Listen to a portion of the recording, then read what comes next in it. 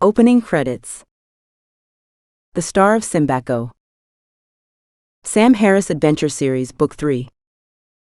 By P.J. Skinner. Narrated by Google AI. Prologue. The village of Fona, Simbako, 1980. Pakute ran through the trees. The thin branches of the thorn bushes whipped skin from his arms, making him wince. He did not slow down. Behind him, light flickered from the clapped-out generator in the compound of the paramount chief, Joseph Sese. The rebels were closing in. They were bound to kill the chief, who had stayed in his home, refusing to leave. Pakute didn't want to die too.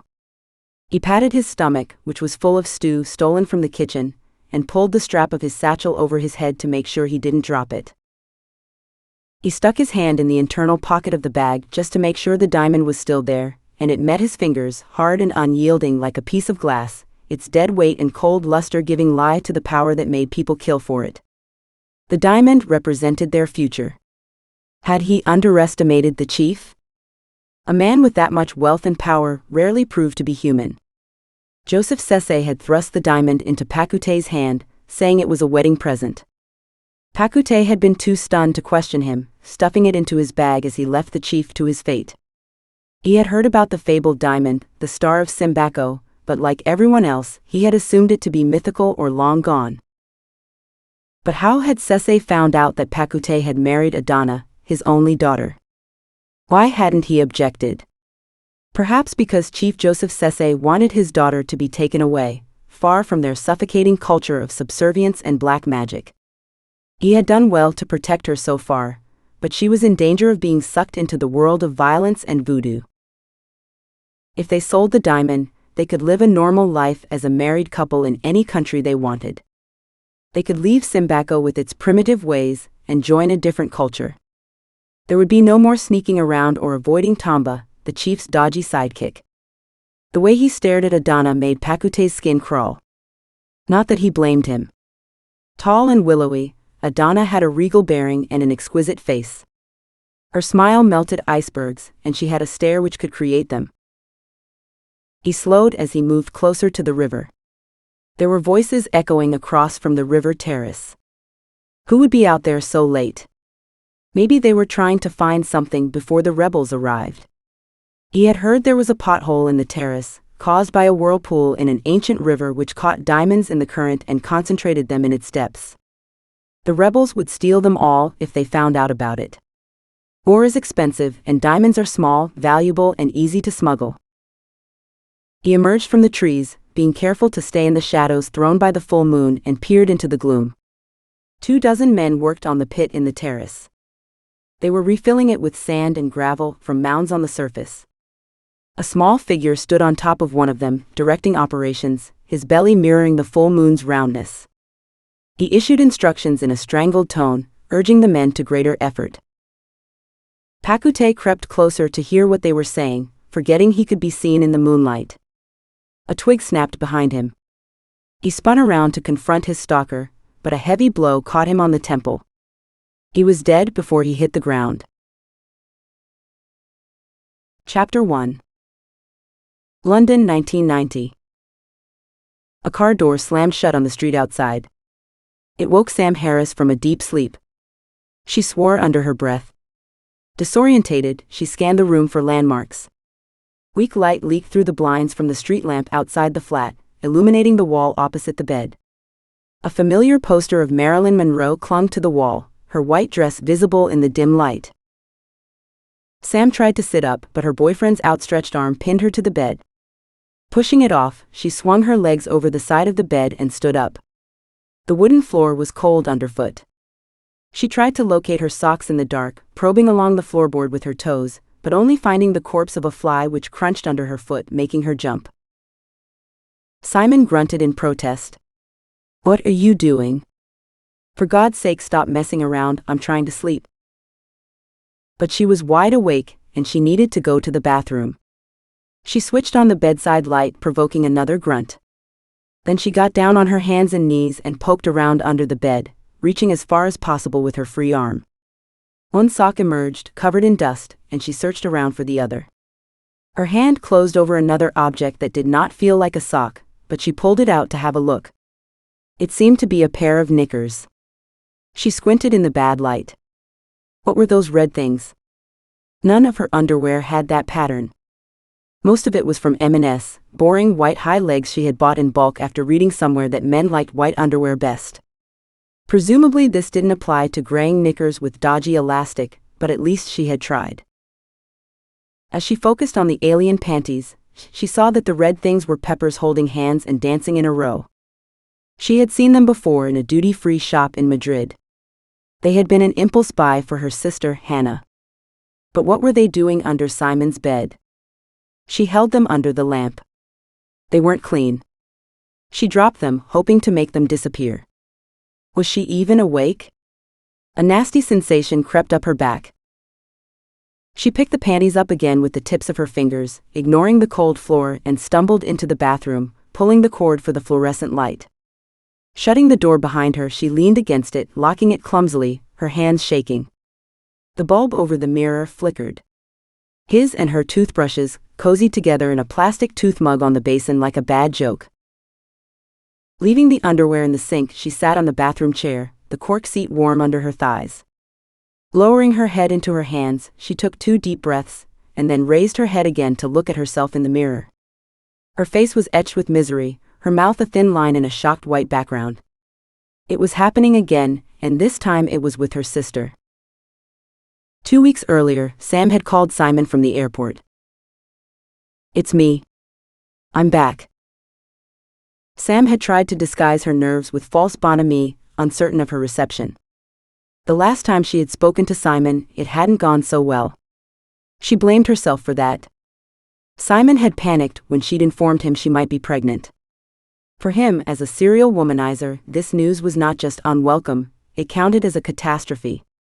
He had said something that should have been unforgivable, but she had given him the benefit of the doubt, telling herself off for jumping the gun before she'd known what was really going on.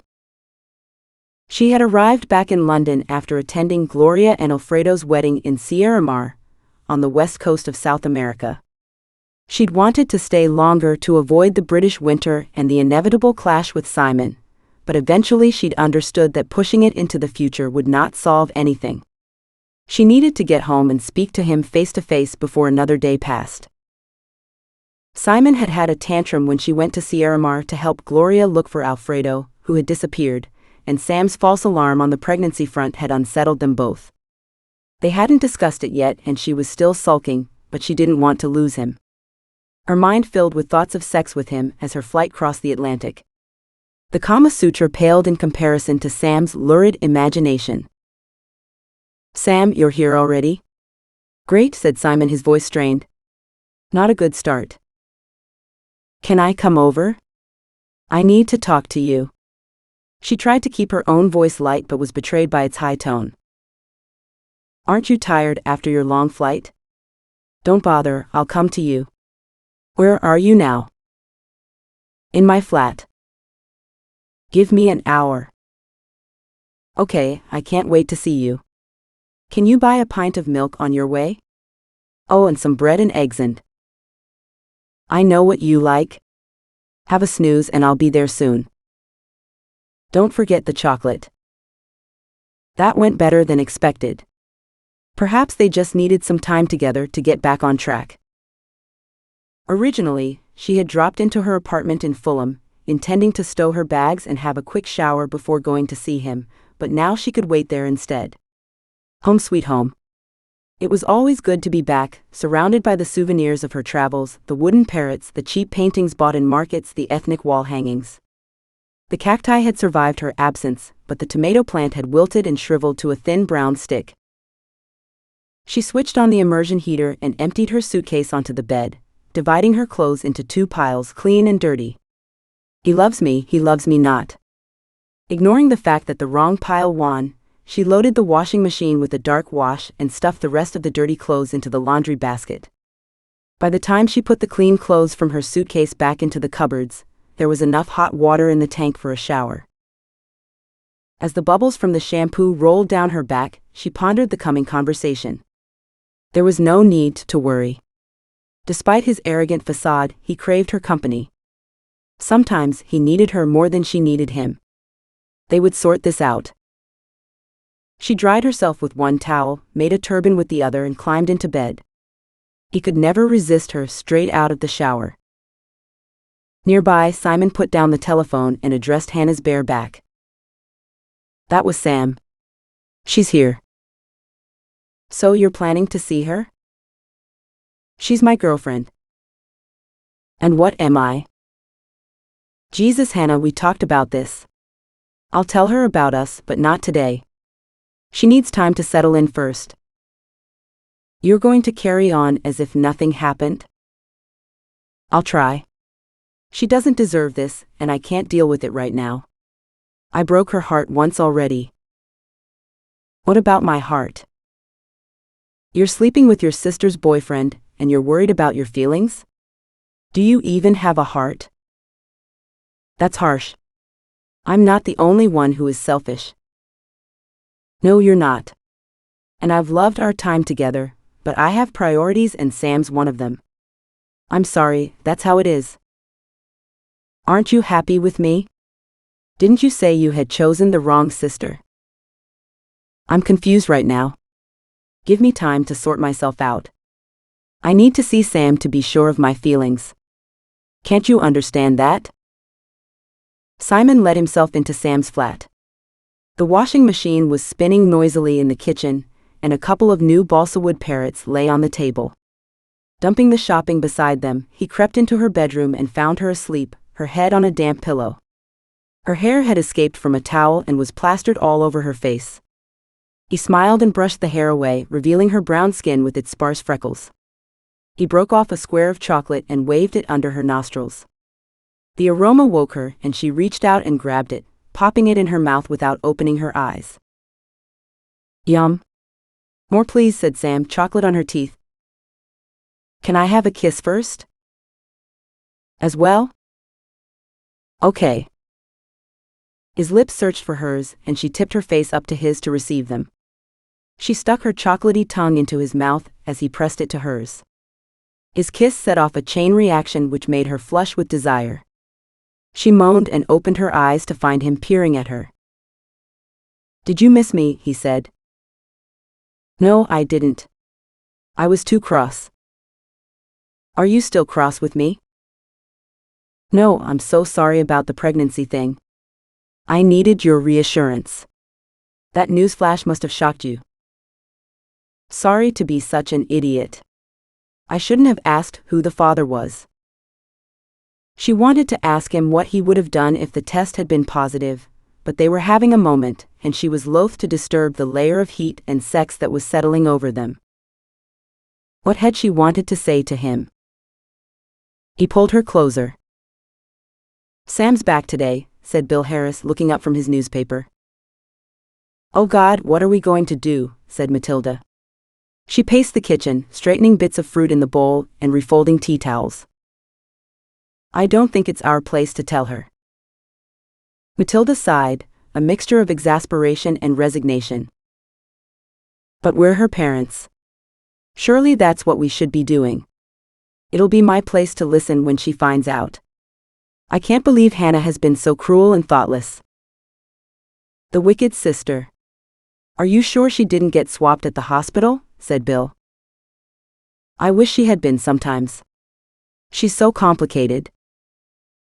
Complicated? Selfish is a better word. That too. Can Sam recover from such a double blow? It'll be hard on her. Every black cloud has a silver lining, though. Bill put down his newspaper and stood up to face his wife. How can you say that? She said. What silver lining? As harsh as it sounds, this may be the final straw as far as Simon is concerned. That's true. But what if he stays with Hannah? At least they'll deserve each other. Sam needs someone kinder and more faithful. If this episode hasn't put her off for life, said Matilda, brushing a hair off her husband's shoulder. It'll be okay, darling. You'll see. Bill put his arm around her waist and gave her a hug. Chapter 2.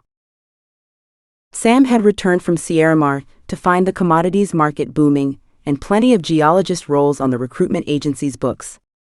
The flood of jobs had led to a bun fight between recruiters desperate to earn commissions in these good times. She had sent out new resumes to every possible source of work and already had some great leads. Even so, she hadn't yet had any interviews. "I'm afraid they want a man," said one recruiter. "I know that it's 1990 and not 1890, and I've told them how qualified you are, but that's how it is. If you weren't a woman, I could get you a job tomorrow." Well aware of the stumbling block her gender created in the mining industry, Sam sympathized with anyone trying to place her in that male-dominated environment. At least the recruiter understood what the problem was. Some agents seemed to think that people wouldn't employ her because of her record of short contracts, but exploration geology was like that, 6 months here, 12 months there. Sam couldn't help it if the junior exploration companies worked in countries that changed their mining legislation with their governments and ran out of money just as the markets tired of supporting commodities. Jobs in exploration evaporated quicker than rain on a hot roof. That's okay. They'll run out of suitable male applicants. They always do. Push me to the front of the line when that happens. Good girl. Keep your pecker up and I'll keep putting you forward. We'll get there. Keep your pecker up. Well, that was the problem, lack of a pecker. Someone has to be the first over the top though. I wish it didn't have to be me. But I chose this. I can do something else if it doesn't work out. Besides, I'm a good geologist and things will change. She was sorting through her field gear, separating the worn from the worn out when the phone rang. "Hello, Sam Harris here, who's speaking?" "Sam?" "Hello, my name is Alex Simmons. Have you got time to chat?" "Sure, no problem. How can I help you, Mr. Simmons?" "I understand you're an exploration geologist?" "Yes, that's right." "Are you working?" "No, not right now. Do you have something in mind? Would you like to meet me for a coffee?" "That would be great." Alexander Simmons waited for her in the bar of Brown's Hotel in Mayfair. It was almost empty, and the hotel staff bustled around behind the counter, getting ready for the lunch hour rush. When she entered, he came across to greet her. He was nearer to 60 than 50, short and bald with a large tummy hanging over his trousers. A button had come undone on his shirt, and black chest hairs poked out. The same black hairs were springing out from his collar and growing up his neck to his head where they petered out.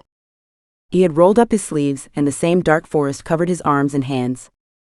Despite his disheveled appearance, there was something hard and dynamic about him. Was he ex-Army? "Sam? A pleasure to meet you." An iron grip, but not showing off, just natural. "Definitely Army." "And you, Mr. Simmons?" "Alex, please call me Alex. Everyone else does." He beamed at her. "Let's get down to business. You may wonder why I called you when there are plenty of men available for contracts." Sam hesitated. She didn't want to launch into a diatribe about the unfairness of life, no matter how tempting it was, even if he seemed to be inviting it. Alex Simmons smiled. "Oh, don't worry. I don't expect you to comment on the status of women in the mining industry. I understand how hard it is out there.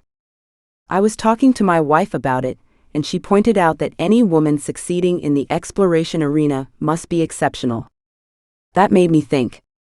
I asked the Earth Science Agency if they had a competent female geologist on their books.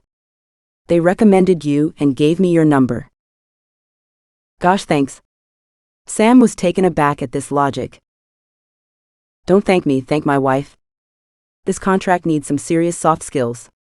Most men who work in the field tend to be a little rough around the edges." Sam grinned. "I take it you agree. Anyway, I have a private exploration company which I plan to take public."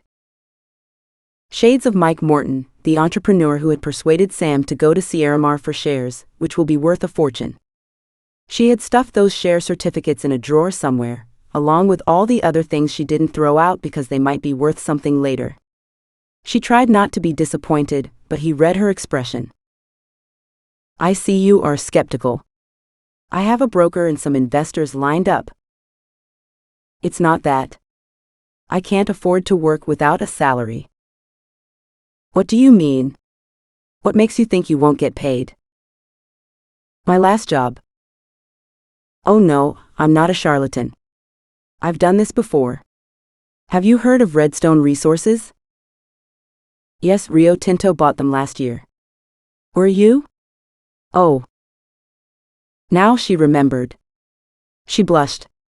Alex Simmons was the ex-CEO of Redstone, which he had sold for $80 million the year before. She'd read about it in the newspaper. I'm so sorry. I didn't realize you were that Alex Simmons.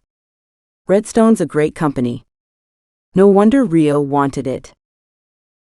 Now it was Alex's turn to look embarrassed. Thank you. I'm glad you think so. Thing is, I'd like to set up a new business and Simbako is the place to go.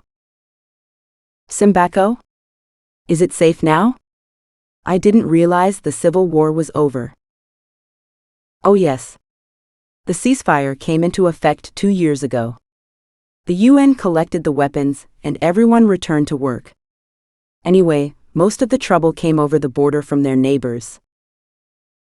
That's great news. The geology's so prospective. What will you be exploring for? Diamonds, perhaps gold too, in alluvial deposits. And that's where you come in. Despite having a democratic government these days, the country's still run by the paramount chiefs. They don't recognize the validity of the mining licenses given out by the government. We must pursue delicate negotiations to persuade them to allow mining on their turf. I haven't worked with diamonds before, although I have experience of alluvial deposits in Sierra Mar. If you go there for me, I'd like you to establish friendly relationships first. You can do geology too, but not enough to scare the horses. We'll take it a step at a time. Where will I live? In Fona, Central Simbako, but you'll spend 2 days in the capital, Njahili, before you go so you can meet the other members of our team, Fergus and Ned. What do they do?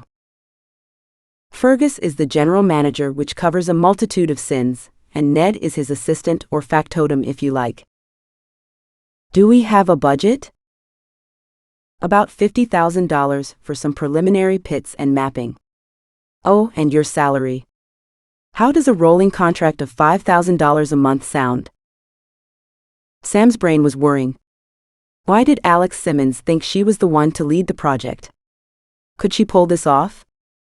Would the average Simbako male be keen on taking orders from a woman?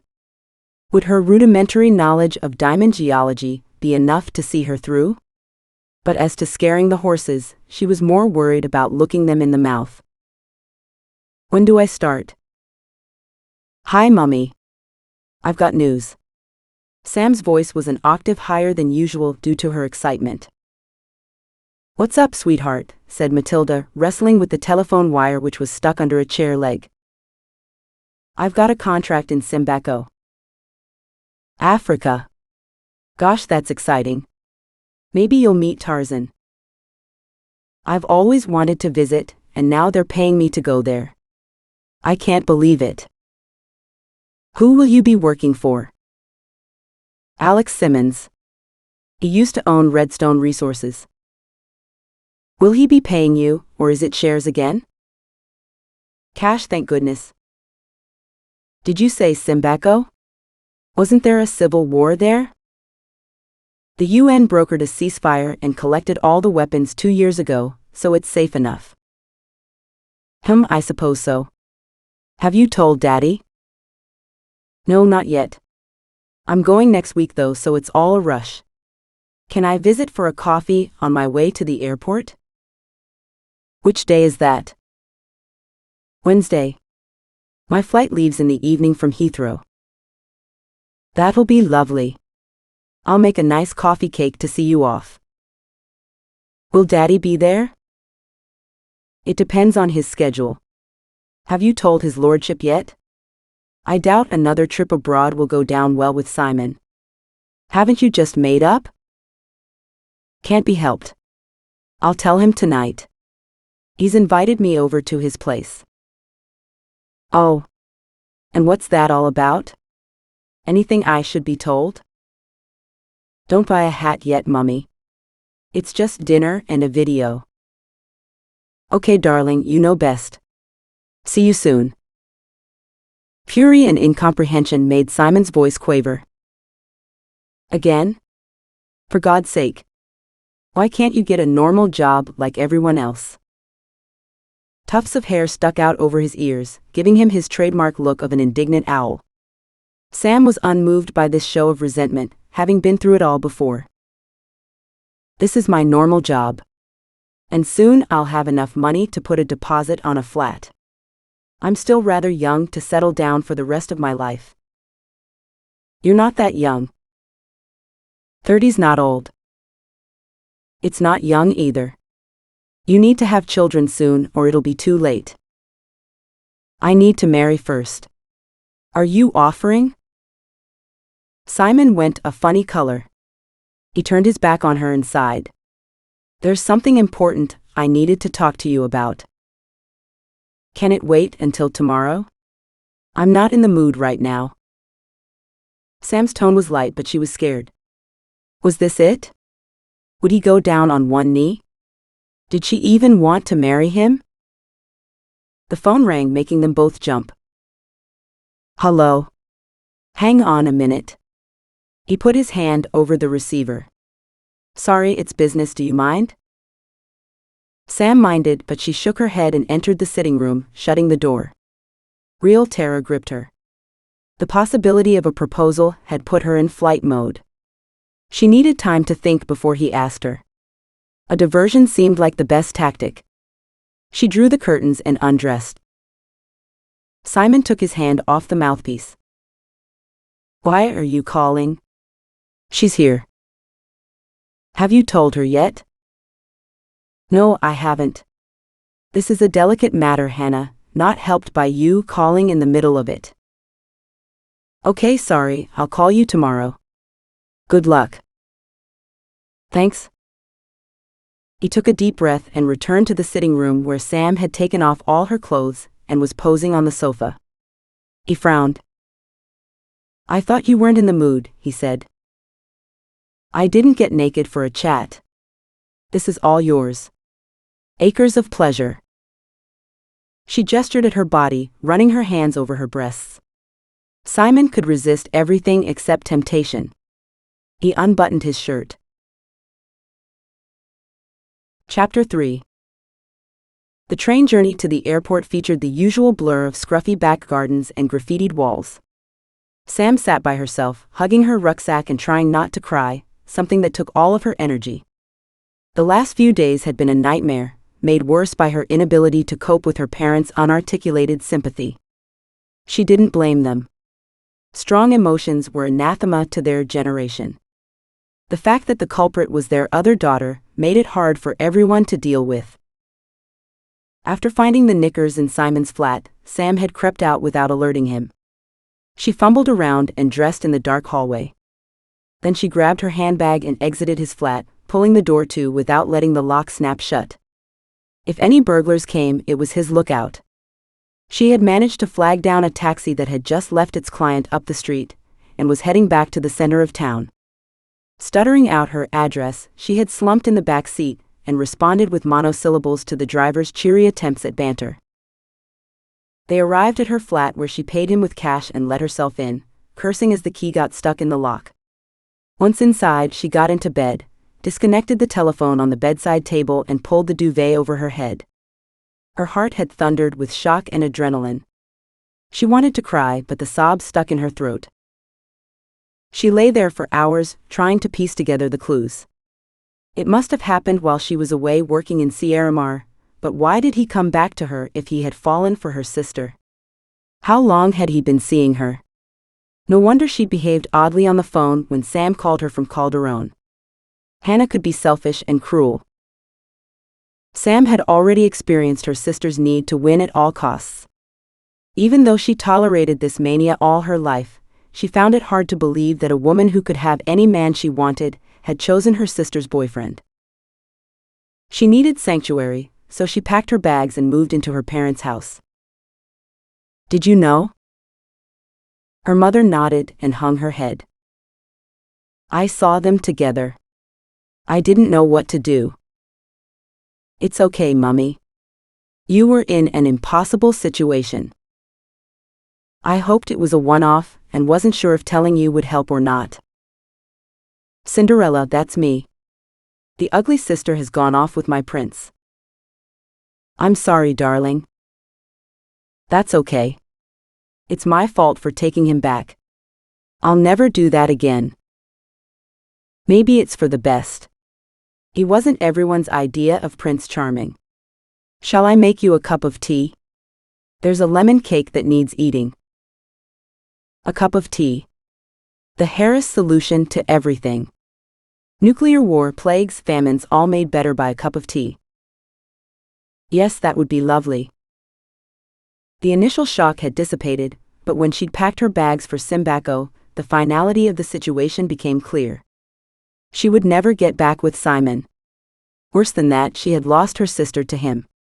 In doing something so unforgivable, Hannah betrayed their bond in a way that seemed irreparable. Sam could not deal with such strong emotions. She shied away from conflict, but now she couldn't avoid the consequences. She blamed herself for taking him back more than once. How had she been so stupid?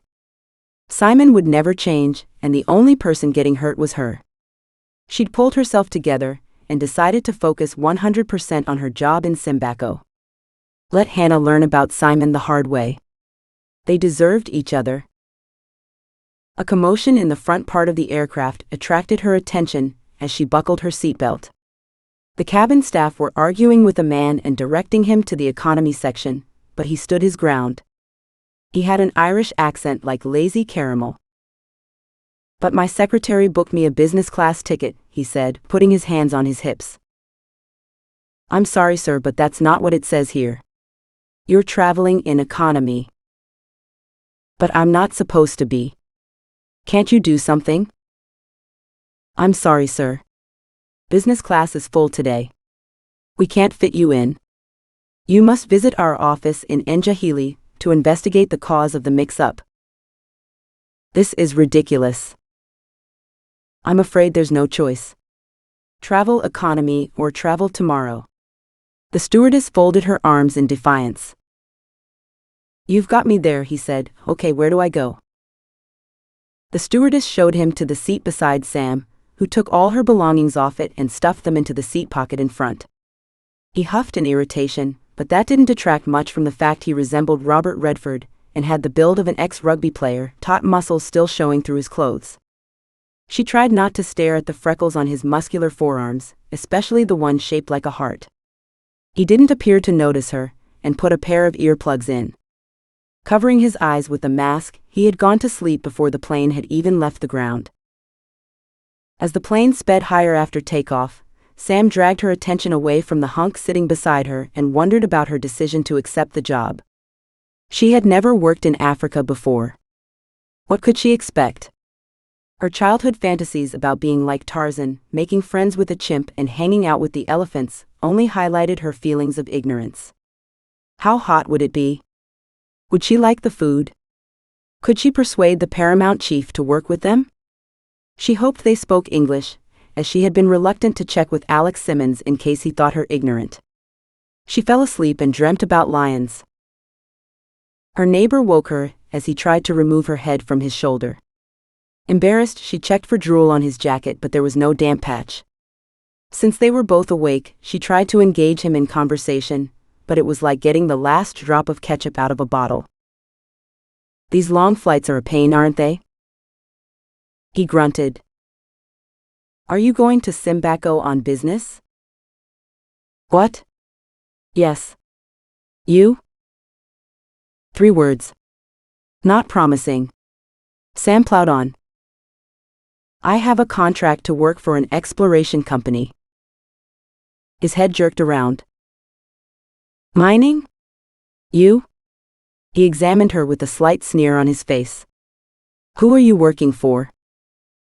People's incomprehension when faced with a female geologist had long since ceased to faze her, but his rudeness made her unwilling to disclose anything else. Oh, just consultancy work? Another lemming, he remarked. Well, good luck. You'll need it. If you'll excuse me. He got out of his seat and walked to the back of the aircraft where he lit up a cigarette. Every woman in economy class watched him walk by. An attractive man for sure, but the packaging hid a nasty interior. She dug out her Walkman and ignored him for the rest of the flight.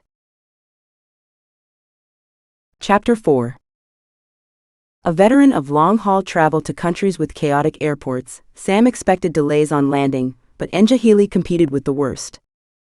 The short queue for foreign passport checks gave Sam hope, but a lone female immigration officer who flirted with every male passenger she processed lengthened the wait exponentially.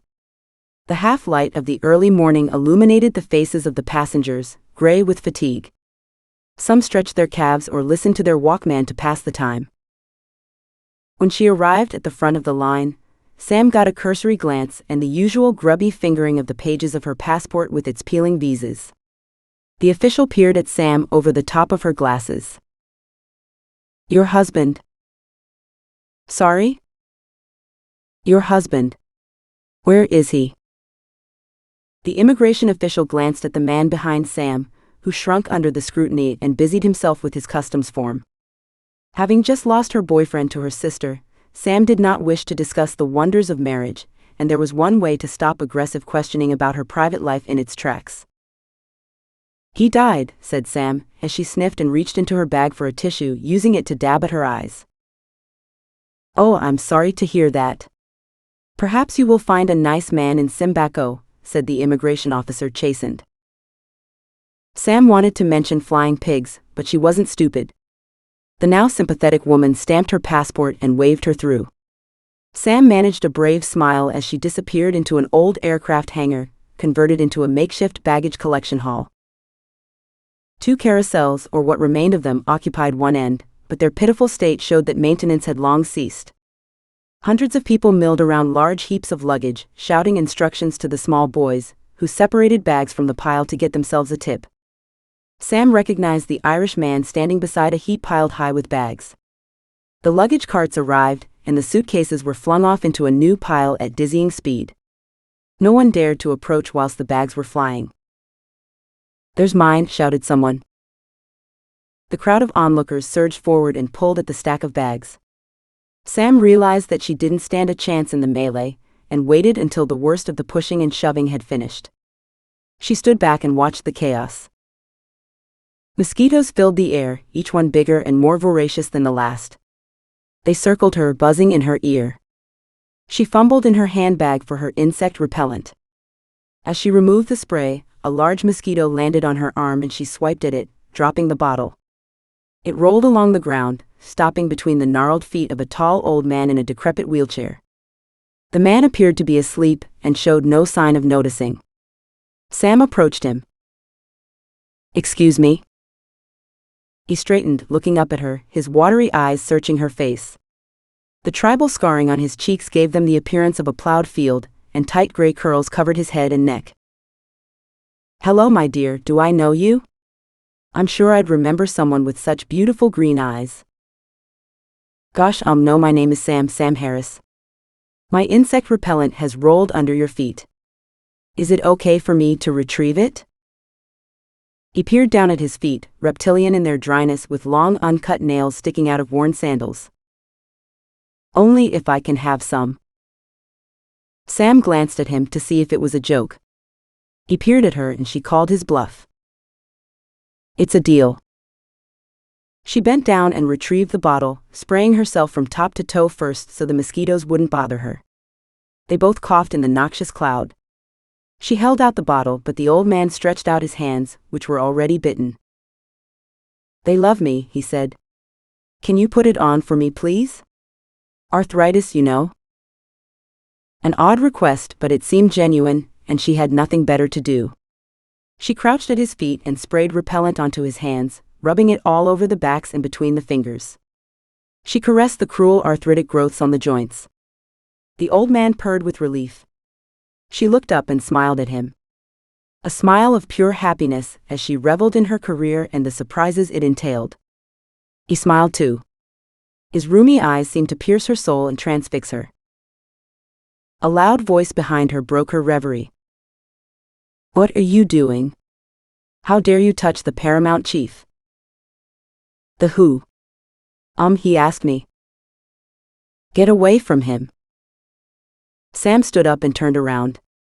Behind her, a small round man of indeterminate age had arrived. He had a pencil mustache and piggy eyes, and his head was shaved, leaving a dark triangle on his forehead. A snakeskin belt divided his rotund middle into two equally unflattering halves. He didn't appear to be the owner of the loud voice, but no other potential candidates offered themselves. He grabbed her arm and pulled her away. "Tamba. That's unnecessary. The young woman helped me. Sorry, he's overzealous sometimes." Sam shook herself free of Tamba's grasp. "Oh, that's all right. I didn't realize I shouldn't touch you. You must be very important." "A big fish in a small pond, my dear. I'm Joseph Sese, Paramount Chief of Fona." "Fona? That's where I'm going." "You are? How splendid. We'll see you there. Won't we, Tamba?" Tamba had grabbed the handles of the wheelchair and was already pushing it towards the luggage. Sam moved back in front of them and shoved the bottle of repellent into Sese's hand. "Here. Take it. I've got lots in my luggage." "Are you sure?" "Yes, you can give it back to me when I get to Fona." She was almost run over by the wheelchair as Tamba shoved it towards her. She jumped out of the way. He stared over his shoulder at Sam and mouthed, "Stay away." She stuck out her tongue without thinking. "You've just insulted his ancestors." Sam recognized the dulcet tones of her traveling companion. She spun around, ready to defend herself, and saw that he was smiling. If they're anything like him, they probably deserved it. "Only kidding. Did you get your bag yet? There's a terrible scrum over there." "No, I'm waiting for it to die down." "Good luck with that." And he launched himself at the pile of bags, grabbing a large suitcase from the top. "Bye then. Don't forget to buy a ticket for the helicopter." Helicopter? What did he mean? But he was striding out of the hangar without a backward glance. The hubbub subsided and Sam moved closer. She held her overnight case between her legs and surveyed the remaining bags without spotting her suitcase. She did a circuit of the luggage while it diminished down to zero. When only herself and another cross-looking woman remained, it became obvious that her suitcase had not been on the flight with her. She let out a sigh.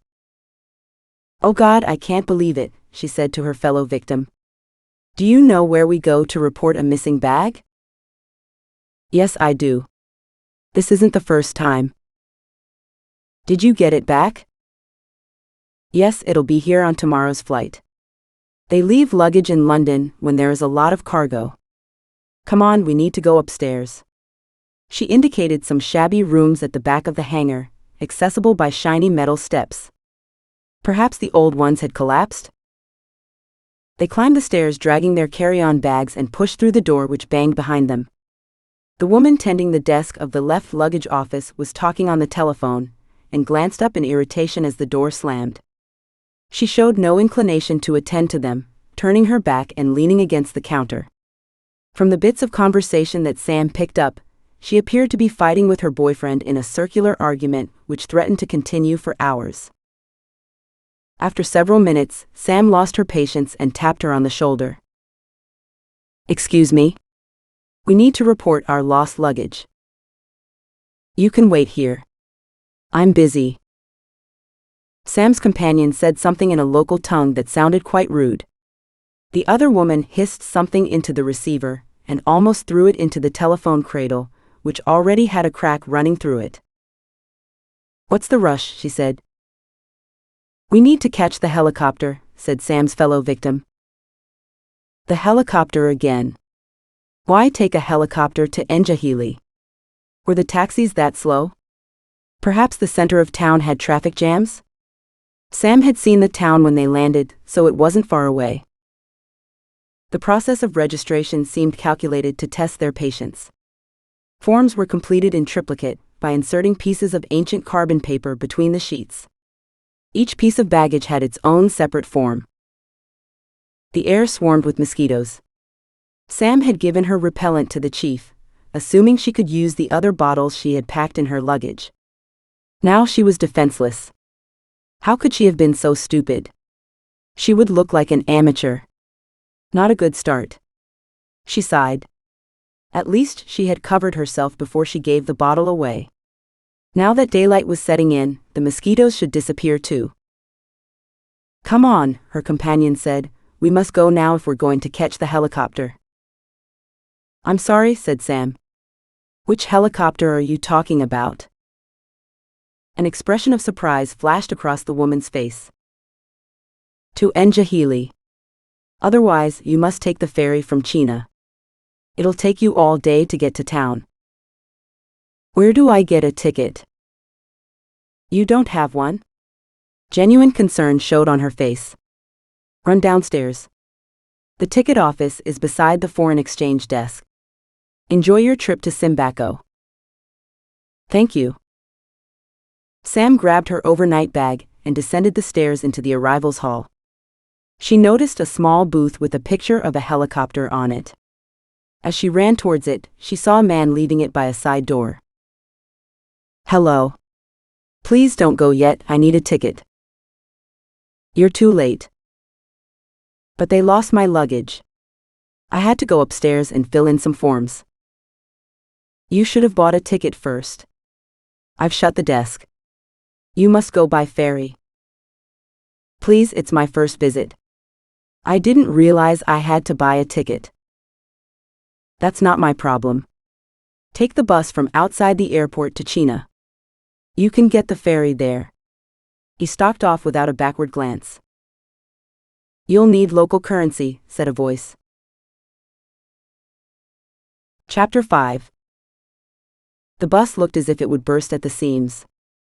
Sam had to squeeze onto the steps beside the entrance, where she hung on to the greasy handrail to avoid being bumped out of the open door.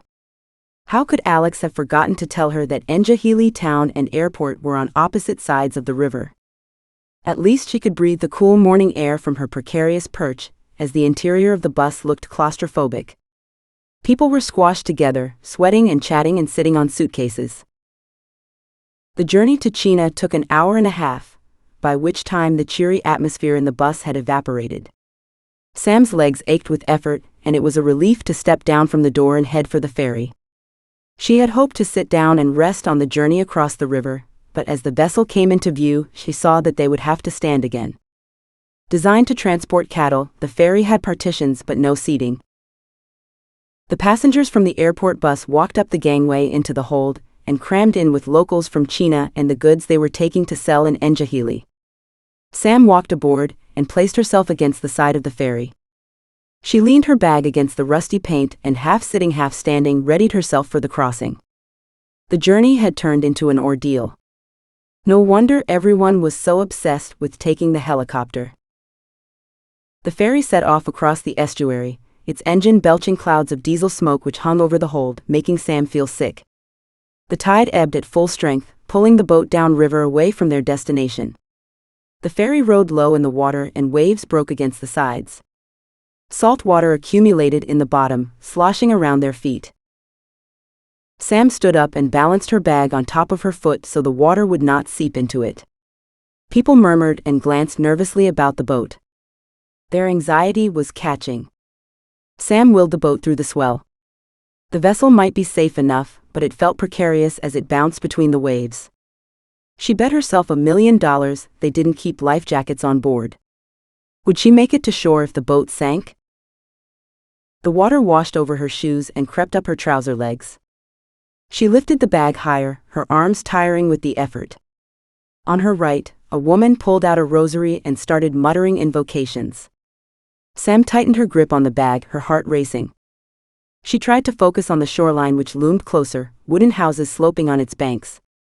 The size of the waves increased as they turned upriver to head for the jetty. One large wave broke over the boat, soaking people and their goods. Just when the tension on the ferry became unbearable, the currents diminished as they entered the leeward side of the promontory which sheltered the small harbor. They docked to a show of great relief, the passengers spilling out onto dry land with shouts of delight. Sam dropped her bag on the quay, her arms aching with effort. "How do I get to Njahili?" she asked a well-dressed woman whom she recognized as having been on the bus from the airport with her. "The bus leaves from the quay to the center of town, or you can get a taxi," said the woman. "Where are you going?" "The Plane Tree Estate." "I'm going there myself. Do you want to ride with me? We can share the cost." Sam made a quick decision, taking the lady at face value. They were both in the same boat, or had been. "That would be great. I don't think I can face standing up again. You wait here and I'll get one for us." Minutes later, an ancient vehicle pulled up alongside with the lady in the back. The taxi had seen better days. The door and window handles were missing. The windows had been jammed open with newspapers stuffed between the doorframe and glass. The driver had wired the boot shut, so Sam stood uncertainly with her suitcase on the pavement. "Get in," said the driver. "Put your bag on the front seat." He threw open the door, which sagged on its hinges. Sam put her bag inside and shut the door with caution. She tried not to be judgmental about the state of the car, sliding onto the seat beside her companion. The springs in the back seat poked through the cushions, and she found it difficult to sit without impaling herself. Her companion passed her an old newspaper without comment. Sam slid it under her bottom and smiled gratefully. They set out, pottering along the bumpy road. The heat became suffocating as the sun rose in the sky. The vehicle did not have air conditioning, and her back soon stuck to the plastic seat covers. The drive into Njahili took them past shanty towns of wood and breeze block houses with corrugated iron roofs built along roads of red earth littered with ruts and potholes.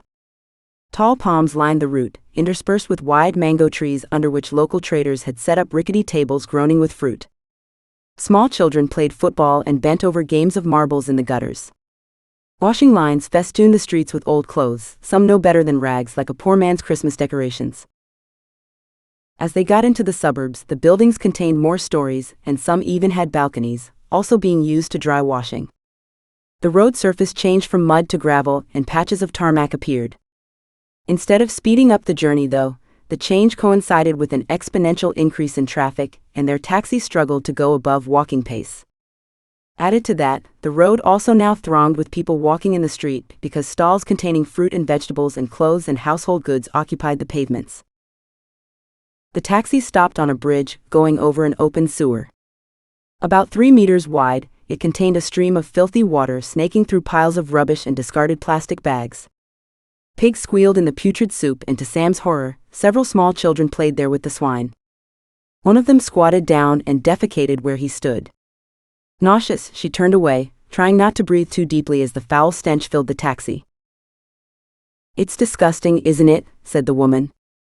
"Last month a dead body lay in one of these, and no one would remove it in case they were made to pay for the burial." Sam nodded, afraid to open her mouth. She stared upwards at the birds' nests of telephone and electricity lines, and tried to trace them through the air. She wondered how anyone survived such an upbringing. The imagined Africa of her childhood was a universe away from the stark realities of life in the slums here in Njahili.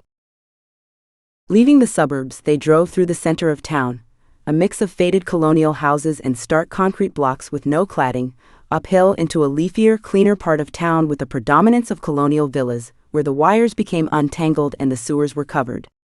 Sam's fellow passenger alighted at the edge of a tree-lined road, waved and hurried away. After the woman disappeared around a corner, Sam realized that she hadn't given the driver any money. "Excuse me," she said to him, "why didn't she pay anything?" "Oh, she told me you'd pay. But we agreed to pay half each." "I'm sorry, but that's not what she told me." "She fooled you, eh?"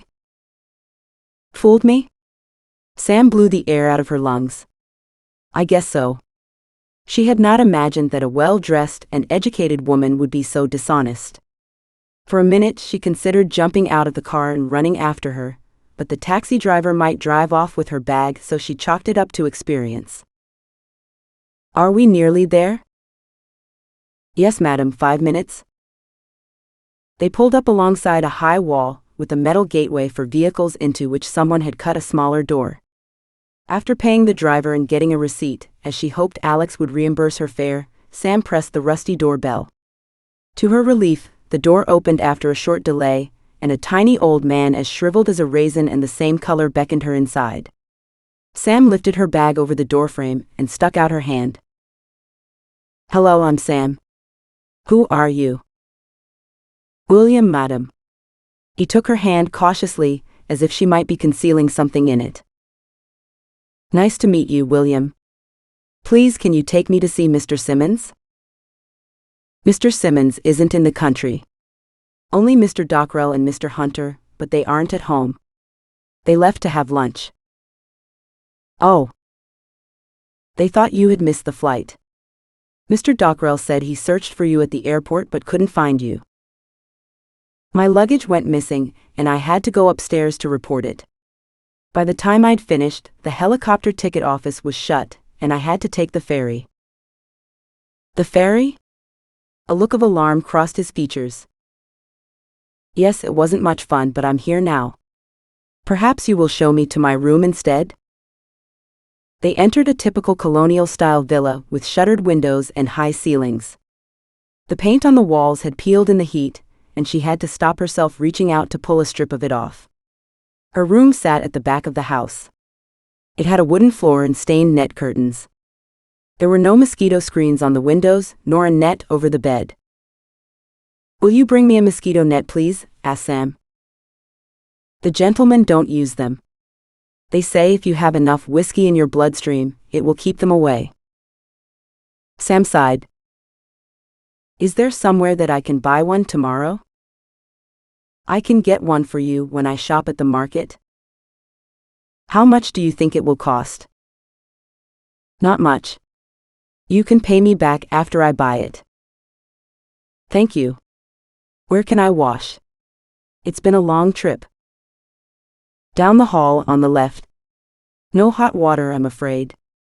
If you want to leave your dirty clothes out on the landing, I'll wash them for you. That would be great. William backed out of the room, shutting the door behind him. Dockrell and Hunter. They sounded like a firm of shifty lawyers. This time she was her own boss. No one except Alex could tell her what to do. She walked down the hall and found the bathroom. A clean towel sat on the shelf, and she found some ferocious-smelling soap in the shower. She steeled herself for the cold water and stepped in. Chapter 6. After her shower, she padded back to her room, leaving her clothes on a stool in the landing. She climbed into bed and pulled the sheet over her. Her room was flooded with sunlight, and the gecko in the corner revolved its eyes in their sockets as he hunted for prey. Several epic cobwebs hung high from the ceiling, looking like magic cloaks with their coverings of jeweled fly carcasses. Sam drifted off to the sound of people talking in the street outside, and the far-off honking of car horns. She woke at dusk and lifted her overnight bag onto the bed. She had had the foresight to pack several days' clothes and supplies. They should last until her suitcase reappeared. She snapped open the lock and flipped it open. Her hand flew to her mouth in horror. A pink frilly shirt and some white shorts were the first things she saw, underneath which lay various pink t-shirts and lacy underwear. Hannah's clothes, the evidence of her weekend away with Simon. Worse still, when Sam tipped everything out, she found empty condom wrappers in the inner pocket. She had taken the wrong bag. How on earth had that happened? But then she knew. Hannah had arrived at her parents' house as Sam left for the airport and rushed upstairs to hide when she realized that Sam hadn't left yet. Not that Sam had wanted to see her. She wouldn't have been able to think of anything to say to her. Or to Simon either, who hadn't bothered to look for her after she had left his flat. The message written in lipstick that Sam left on the bathroom mirror had been clear enough. It said, "These are not mine, with an arrow pointing down into the basin where Hannah's knickers lay with their soiled crotch on show. Even Simon was not stupid enough to try to explain away their presence. Hannah's arrival at her parents' house disoriented Sam, who had hoped to leave the country without seeing either Simon or her sister. While her mother had flapped her hands in the background, she only dimly remembered her father carrying her bags to the taxi. He must have picked up Hannah's overnight bag by mistake. It was an easy one to make, as they owned the same bag as they had both been given them by their mother for Christmas. So now she was forced to wear the clothes of her harlot sister, ironically taking the place of the woman who took her place. Some of them even smelt of her. They radiated glamour, and were definitely not appropriate for field wear. Oh God, could the day get any worse? She opened the door to her room, hoping to retrieve her dirty clothes from outside, but William had spirited them away to the laundry. She considered going downstairs in her towel to see if she might rescue them. Then she heard a voice she recognized floating up the stairwell. Sam forced herself to put on some of Hannah's clothes, pulling at the shorts which threatened to ride up and expose her buttocks. She wore one size larger than Hannah, and it showed. She finished getting dressed and went downstairs, hovering halfway down as she took in the bemused expressions on the faces of the two men in the hall, one of them her fellow passenger, the Irish man from the plane. A look of astonishment appeared on his face. "You're Sam? Jesus. I'd no idea. I was looking for a man." "Do I look like a man?" said Sam, her expression indignant. "I meant I expected you to be a man." He ran his hands through his sandy hair and wrinkled his freckled face. Still handsome, still horrible. He looked her up and down as if appraising her for market, and raised an eyebrow. Sam stood awkwardly on the step. She had dressed in Hannah's frilly shirt and denim shorts, and they didn't leave much to the imagination. She tried to be nonchalant, which was hard when she felt so exposed. "You didn't ask me my name," she said. "What's yours?" "Fergus Dockrell, and this fine man is Ned Hunter." He indicated his companion, a slim man of average height with thinning hair and piercing gray eyes who wore filthy overalls. "Alex wants me to go to Fona to start up the diamond project down there," said Sam. "By yourself?" Fergus's face was a picture. "Anyway, what kept you?" "I lost you in the airport. I thought you'd be on the helicopter. My suitcase got left behind in London, so I needed to register with the left luggage office at the airport. By the time I'd finished filling in all the forms, it was too late to buy a helicopter ticket." "You seem to have found something to wear anyway," he snorted, joined by Ned. Sam colored. "These are my sister's clothes. It's a long story." "Did you come on the ferry?" asked Ned. "Yes, a scary experience. I won't be doing that again. Those things are lethal. One got swamped recently. It sank, killing most of the people on board. Water was washing over the sides." "Okay, so you're here anyway. Why don't we all eat something?" said Fergus. "Have you got any repellent?" "Mine's in my suitcase." "Repellent? I don't use that shite. It'll give you cancer." "Ned? I'm so hard mosquitoes bounce off me." He laughed at his own joke. Sam pretended to laugh too. She was tempted to borrow trousers to keep the mosquitoes away, but her pride would not let her.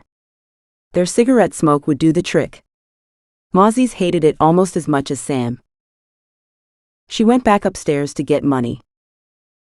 "Did you see those shorts she's wearing? Who does she think she is? Daisy Duke? What sort of geologist is she?" said Fergus. "Your prejudices are showing. Since when have clothes anything to do with brains? If Alex took you at face value, you wouldn't be here either." Fergus reached up to his hair and tried to smooth it down. It sprang up in the same wild arrangement as before. "It's not like my clothes have anything to do with my ability. So how come you think it's all right to criticize her for it? Anyway, didn't she say they're her sister's clothes?" To tell the truth, Ned agreed with Fergus about Sam's tardy outfit, but he didn't want to say so. She could be a working girl, but not the geology sort, in her minuscule shorts and frilly shirt. In fact, he rather fancied a roll in the hay with her. He imagined ripping that shirt off in double-quick time. Even the cross look on her face and the awkward way she held herself didn't put him off. Give her a chance. Alex is not a fool. He must have seen something he liked. I'm not surprised if she wore those shorts. Hannah got back to her flat and threw the overnight bag on her bed. How typical of her mother not to warn her that Sam would pass by the house before she flew to Simbako. Hannah had dropped in to see her parents on her way back from a weekend with Simon. When she had spotted Sam's luggage in the hall, she'd run upstairs and hid in the bathroom, emerging after she'd heard the door slam as Sam left to catch the train to Heathrow. Then she had to put up with her mother's exasperated sighs and her father's puzzled silence. She couldn't leave there fast enough. She flicked the catches on the bag and flipped it open. What on earth? She picked up the khaki trousers between her thumb and index finger, as if they might contaminate her with their utilitarian nature. Underneath, threadbare t-shirts, graying knickers, and some field notebooks made up the contents. A bottle of deodorant rolled off the bed and under the nightstand. I don't believe it. Her new shirt and shorts had gone on a trip to Simbako. Purchased with her credit cards, she didn't technically own them yet. Sam would probably wear them in the jungle to get back at her. Bugger. Sam ate dinner with Ned and Fergus in a sports bar on a small peninsula that poked out into the Njahili estuary. A stiff breeze blew through the tables, keeping the mosquitoes away. They ordered standard expat fare of steak or fish with golden chips. Everyone attacked their meals in silence and watched a game show on the television with half-naked girls and a plump mustachioed host. Which football team do you support, Sam? Said Fergus. Leeds. I know it's not fashionable. Aren't you from London? How come you don't support Fulham or Arsenal? Said Ned. My father is from Yorkshire. And your mother? Said Fergus. Cornish. Now that explains a lot, said Ned. We've got a mining pirate in our midst. Steady on now, said Fergus. Do you have much experience working in Africa, Sam? This is my first visit to Simbako. How do you like it so far? Said Ned. Sam made a face. So far, they've lost my bag, forcing me to dress like a hooker, abandoned me in the airport, tried to drown me on the ferry, and swindled me in the taxi. I imagine it's par for the course. It won't get better, you know, said Fergus with the air of someone who had experience in these matters. That's okay. I'm made of tough Yorkshire stock. Why do you have your sister's clothes? I'm guessing she's not a geologist, said Ned. It's a long story. I'll tell you another time. She made it through the evening in the restaurant without a single mosquito bite, but several of them bit her on the way back in the car. They hid under the seats, and she didn't notice until she got to the door of her room that there were the telltale welts on her calves. She dreaded sleeping unprotected in the villa with its leaky windows. To her relief, she found a brand new mosquito net set up over her bed, tucked in to prevent invaders. William was a treasure. She made a note to pay him back in the morning and fell into bed just as the generator switched off, reviewing her day in the pitch black of her room. The airport debacle hadn't been the best start, but the day had improved once she got to the villa. Her two companions were like chalk and cheese. Fergus, being the general manager of the company, could have cramped her style, but he showed no interest in interfering with her project. I've got my priorities. Whatever they were. And Ned seemed to be a factotum at Fergus' beck and call, tolerating his job more than he enjoyed it. Despite her first impression, she should fit into Njahili resources without too much pain. She couldn't guess what awaited her in Fona, but she was ready for anything. Chapter 7.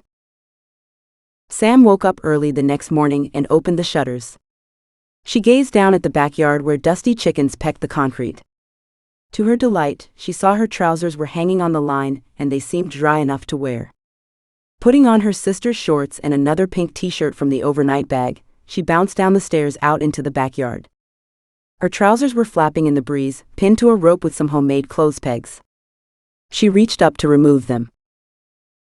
"Madam, you can't wear them yet." "I haven't ironed them," said William, appearing from an outhouse. "Oh, you needn't do that. It's a waste of time to iron clothes. I'm desperate to take these shorts off. But I have to iron them. No one will notice." Sam hopped from foot to foot in her impatience. William smiled. "You will, madam. The tumbu fly will get you." "The tumbu fly?" "Yes, it lays eggs on clothes as they dry on the line. When you wear the clothes, the eggs hatch and the grubs burrow under your skin." "Under your skin? How do you get rid of them?" "They emerge after about 3 days. Or you can go to the doctor." "Ah, how disgusting."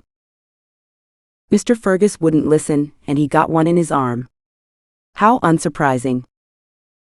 "What does the ironing do?" "It kills the eggs." "Please be patient, madam. I'll iron them shortly and give them back to you." "Thank you." She turned to go. "How much do I owe you for the mosquito net?" "I'm grateful to you for buying it." "I'll put the receipt on your bed with the trousers later this morning, madam." Mollified, Sam went back indoors and found the men eating breakfast. "I'm starving," she said. "I wouldn't eat too much if I were you," said Fergus. "Those shorts are tight already." Sam blushed. She loved breakfast, but now she was too embarrassed to eat. "Don't mind him. Help yourself," said Ned, sliding over a plate of ham and cheese. "Don't say I didn't warn you," said Fergus. "Oh yes, the airline called. They have found your suitcase, and they put it on today's flight. It'll be at the Grand Hotel this afternoon." "I'll take you," said Ned. "I've got stuff to pick up in town." "That'd be great," said Sam. "We need to get you up country, as soon as practical." "I've a meeting in town tomorrow morning, but we can set out after that," said Fergus. "As long as I have my stuff, I'm ready to go when you are," said Sam. "Ned, I need you to do the logistics." "Leave it with me." The Grand Hotel sat in the colonial district of Njahili, an area clustered with government buildings. The streets contained fewer people and newer cars. UN vehicles, big white Toyota 4Runners with smoked glass windows, bossed the roads and took up most of the parking spaces. Aid agencies jostled for attention between the government departments, their chrome and glass exteriors contrasting with the faded glory of the colonial offices. A line of enormous palm trees grew along the center of the road, throwing their shade onto one pavement, so people congregated there to stay out of the ferocious heat. Ned parked the car on the sunny side of the street, and they crossed the road, avoiding the pools of green slime in the gutters. They entered the hotel through an ornate entrance. 2 stone lions guarded the doorway, and a gilded cupola embellished with irises soared over the foyer. Light flooded down from skylights onto a central waiting area bordered by large leafed plants, and a faux Louis XIV chaise longue and matching armchairs. Groups of well-dressed people murmured across tables scattered with the remnants of afternoon tea. "Well, this is nice," said Sam. "You'd never know from the outside." "You can't tell a book by its cover," said Ned. "Follow me, the luggage office is under the stairs." He gestured at a staircase at the back of the foyer, which swirled left and right into the cupola. The carpet had long since worn out, and someone had taken it away, leaving only the redundant brass stair rods as evidence of its former existence. He headed into a corridor behind the staircase, which led to a dusty room policed by a man in a purple uniform. "Good afternoon, sir and madam." "Good afternoon. I'm here to collect my suitcase, please," said Sam. "Which flight did it come on?" "It's on today's flight from London." "Ah, I'm afraid that the flight arrived late. The luggage hasn't arrived from the ferry terminal." "When are you expecting it?" asked Ned. "It should arrive in an hour, sir." Ned turned to Sam. "It'll take us that long to go home and return in the rush hour." "Longer. Let's have a drink instead. There's a nice bar here." "Yes, please, I hate being stuck in the traffic." Okay then. We'll be back, he said to the concierge. No need, sir. I'll send someone to get you when the suitcase arrives. Can I take your wife's name? Ned snorted. I'm not his wife, said Sam, but that would be wonderful. My name is Sam Harris. Come on, darling, said Ned. Don't darling me, said Sam, but she couldn't help laughing. If you're my husband, you can buy me a gin and tonic. They skirted the foyer and entered an old-fashioned snug with velvet booths and scratched mahogany tables. It smelled of cigars and her shoes stuck to the carpet, but it had an appealing atmosphere. Sam sunk into one of the soft, circular seats lining the booths. Lemon and ice, said Ned. Is the ice safe here, Sam? Yes, they've a lot of foreign clients, so they can't afford to poison them. Okay, lemon and ice then. Thanks. Ned made his way past the tables to the grandiose bar with carved vines and grapes running around the supporting beams and posts. Sam observed him chatting to the barman, and noticed how soon the man relaxed under the full beam of Ned's everyman charm. Ned had shaved and changed out of his overalls, presumably due to visiting the hotel. It gave him a younger and more vulnerable appearance. He was not handsome like Fergus, but he was attractive in all sorts of ways that Fergus was not. Fergus mirrored Simon, and that was enough to put her off. Sam tried to imagine the fallout of her departure from England, but it made her tired. Neither Simon nor Hannah had enough empathy in them to worry about how hurt she was. Although difficult to ignore, any time spent thinking about them was better spent getting on with her new job. Earth to Sam. Ned stood in front of her with the drinks. Oh sorry, miles away. Yum, that looks good. Ned had brought a plate of olives and another of pistachios still in their shells. Are you all right, Sam? You look sad. I'm fine. Just boyfriend trouble. Well, not trouble, more like extinction.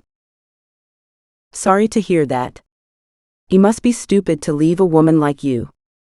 He hesitated. I mean someone so. Sam looked at him in amazement. What? Nothing. I lost my train of thought there. Are you married, Ned? No. Well, yes. No, really? Sorry, I didn't mean to embarrass you.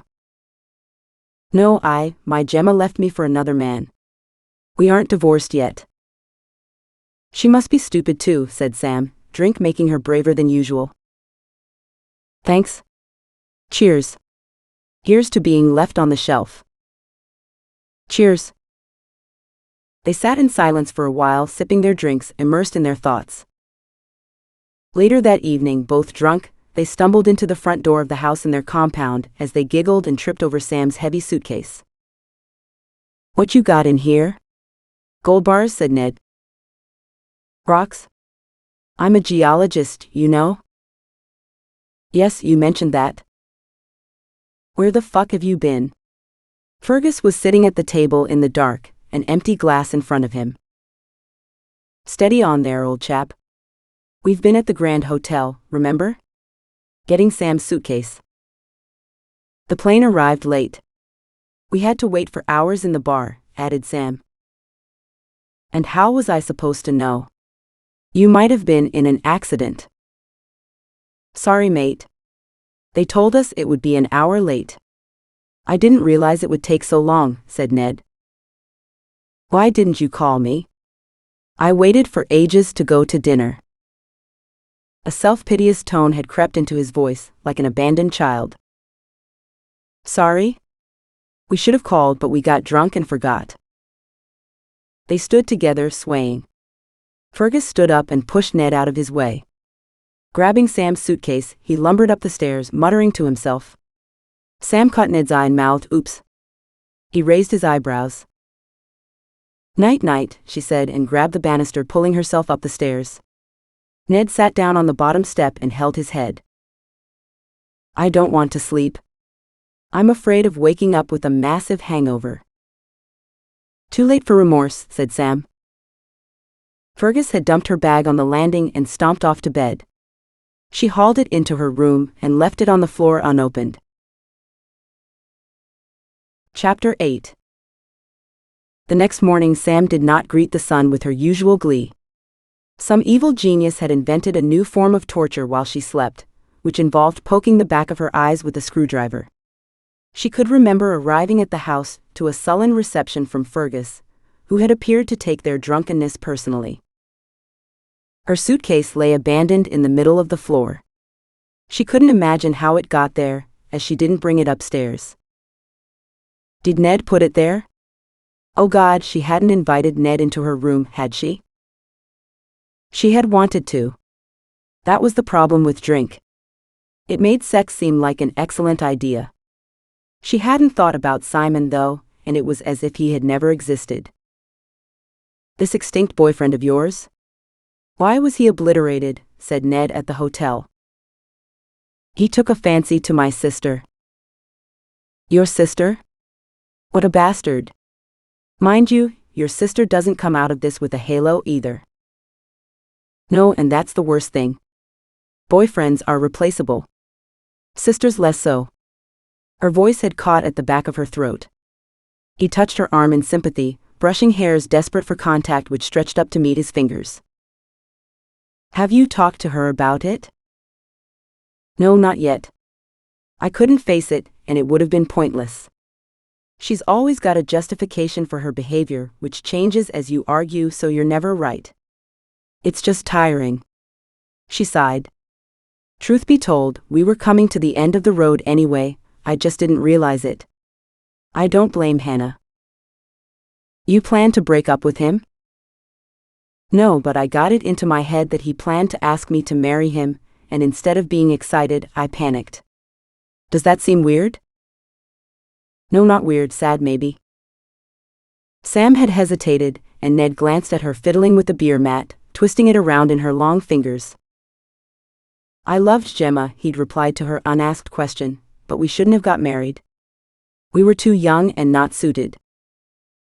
How long did your marriage last? 5 years. It pottered along just fine until I worked abroad a lot.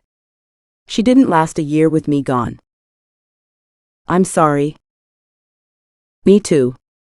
Want another? All the hurt surrounding Simon's betrayal with Hannah had seemed to evaporate up into the cupola as she talked about him. She hadn't been sure about their relationship being finished until she'd said it out loud to another person. She was developing a crush on Ned. Empathy had morphed into attraction by the time the luggage porter came for them. From the way he hung on her every word, the attraction was mutual. Then she'd remembered it was Fergus who carried the bag up the stairs, and not Ned. No chance there. He assumed he was God's gift to women and out of her league. Not that she fancied him. Well, not much anyway. Despite her hangover, she giggled at the idea. He might be nasty, but bad boys always interested her. She had landed in a box of chocolates. So many flavors to choose from. She was on a diet after the Simon fiasco, but no harm in looking if she didn't touch. Professional to the last.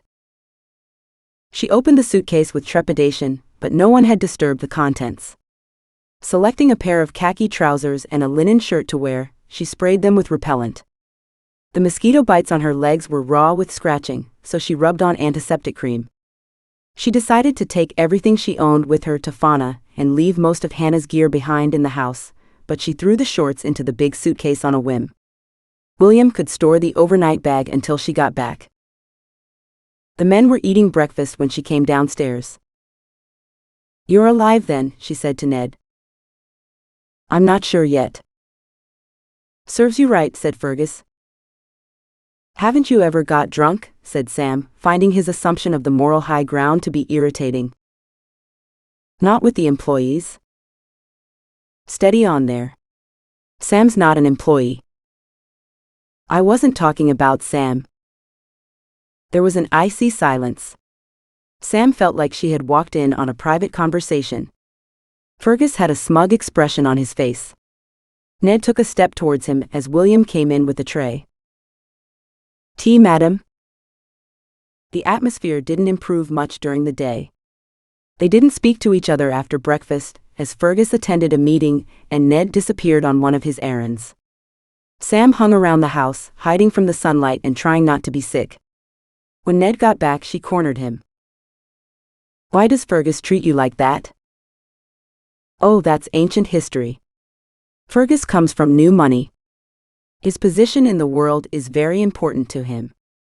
It's hard to fit in at a public school when you have an Irish accent." "Why does he pick on you?" "My family are nouveau poor, but we used to own whacking great country estates in Hampshire until the money ran out. Fergus associates me with the bad treatment he got at school, even though I didn't go there with him." "So how come you know him?" "My father, Dick Hunter, ran the racing stable for Fergus' father, so they brought me up there. The Dockrells got a lot of mileage from the way the tables had been turned against the old order. They lorded it over us to some extent. My father didn't care, but I used to get teased a lot, especially by Fergus." "Where did you go to school?"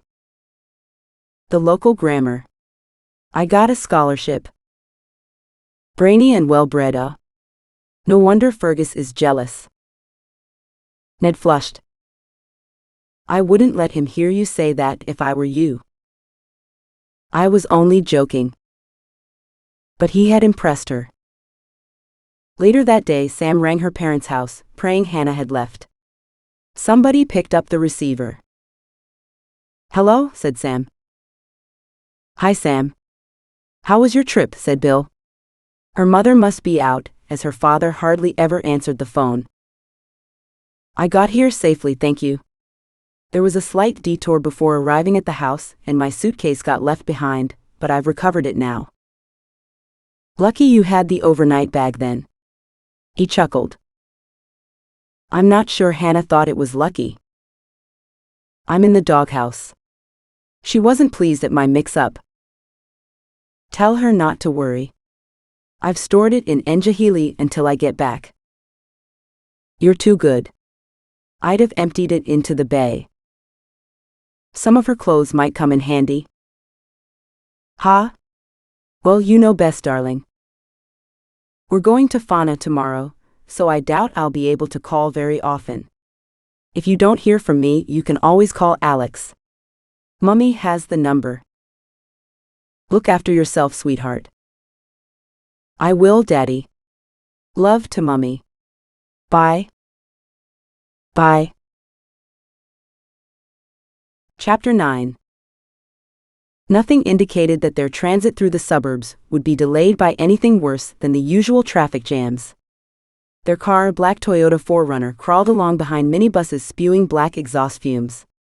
These buses stopped to pick up ever more passengers, who disappeared into the back like stars entering a black hole with no apparent limit. Ancient taxis, tied together with electric cable and duct tape, their engines pinking with dirty fuel and firing an ear-splitting cacophony out of exhausts rendered useless with age and damage, weaved their way through the traffic. Every driver in a vehicle with a working horn tried to blast their way to the next junction. Sam shrank from the noise in the back seat of the car, intimidated by the battle for space on the street. Passers-by peered into the windows and shouted, "Pomwe" at them. "What does that mean?" Sam asked, startled. "It's Mendy for a white man," said Fergus. "Racist," said Ned. "Can you imagine what would happen to us if we drove along shouting names at people?" "Steady on, Neddy," said Fergus. "I take your point. We'd get arrested if we shouted the equivalent in England."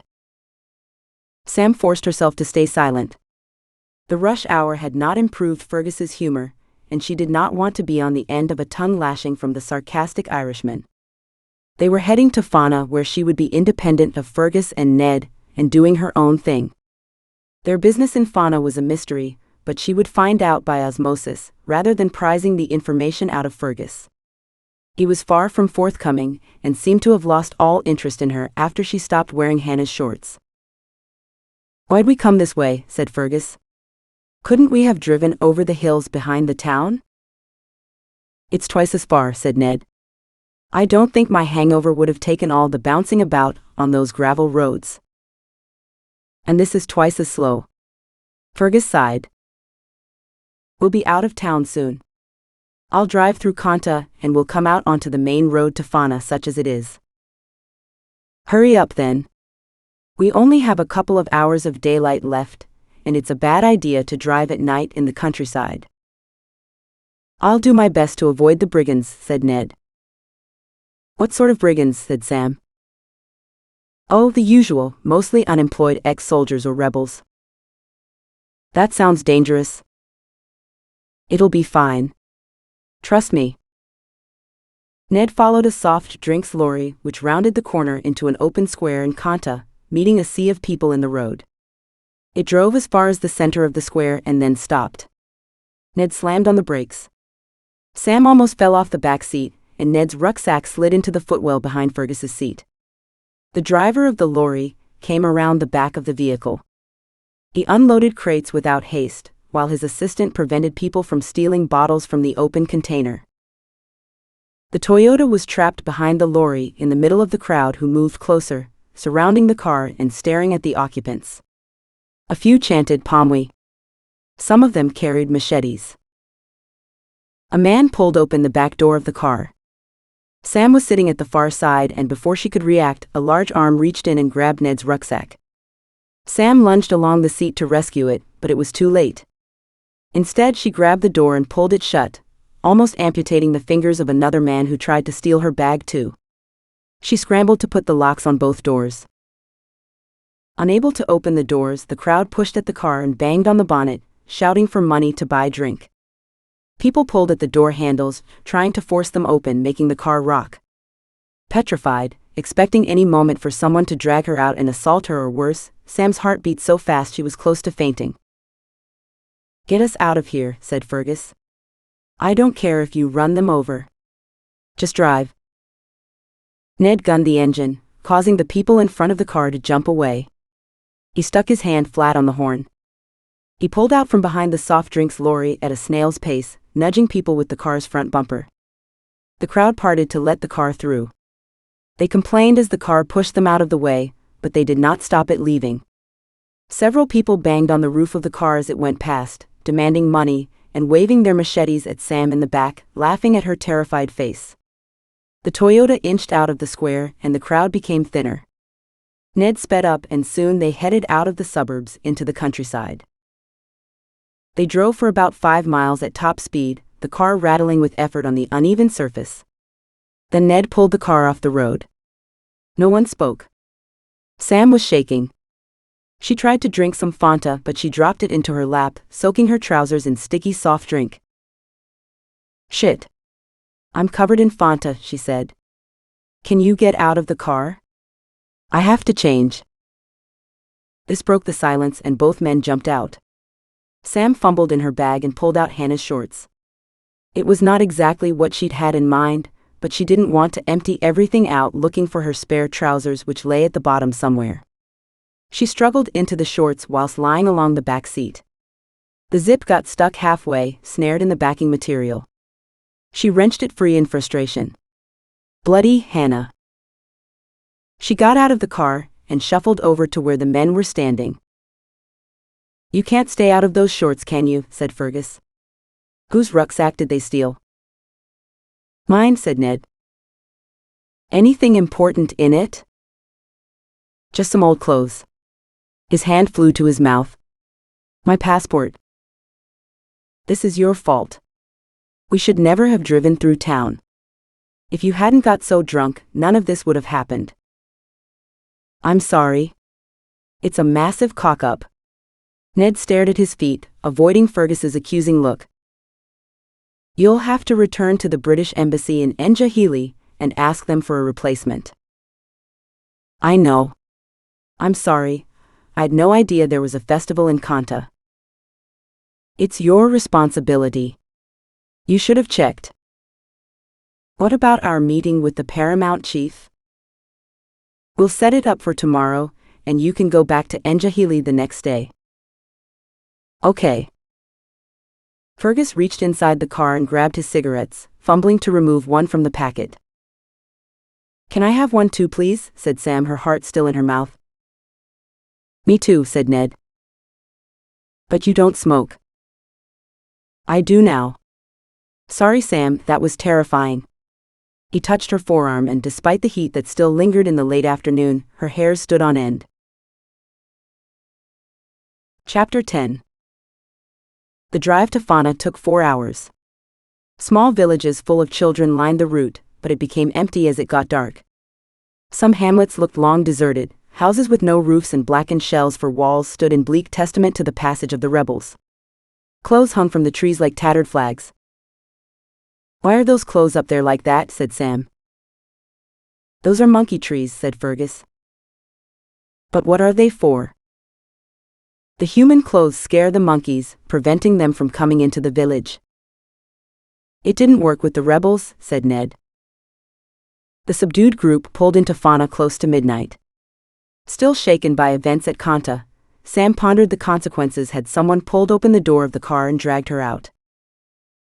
Are you okay, Sam? Said Ned. You're very quiet. A bit shaken. I hate to think what could have happened. Doesn't it put you off this sort of work? Said Fergus. Not really. The way the day turned from mundane into life-threatening and back to normal again fascinates me, she said. This sort of incident doesn't put me off my work, it makes me feel more alive. Or dead, said Fergus, but Sam was serious. The thrill of adventure kept her going in a profession that didn't want her. The emotion of unexpected danger overcome and survived. This was something she didn't talk about without sounding pretentious or needy though, so she kept the idea locked inside. Hannah might have Simon, but she had her adventures. The town of Fona wallowed in almost total darkness. The hum of generators filled the air near the few houses with lighting. Small puddles peppered the surface of the damp mud road, the air redolent with wet wood and rotting vegetation. Choruses of frogs and crickets echoed in the dark night. This is it, said Ned as they pulled into a walled compound behind a thatched bungalow. They got out of the car and unloaded their bags. The air was thick with insects blundering through their rapid life cycles and being swallowed whole by the bats which swooped down amongst the palm trees surrounding the house. The front door opened, and a tall, prodigiously fat woman came out, stooping to avoid the doorframe and blocking out the light with her hugeness. She wore a traditional wax print dress with swirls of orange on a green background, and a turban of the same materials tied around her head. Several plaits escaped from her turban and hung in a fringe over her face. The lady's our housekeeper. Her name's Fatimata, but she's also known as Auntie Fatu, said Fergus. Why Auntie? Said Sam. That's an expression of respect for older ladies. Fatu's short for Fatimata, but don't call her that until you are friends. Ned snorted. That's a bit unlikely to happen.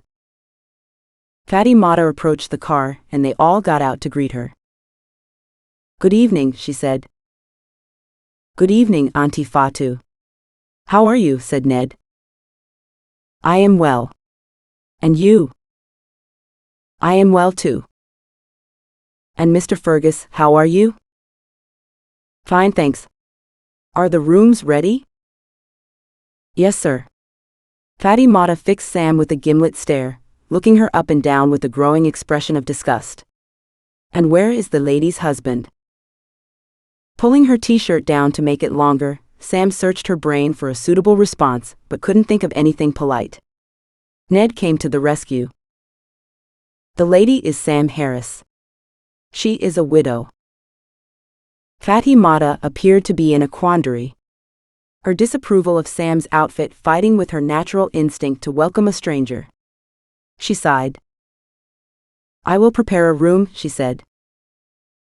They climbed a flight of stairs at one side of the house, which led onto a veranda which ran the length of it. A striped hammock swung between the rafters, and 2 wooden benches faced out into a backyard containing a large mango tree. They entered the house through doors lined with mosquito screens and found themselves in a room divided into 2 sections. The part of the room at the front of the house contained a plastic-covered 2-seater sofa and 2 armchairs on either side of a battered rug.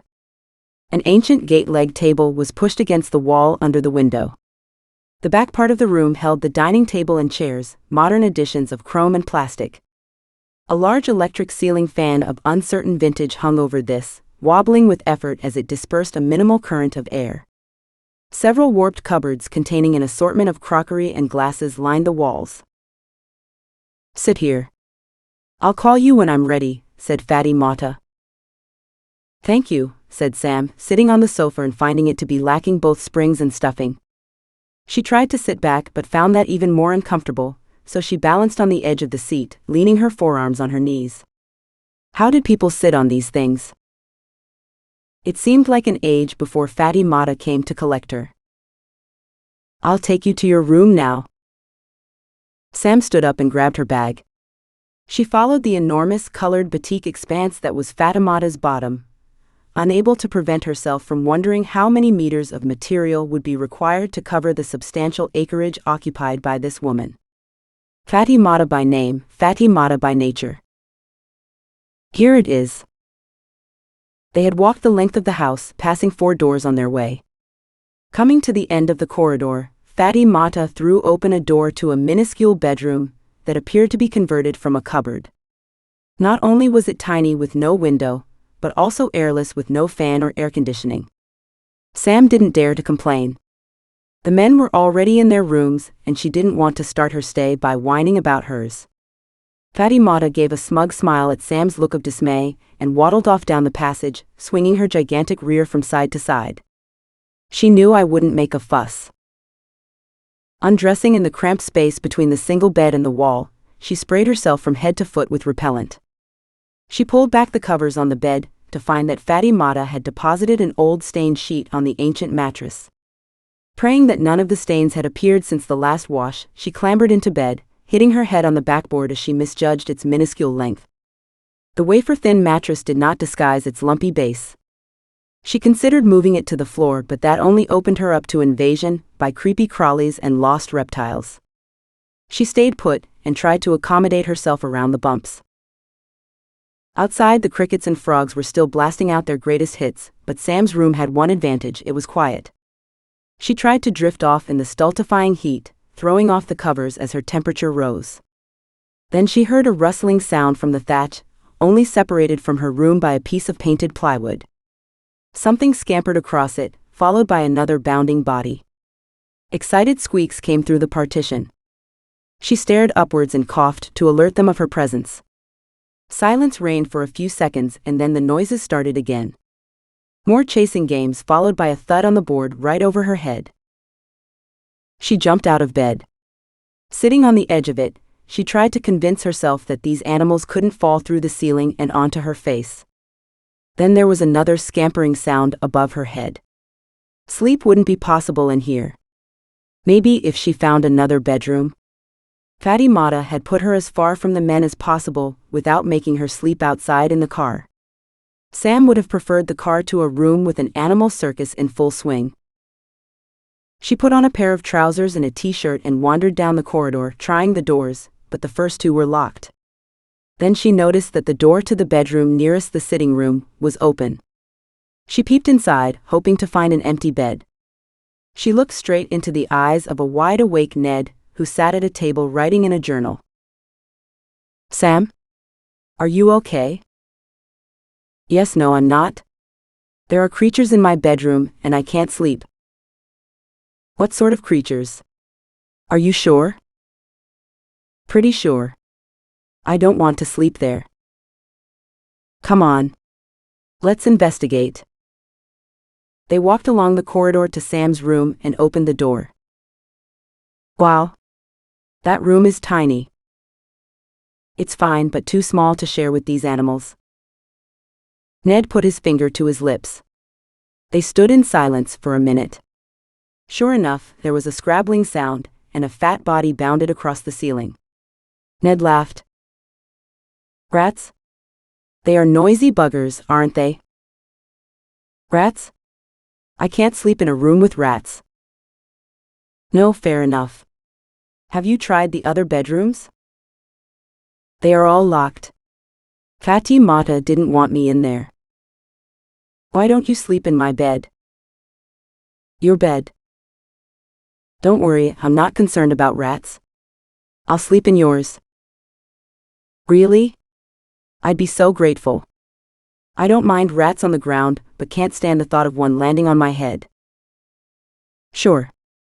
I get it. Hop into bed. I'll just finish what I'm doing and I'll go to bed too. Thanks. Oh, that's all right. Just get some sleep. Please don't tell Fergus what a wuss I am. Don't be silly. You're allowed secrets. Sam got into bed and pulled up the covers. Almost immediately, waves of tiredness lulled her to sleep. She sighed. She could sense him smiling as she drifted off. Chapter 11. The next morning, Fatty Mata opened the door of Ned's room. She brought a cup of tea and came in without knocking. Her yellow wax print dress was so bright that a sleep-befuddled Sam imagined that the sun had come into the room. She sat up in bed, greeted by a laser-like stare of disapproval. Where is Mr. Ned? He slept in my room. The rats were keeping me awake, I'm afraid. Fatty Mata snorted and turned on her heel and taking the cup of tea with her, much to Sam's disappointment. She headed for Sam's room, almost bumping into Fergus, who had emerged from his room to ask her a question.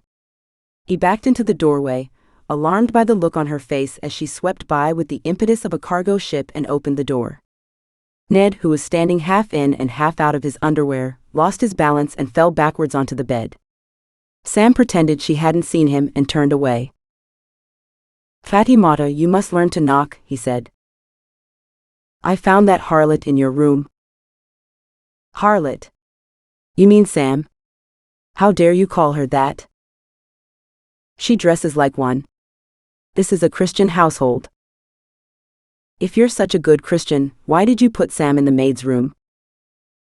That woman shouldn't stay here. It's against my principles. Now listen here. Ned emerged from the tiny room pulling on a shirt. Sam is a professional woman with 2 university degrees. Mr. Simmons has hired her to work with us on the technical side. Why do you defend her? Is she your girlfriend? She's no one's girlfriend and you've no right to judge her. You will open one of the other bedrooms and make it ready for her. Fatty Mata turned around to face Fergus. Do you agree? Do I give that woman a bedroom? Fergus snapped at her. Yes, you do, and if you don't treat her with respect, you'll be looking for a new position. Is that clear? Fatty Mata sniffed. It's clear, she said, and started off down the passageway wobbling with indignation. As she sailed past on a sea of resentment, Sam knew that there was nothing she could do to improve matters. She would have to hold her tongue and hope that Fatty Mata didn't hold a grudge. Fergus came out of his room and passed Sam in the corridor. Ah, Sam, there you are. We have a meeting with the Paramount Chief in about an hour. Come and have breakfast, said Fergus. Thank you for sticking up for me. It's nothing to do with me. Alex says you hold our key to success out here, so you can thank him. Personally, I think women should be barefoot, pregnant, and in the kitchen, preferably in a French maid's outfit. Sorry, I left mine at home. The shorts will have to do.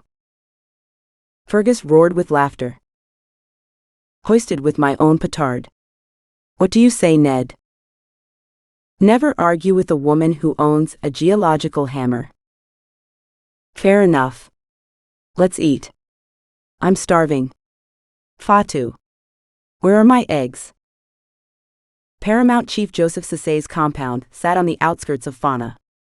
A traditional stockade surrounded a dozen adobe-covered huts, with palm leaf roofs in different states of repair. Sam, Fergus, and Ned got out of the car and stood on a platform of mud pounded flat by thousands of feet over many years, covered in an array of cracked plastic pots, bottles, and flip-flops with broken toe straps. The filth disgusted Sam. Why hadn't someone cleaned up the mess? There were lots of hangers-on living in the compound, as evidenced by clothes-drying lines outside every hut, so it would be easy to pick the stuff up and put it in a bin. One pot at her feet was full of rainwater with mosquito larvae swimming in it. She gave it a surreptitious poke with her toe and spilt the contents on the ground. Ned noticed her disgust and shrugged. The chief's house was recognizable by its size. It was ringed by a balcony hung with multicolored hammocks covered in mosquito nets which rippled in the soft morning breeze. Some shaded ones had occupants, their arms or legs hanging outside the material to catch the cooler air. The sun was gathering strength now, ready to beat down on the town. As they approached the house, a familiar figure appeared at the front door. "You are welcome back to Fona, Mr. Fergus and Mr. Ned," said Tomba. "And Miss Sam, you've made it." "Yes, here I am, thank you." "How do you know Sam?" said Ned, astonished. "I met Tomba at the airport." "While she was assaulting the paramount chief," added Fergus. A smug expression flitted across Tomba's face. Ned turned to Sam, who shrugged. "It's a long story," she said. Tomba led them into the central reception room with a plain wooden floor furnished with chairs that screamed discomfort on either side of a square table with short legs. After seating them, he disappeared through a door at the back. "It's nice and cool in here," said Sam. "That's due to the lack of windows," said Fergus. The chairs came from the same place as the ones in Auntie Fatu's house. Sam shifted around on hers, unable to get settled. "What's wrong with the chairs?" "I can't sit on this," she said in a whisper. "It's meant to discourage visitors from staying too long," said Ned. "They've a family room through there with big squashy sofas." "Why don't they want their visitors to stay?" "It depends on whether they have been invited or not. The chief has a constant stream of people dropping in to discuss minor issues in the chiefdom. It prevents long visits." "What about important visitors?" "Oh, they arrive at lunchtime, so the host's obliged to feed them. It's traditional." "What does it make us?" "Polite." The back door opened and Tomba came through it, pushing the chief's wheelchair. The chief wore traditional robes in orange, green and black, with a matching fez on his head which was bowed to his chest. Not without difficulty, Tomba maneuvered the wheelchair close to the table between the two rows of chairs. He was panting as he sat down beside his boss, his eyebrows battling to hold back the rivulets of sweat massing over his eyes. Sam watched them with bated breath. "Would the dam break?" "Thank you for coming to visit me again," said Joseph Sese. "And?" He stopped and raised his head a little higher to examine the visitors. His stare dissolved into a delighted smile. "Miss Harris. You came." "She came, Tomba. I told you she would."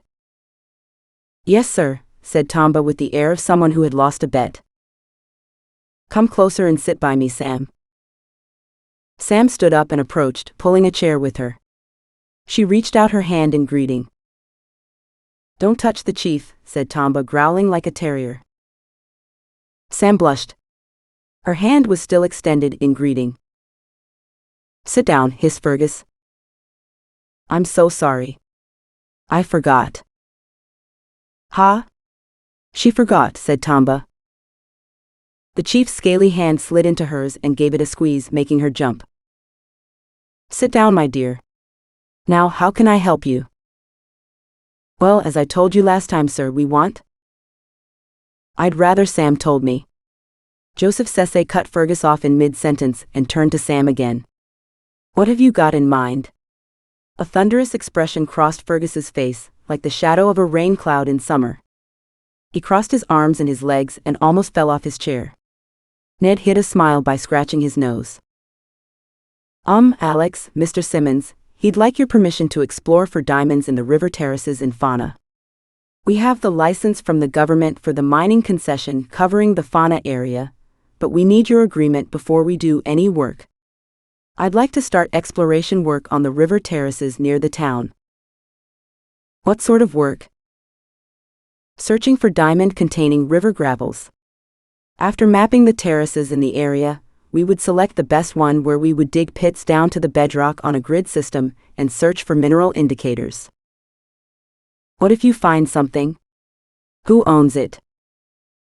"Alex's company, Njahili Resources. And if we find anything, the government gets 40% of our revenue and first pass at buying the diamonds." "And what do I get?" We'll use people from Fona and buy local products. Also, the law says the government should spend 30% of the tax paid on the revenue in the local area." "You don't understand." What do I get? Me? Fergus coughed. Sam is only a geologist, sir. She doesn't deal with business. No? Cece glanced at Sam, who shook her head. Perhaps we could have a private chat, said Fergus. Ned, can you take Sam and wait for me outside, please? Sam was about to object when a tall young woman entered with a tray. Would you like some lemonade? She said. Cece gazed at her for an instant and then turned to address the others. This is my daughter Adana, the heir to the Fona chiefdom. Ned and Fergus both stood up. Nice to meet you, Adana, said Sam. That's a pretty name. Is it local? It means her father's daughter, she said, and turned to beam at Joseph Cece. Sam's the young woman who helped me in the airport, Cece said to her. Go and sit on the veranda and find out everything about her. Sam noticed Tomba was staring at Adana with undisguised lust, his hand moving to his groin in harmony with his thoughts. A cocktail of feelings passed through her head, revulsion being the most prominent, but she could sympathize with his obsession. Adana was exquisite. They followed her outside. She led them to a wicker table surrounded by 4 rickety-looking chairs and gestured for them to sit down.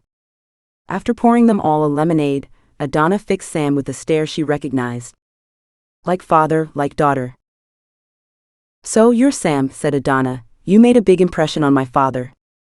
He hasn't stopped talking about you. He told me you saved him at the airport. Not really. He was being attacked by mosquitoes, so I gave him my repellent.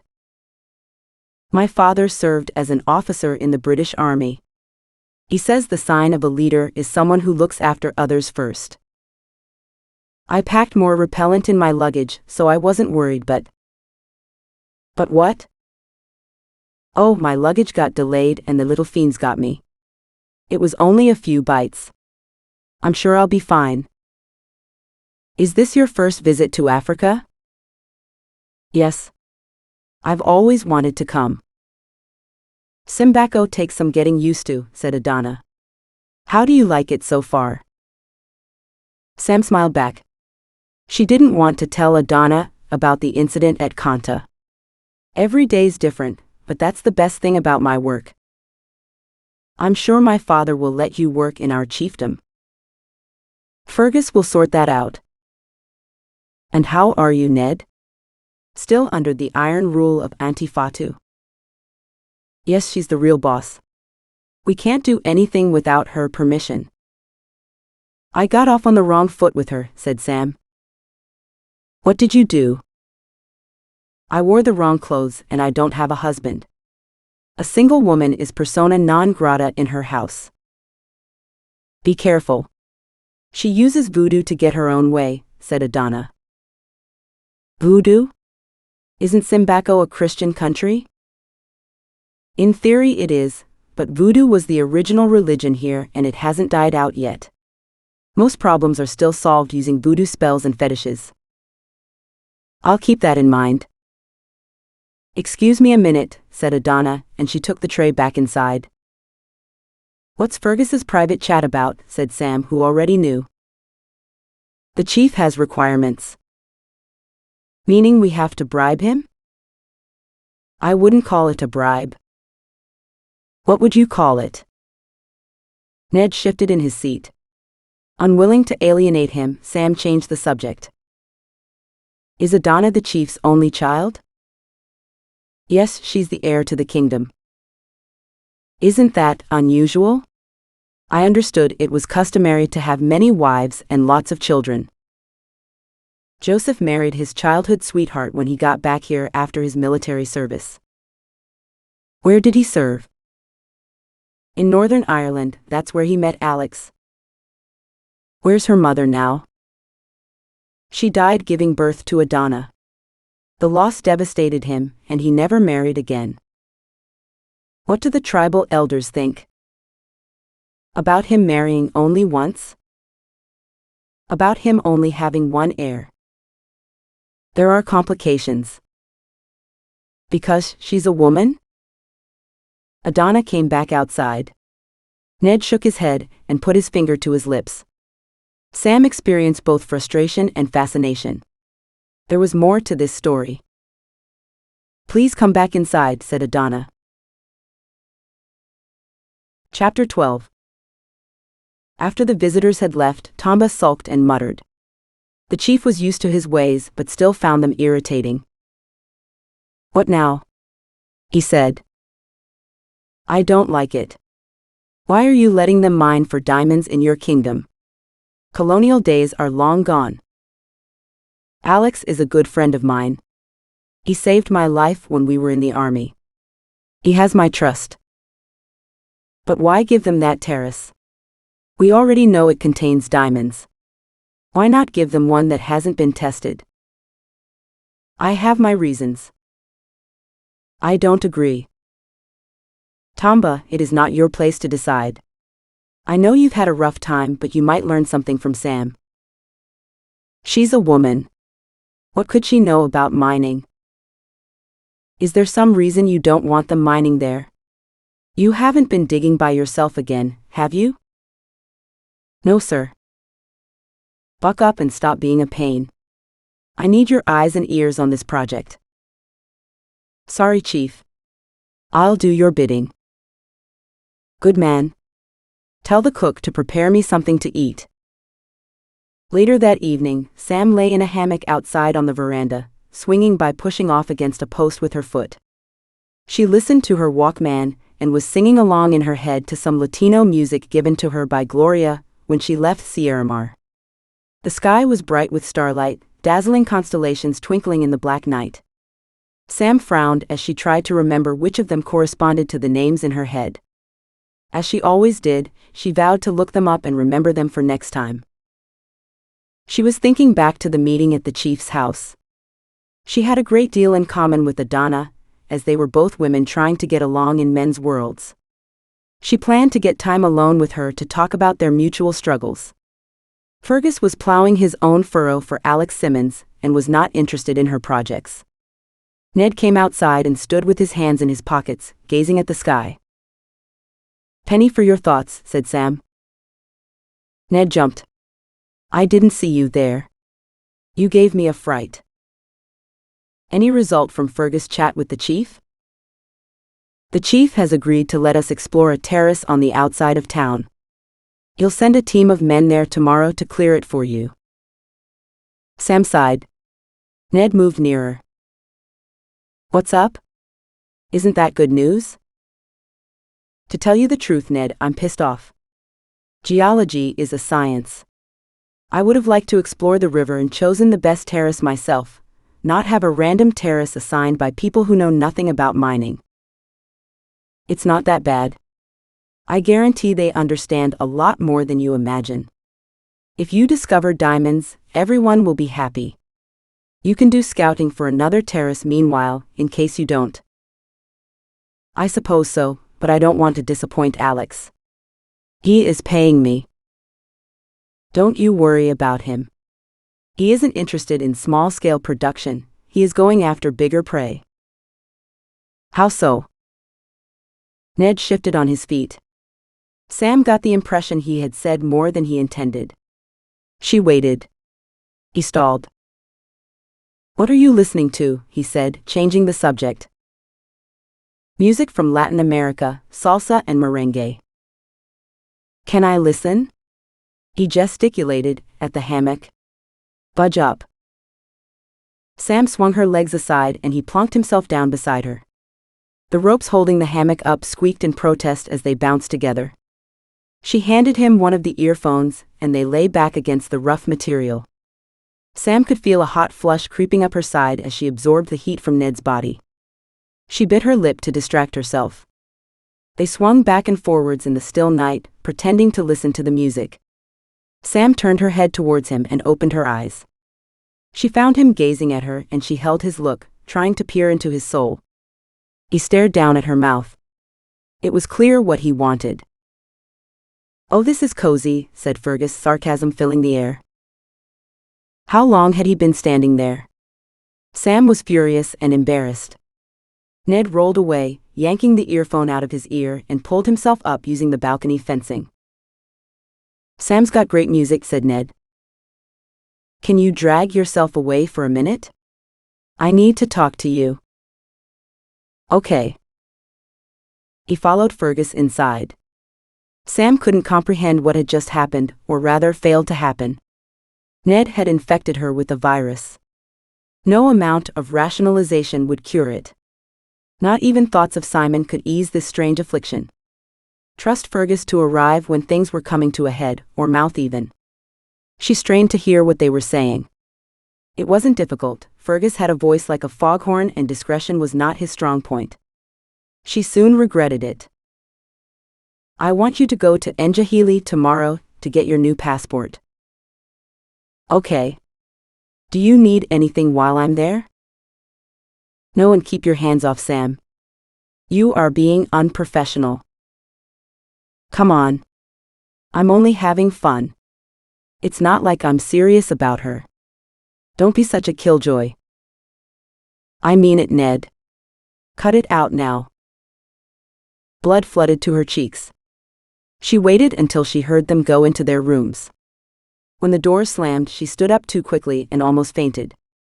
Steadying herself, she headed for the room that Fatu had prepared for her. As she passed Ned's room, he emerged and grabbed her arm. She glared at him. Well, you can fuck off for a start, she hissed. Sam, don't be like that. Like what? I heard what you said. For heaven's sake. Do you imagine I'd tell Fergus the truth? The truth? And what's that? I'm falling for you. Sam was stunned into silence. Life had taken an unexpected turn. Fergus poked his head out of his bedroom door. He showed no sign of having heard their conversation. Ah, there you are, Sam. Be ready to go at 7 tomorrow morning. We'll investigate the terrace the chief has given us. Do you need anything from Njahili? Ned's going. No thank you. I'll be ready. I can't wait. She stumbled to the next door and let herself in. The room was bare and clean. Fatu had made up the bed, and her bag stood against the wall. She went over to the bed and sat on the mattress without moving for about 10 minutes, trying to process this revelation while her heart hammered.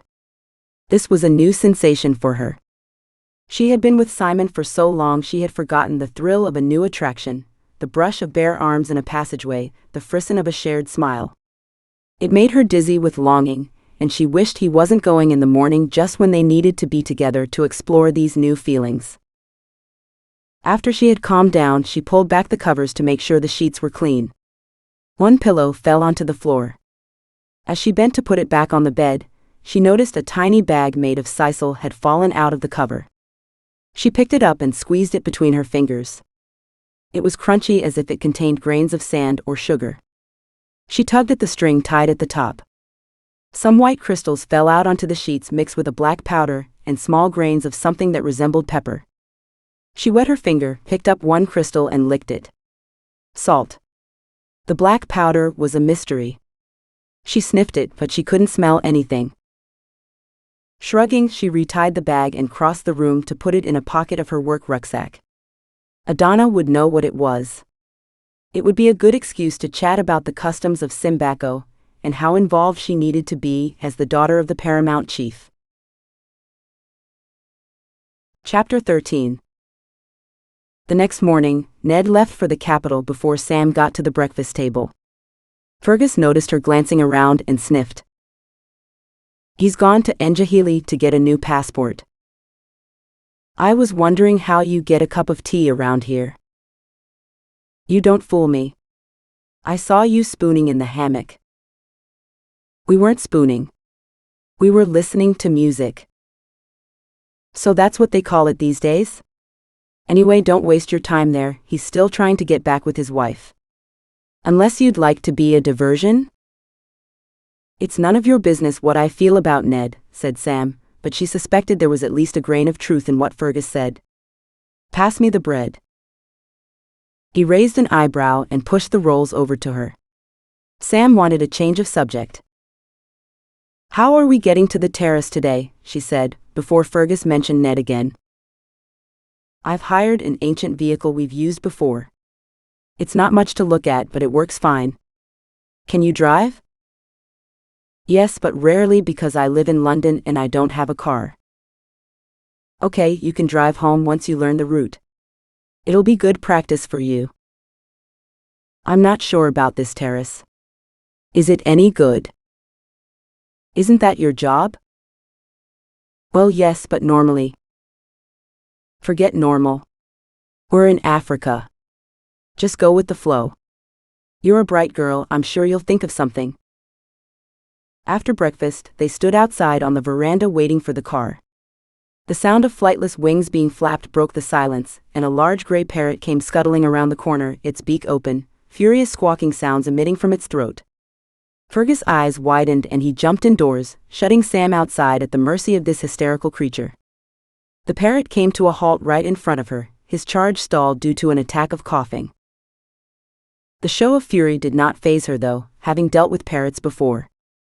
Her maternal grandmother had a pair of vicious old brutes who stalked the corridors of her country cottage, terrorizing the dogs and any small children who ventured indoors. She reached into her rucksack and extracted a cashew from her lunch bag, which she dropped on the floor in front of her. She waited. The parrot poked at it with his purple tongue and almost squeaked with excitement. The cashew disappeared.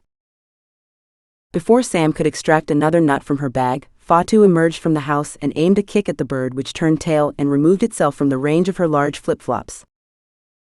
That parrot will have your finger. He doesn't like anybody, not even Mr. Fergus, as if that proved its nasty character. The bird was more discerning than it looked. Sam liked a project. She would get on its good side by hook or by crook or by cashew. No snack for her then. She considered grabbing something else. What's he called? She said. Dembo, but he doesn't answer to that. He just bites people. Just then, an ancient jalopy shuddered into the yard, driven by a cheerful-looking young man who seemed to wrestle with the steering wheel. He pulled to a halt in front of the house and leaned out of the window. Mr. Fergus? Let's go, he shouted. Fergus poked his head through the door, checking left and right. He tiptoed over the veranda, looking absurd and vulnerable. Sam tried not to laugh. You need to watch that parrot. Fatty Mata teases it with food all the time. It's vicious. Come on then, he said to Sam. Your carriage awaits. This is Sar. Nice to meet you, said Sam. They both got into the Toyota Jeep. Fergus took the front seat and Sam sat in the back. She would have liked to go in front to view the town better, but she didn't want to ask. There would be opportunities on other days. Also, Fergus acted as if he was coming with her. She hoped he didn't intend to supervise her. Maybe only on the first day. They lurched out of the yard and turned left onto the main street through town. The shock absorber under Sam's bottom had expired, and each bump and pothole resulted in the body of the car hitting the chassis and reverberating through her frame. She hoped the terrace was close. Passing the chief's compound, they drove on for another kilometer until they emerged from the town straight into the bush. The heat was already building, and the ground became dust under the sun. They approached a ribbon of vegetation, which grew on the banks of a chocolate-colored river and emerged onto a flat plain. On the other side of the river, Sam could see terracing containing banded strata of differing stone sizes standing out in the morning sunlight. Anticipation flooded her system with adrenaline. Leaving the car, they walked down a steep path to the river through the cool shade of the trees growing in the rich soil. The high water marks on their trunks were up to 2 meters above the ground. A group of men stood around smoking and coughing at the edge of the glade. They raised their heads as Sam came towards them, carnal interest rising at the approach of an athletic young woman. Among them sat Tamba. He had a smug look on his face that telegraphed his intentions. Sam's heart dropped. She had hoped to do more regional exploration in the area, to investigate if their terrace was typical of the geology, but the chief must have sent Tamba to monitor her work. He wouldn't let her roam around the territory without permission, but as always the best form of defense was attack. She stuck out her hand and approached him, beaming. Ah, Tamba. I'm so glad you're here. That'll make my job so much easier. Your local knowledge will be key. Tamba hesitated, surprised, embarrassed even, and took her hand as if it might conceal a trap. "I'll do my best," he muttered. Sam caught Fergus's eye. He winked at her, complicit, admiration sneaking onto his face. "I'll leave you to it then," he said. "If you've got Tamba, you don't need me. I'll send the driver to pick you up at 5. "That'll be great, thanks." "Let's go then," said Sam, desperate to explore. Tamba did not move. "We can't start work yet. The libation ceremony has not taken place," he said. "Jesus, Tamba, why didn't you mention this before?" said Fergus. "Everyone knows about this," said Tamba. "We must perform the ritual to placate the spirits." "Get on with it then," said Fergus. "I need a bottle of alcohol." "I don't have one. Can't we do this later? I can bring one when I come to pick up Sam." "The men won't work if we haven't communed with the ancestors." Fergus sighed. He stood for a moment searching for a comeback, but finding none, he returned to the car shaking his head. Tamba's smug expression had returned, and he bathed in self-satisfaction. Sam sat down on her poncho and pretended to be relaxed about the delay, determined not to get drawn into his games. Fergus's trip into town took longer than Sam had expected. By the time he appeared in the clearing carrying a bottle of palm wine, ants had invaded her poncho and bitten her exposed skin. Only vigorous shaking persuaded them to leave. The men dozed and chatted, content to get paid for sitting in the shade. The appearance of alcohol reanimated them, and they stood up in anticipation. Tamba took the bottle and approached a large tree, beckoning the team to draw close to him. He unscrewed the top and poured liquid into it. Wine splashed onto his feet in their ancient sandals and they gleamed black. Muttering incantations in Creole, he tipped the contents of the lid into the roots of the tree. Several of the workers joined in, appearing to be chatting to a mysterious third party. He filled the bottle top with wine over and over, and gave it to individual workers and poured it on the ground until the bottle was empty. "The ancestors are satisfied," said Tamba. "We can start work now." "Right, I'm off," said Fergus. "See you later." "You're not staying," said Tamba. "Sam's got the matter under control. I've got things to do." And with that he was gone. Tamba had the air of a child being deprived of his favorite toy. Sam took a deep breath. "Please, can you tell me why you poured alcohol on the ground?" "This ceremony creates harmony between man and spirits by awakening the ancestors," said Tamba. "We need to build a relationship between them and us before we start work, or we might bring bad juju on the project." Was he teasing her or not? To her it seemed inconceivable that people would still believe this in 1990, but he seemed sincere. She played the dumb foreigner. "We wouldn't want that." "Well done, Tamba. Let's get started then." Chapter 14. To Sam's surprise, they accomplished a lot on the first day, despite the late start and having a limited supply of ancient equipment. "Where did you get all this stuff, Tamba?" said Sam, removing a rusty open reel tape measure from a rotting cardboard box and tugging the fiberglass tape to release it. "Have you been moonlighting in the diamond fields?" Tamba fiddled with the bottle top, twisting it around in his fingers. She had struck a nerve. They would have a battle of wills, but she would triumph. There must have been mining in the area, legal or otherwise, due to its prime position in the center of the diamond fields. It was essential to winkle it out of him, if she wanted to find an economic terrace. He ignored the question. "What shall we do first?" "We should measure out a grid and pit the terrace, at regular intervals. We can set out one set of the grid lines parallel to the river, and another at right angles to them, running from the trees to the river bank. I'll get the men to cut branches to use as marker pegs for the pits." "Excellent. Meanwhile, I'll have a look at the geology from river level. Do you want to come with me?" "I'm not sure that's a good idea." "Why not?" "There are snakes down there." "Are you afraid of snakes?" "Of course not." "Bring a machete. We'll need to cut vegetation anyway, and you can chop the heads off any snakes that attack us. Tomba's shoulders slumped. He gesticulated at one man to accompany them, and they made their way down the slippery bank to the river. Vegetation covered the edge of the terrace, which seemed to have collapsed into a mixture of pebbles and mud. None of the original structures or layering present in the terrace across the river remained. It would not tell them anything about the geology of the ground where they worked, and Sam suspected that the terrace was not virgin. But it made little sense. Why would the chief send her to a terrace they had already exploited? Perhaps they had only worked on that section. She would inspect the terrace across the river, so she could relate the geology to the one they had been assigned. She turned to Tomba. "Fancy a swim," she said. "I can't swim, and anyway we can't cross. There is a strong current in the center. Also, crocodiles live in that river." She looked him straight in the eye, but if he was lying she couldn't tell. "How do we get across?" "We must drive around." She would have crossed the river without hesitation in most places. It was wide and shallow, except for a channel in the middle. It was darker than the rest, and might be too deep.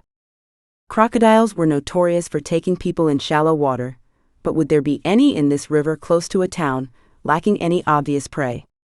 Tomba waited. "Okay, I'll speak to Fergus about it." "You must get permission from the chief first." "Understood."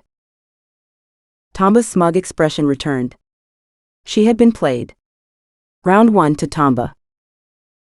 "Okay, let's get those pits marked out." By the time Fergus and Sar arrived to pick Sam up, they had marked out the positions of the pits on the ground, and the team got ready to leave. The sun was low on the horizon, and the mosquitoes hovered in the warm early evening air. "See you tomorrow," said Sam. "God willing," said Tomba. Sam sank into the back seat of the car and yawned. "It's only day 1, said Fergus. "Are you tired out already?" "I'm hungry," she said. "I'm not tired." But she was. The hot sun had sapped all her strength. She marveled at the energy of the workers, who laughed and joked all day in the hot sun and didn't appear to tire at all. The palm wine had put them all in good spirits. And Tomba? He sat there all day in the shade of a large black umbrella, as inscrutable as a Buddha. It amazed her he didn't burst with all the secrets he kept. He would try her patience to its limit if she were to achieve anything. And she was being sold a pup as far as the terrace was concerned. What motive could the chief have for making them explore a mined terrace? They pulled into the compound and descended from the jeep. "Same time tomorrow, Sar." "See you then, sir." When he had driven off waving, Sam said, "Why did you call him sir?" "Sar, not sir. It means firstborn son in Creole, or is it Mendi? I can't remember." Fergus pretended to be a heathen, but he was more familiar with Simbako's customs than he let on. "How come you knew that, but not about libation?" "Oh, I knew, but I was just chancing it." "How is it you've learned so much about the culture here?" "Don't tell Tomba, but I was born in Simbako." He winked at her. "My father worked here when it was still a colony. I understand Creole and some Mendi, but I pretend to be an ignorant Irishman. It works for me." Sam wasn't sure how to take this revelation. There was more to Fergus than she had imagined. "And why are you here now?" "I'm on the trail of a diamond, an enormous one, the Star of Simbako." "Alex is funding you?" "In a nutshell. I'll get a cut of the eventual selling price, if I find it." "Are you even sure it exists?" "My father came across the diamond here in Fona. He told me all about it, but it's been missing for years." "What makes you believe it's still here?" "It never reached the open market, and the government have no record of it. If they had sold the diamond, it would have made headlines. Most people imagine it's a myth. In a way, that's ensured it is still missing. So why am I about to dig holes in a terrace which looks like someone had already mined it?" "For good relations." We need the chief on our side. When you helped him in the airport, I presumed you already knew that. I didn't realize you were just being nice. Sam couldn't help laughing. What a shocking revelation for you. Someone being kind without being paid for it. Don't be cheeky or I'll make you wear those shorts again. They both roared with laughter just as Fatima came out to call them in for supper. On hearing their merriment, she deflated on the spot as if she had been slapped. Sam wondered if she had a crush on Fergus. Thank you. Just give us a minute to wash our hands, he said. Fatimata stood in the kitchen, gripping the sideboard in fury and gulping back tears of jealousy. White slut. First she found Sam in Mr. Ned's bedroom and now she was trying to seduce Mr. Fergus, her Fergus. Fatimata had imagined it was only a matter of time before he succumbed to her. He must have noticed that he always got the best cuts of meat, the most carefully ironed shirts, the most ardent glances. But now her plans were in tatters. That woman in her tardy shorts had ruined everything. How could he find such a skinny woman attractive? But Fatimata fought dirty. She bought a powerful juju from the witch doctor, and he had promised her Sam would die. It had been expensive, but it would be worth it. The witch doctor told her to have patience. Sam would pay and soon. She took a deep breath and rearranged her facial expression to neutral before putting the supper on the table. Chapter 15. After a hearty breakfast, Sam circled the porch to the back of the house in search of Dembo, the grumpy parrot. Cashews nestled in her pocket, taken from the Tupperware box in her suitcase where she kept her emergency rations.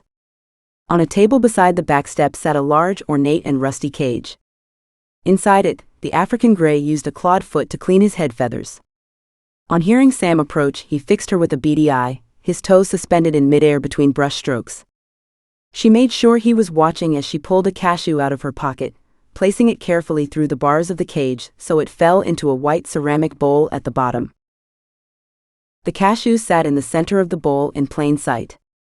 The parrot took a moment to register its presence, and then moved down from the perch by using its claws and beak to navigate the bars. It picked up the nut with a claw and examined it with the air of a connoisseur before popping it into its mouth, the purple tongue wrapping over it. Sam let out the breath she had been holding and dropped another nut into the bowl. As she did, she said, "Sam's the boss." The parrot fixed her with a beady stare, cocking his head on one side. "Sam's the boss," she said again and dropped a third cashew into the cage. She waited on the veranda for Sar to arrive and take her to the terrace. A big smile lit up her face as he drove into the compound. Working in Africa had infected her with joy. "Why are you smiling?" he asked her. "Are you happy, madam?" "Yes, I am." Sar drove to the terrace, smiling in unison with Sam, his sunny good humor improved by having someone happy to drive about. Instead of going straight there, they stopped in town to buy 2 large sieves for washing the gravel from the pits. That they were on open sale and relatively cheap confirmed Sam's suspicions about the abundance of diamonds in the area. In her experience, artisanal mining signified good news for the grade of minerals in alluvial deposits. A classic sign of rich pickings was local people who could afford to mine small amounts by hand. Tamba was waiting when they pulled up beside the river, hopping from foot to foot in agitation. She had not told him about buying the sieves. "Sorry I'm late, Tamba. I bought some nice new sieves for us to use." "We are all late. Someone has been here before us." "What are you talking about?" "Come with me," he said and headed towards the terrace. Sar followed them through the trees to where the workers stood. They stared at the ground as if afraid to catch Sam's eye. "Good morning," she said, and received a subdued reply from the men so enthusiastic the day before. She was about to question Tamba, but a glance at the terrace told her the whole story. Broken stakes littered the ground, and the grid so carefully laid down the day before had been destroyed. The perpetrators had also damaged the tapes, pulling them out from the reels and cutting them to pieces. "I'm sorry, Sam," said Tamba, who did not sound at all contrite. "Someone has destroyed our work. Maybe we should try somewhere else?" His tone sounded wrong. He did not seem that concerned about the situation, and there was something smug about the way he waited her answer. She refused to admit defeat. If the person who had done this formed part of their group, she wanted him to feel impotent against her will. Don't worry, Tamba. It's not your fault. Perhaps some cattle got onto the terrace. It won't take us long to redo it. Can you organize a guard for tonight to prevent it happening again? Irritation flashed across Tamba's features. It should have been obvious to everyone that cows could not cut measuring tapes into pieces, but the rest of the crew seized on her explanation with relief, and they all nodded and repeated it to each other. You're right. We'll leave someone tonight. Let's cut more steaks and start again. Sar, can you take me back into town? Said Sam, ignoring Tamba. We need to buy a 30-meter tape. By the time she returned, the workers had cut new stakes for the grid. They laid them out on the grass. She handed the tape to Tamba and sat in the shade while they set out the grid again. A pile of rocks rested under a big mango tree, and she chose one that the abrasion of the river had smoothed into the shape of a lopsided armchair. She took out her notebook, but what could she write? The morning's events preyed on her mind. Why would someone remove the stakes? Who tried to slow the work down? Or perhaps they didn't want foreigners working in their village?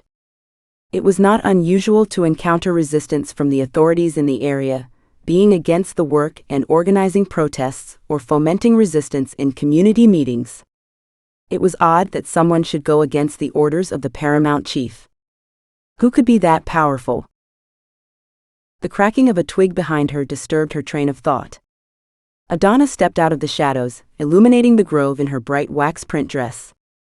She had plaited the same material into her hair and drawn it together in a topknot. Not a single hair had the temerity to escape. Was Adana as controlled as her coiffeur? Sam wanted to penetrate her regal exterior and find out who hid in that shell. Hello, she said, what are you doing down here? Adana gasped. Sam realized that Adana's eyes had not adjusted to the light and that she had not seen her sitting on the stones. Gosh, I didn't see you there, said Adana, recovering but not so fast that Sam missed the real fear that crossed the mask-like calm of her face. I thought you'd have finished for the day. A lie, and not a great one. Sam decided not to push her. We are only getting started. Some cattle got onto the terrace and knocked over the stakes, but it shouldn't take us long to reset the grid. You are sitting in my chair. I am. Well, not my chair, it belonged to my husband and now it's mine. Your husband? I didn't realize you're married. I'm not. He's dead, I think. Sam frowned. Don't you know for sure? It's none of your business. Anger flooded Adana's features and she turned to leave. Sam jumped up and grabbed her arm. Don't go. I'm sorry. I suffer from foot and mouth disease. It must be weird not to know something so important. That's okay. It's a long story. Why don't you sit down, said Sam. And I'll get you some juice. Back at the house that evening, Sam lay in the hammock after supper, thinking about the conversation she had with Adana. Tell me about your husband. You must miss him. There's not much to tell. We only married for a short time, and we never lived together. What's so special about this rock? Oh, we used to come here so we could be alone together, and Pakute used to sit alone in the dark when he needed to think. There's no privacy in the compound. Everyone lives on top of everyone else. When was this? About 10 years ago. She smiled at the look on Sam's face. We were young. I was 16, and he was only a year older. Did your father know? Oh no, he wouldn't have approved of me marrying so young. He got a lot of his ideas from being in the British Army. It's hard for me to fit in here because of it. What sort of ideas? Modern ones, not ideas that go down well here, but it led me to marry Pakute without telling my father. I don't think it's related to his disappearance. When did he disappear? The night the rebels came to Fona. The rebels came here? But Sam remembered the villages they had driven through. Fona appeared intact. There was no outward sign of any looting or burning of houses. Adana's eyes searched for escape as if in panic. Sam decided that the rebels could wait for another day. Do you think he's still alive? Said Sam. No, they must have killed him. He wouldn't have left me. I'm so sorry. Are you still single? Yes, no one will marry me now. Sam's ignorance of the customs in Simbako prevented her asking more questions. She guessed that it had something to do with virginity, but she was not indiscreet enough to ask such an intimate question. She stored the knowledge for further investigation. They must be mad. Most men dream of marrying a princess. Adana changed the subject. Why are they digging here? Your father gave us this terrace to do exploration. My father? But? An expression of bewilderment crossed her face, and she seemed about to speak. But she changed her mind, leaving Sam frustrated. I've got to go now. She stood up. We'll talk again, she said, and walked away. Sam waved at her, departing back. She realized the more she knew, the less she understood the world and the weird customs people had. That Adana had sabotaged the grid seemed unlikely. Ah. She had forgotten to ask Adana about the little bag of salt she found hidden in her pillowcase. She would find out what it meant later. Chapter 16. The next morning, Sam experienced déjà vu. The overall damage was limited, except for a bump on the guard's head, as she had taken the precaution of transporting the tape and other equipment home from the terrace in the jeep. However, the work could not progress if this campaign of disruption continued, so she told Tamba to send the men home. She returned to the compound to ask Fergus to set up a meeting with the chief. Why didn't you tell me yesterday? Said Fergus. You were busy and I thought it might be a one-off, so I didn't bother, said Sam. I'm not sure what the crack is. Someone doesn't want us to dig here. Maybe the chief can tell us. Oh, I'm sure he can, but whether he will is another question altogether. I'll be ready in a minute. Tell Sar to wait. Sam saw a glimpse of feathers at the corner of the house, and realized that Dembo was lurking in hope of getting a cashew. She obliged and said, Sam's the boss, as she dropped a few on the floor in sight of the bird before withdrawing to the front of the house. Get a move on. Fergus must have been waiting about 10 seconds, so patience was certainly not a virtue for him. Sam didn't mind. He was rude to everyone. She liked to feel included. The chief might tell them more though, if she was the one who asked. They pulled into the compound at about 2 o'clock in the afternoon, almost running over some chickens who were enjoying a dust bath in a dry puddle. The main house shimmered in the heat. No one ventured out into the sun, except for a small child who was dispatched to ask Tamba for permission to visit the chief. He was snoozing in his hammock when they arrived, and nothing would persuade him to arouse Chief Sese from his slumbers. What'll we do now? Said Sam. We need to go back to the house and wait an hour or two, said Fergus. Or do you fancy a quick field trip? Sam couldn't believe her ears. She almost jumped with joy. Okay. I'm game. Where to? There are old diamond fields a few kilometers away, if you are interested. That would be great. Let's go now. Fergus grinned at her enthusiasm. The diggings at Mono were nearby, but the state of the roads verged on atrocious due to the heavy rains. Sar had a tough time keeping the jeep on the road. It juddered and slid the 10 kilometers north, stopping finally on the top of a small knoll overlooking a vast plain covered in piles of gravel with water-filled pits stretching to the horizon. Hundreds of muddy workers toiled in the heat. Rusty machinery littered the roads that led to an abandoned washing plant, its girders skeletal against the blue sky. Sam stood in silence, staring at the ant-like activity below.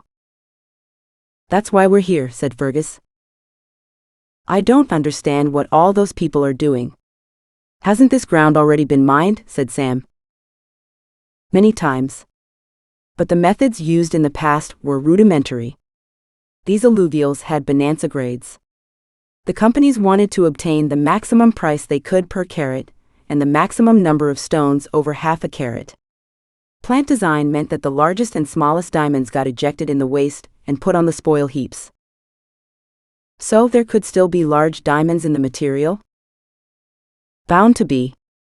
But some heaps have been processed many times and others not at all. Can you tell the difference? I'd need a set of sieves to look at the size fractions. These people have nothing but willpower and hope. They stood for a while, watching the miners struggling to excavate gravel from the pits. Sam took photographs using her telephoto lens, trying to capture the essence of the place. Seen enough, said Fergus. She nodded. I'd like to come back another time and investigate which materials they are processing. Do you think they'd let me watch them work? I don't see why not. They mine without a license, so they aren't entitled to privacy. If we approach without fuss, they shouldn't object. They got back into the car and left for Fona. I'd like to see the terrace we are working on from the other side of the river. Do you think we could drop in there before we visit the chief? I only need 5 minutes. Sure. Let's have a look. The thing is, I'm not sure we're allowed there, said Sam. No bother. We won't take anything, will we? No, just look across the river. I'm sure that's fine. Come on. Sar had memorized every road in the district, and taking what seemed to Sam to be a tortuous route, he stopped at the edge of a meadow bordering the river. He pointed out the opposite bank. That's where you are working, Sam. Sam and Fergus walked down to the riverbank along a small path which cut through the terrace. Sam looked across the river at the terrace where they excavated the pits. From where they were standing, it appeared to be a well-formed terrace with defined strata of different-sized pebbles in their sandy matrix. The directions of ancient currents were preserved in the imbrications of their smooth forms, worn down by millennia spent in the river. The layers disappeared in the downriver portion of the terrace, where the strata dipped down and thickened into the bank. A light bulb illuminated in Sam's head. They had explored the wrong part of the terrace. There was no point blaming Tamba. He had affected ignorance of mining for diamonds, and by going along with his suggestions, she had created the beginnings of a fragile trust between them. If they kept working, they would test the best part of the terrace in a few weeks anyway. She turned her back on the terrace and examined the material in the riverbank. It was similar or identical to that of the terrace on which they worked, bands of imbricated pebbles divided by layers of red sand. She bent down to examine the pebbles on the beach. Some had concentric patterns. She collected a few of the most unusual ones to take home. What you got there, Sam? Said Fergus. Just pretty pebbles. Cal said Look. She spat on one and held it out to him. Yuck. I'm not taking that. Oh, go on, don't be such a fusspot. He took the pebble from her and gazed at it in genuine wonder. Wow. These are brilliant. My ma'am would like one of these. She collects stuff like this. He reached out to grab one from the bank. In a flash, something shot out from a hole in the bank, grazing his hand, which he whipped away. The viper slithered onto on the sand, casting a resentful backward glance at them. Fergus wiped his hand. Jesus, that was close, he said.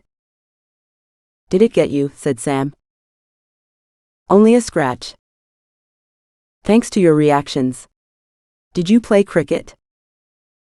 I did. Fast bowler. Have you seen what you wanted to?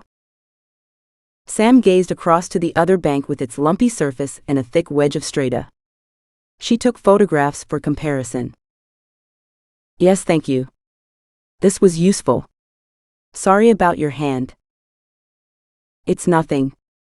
Just another war wound to add to the collection.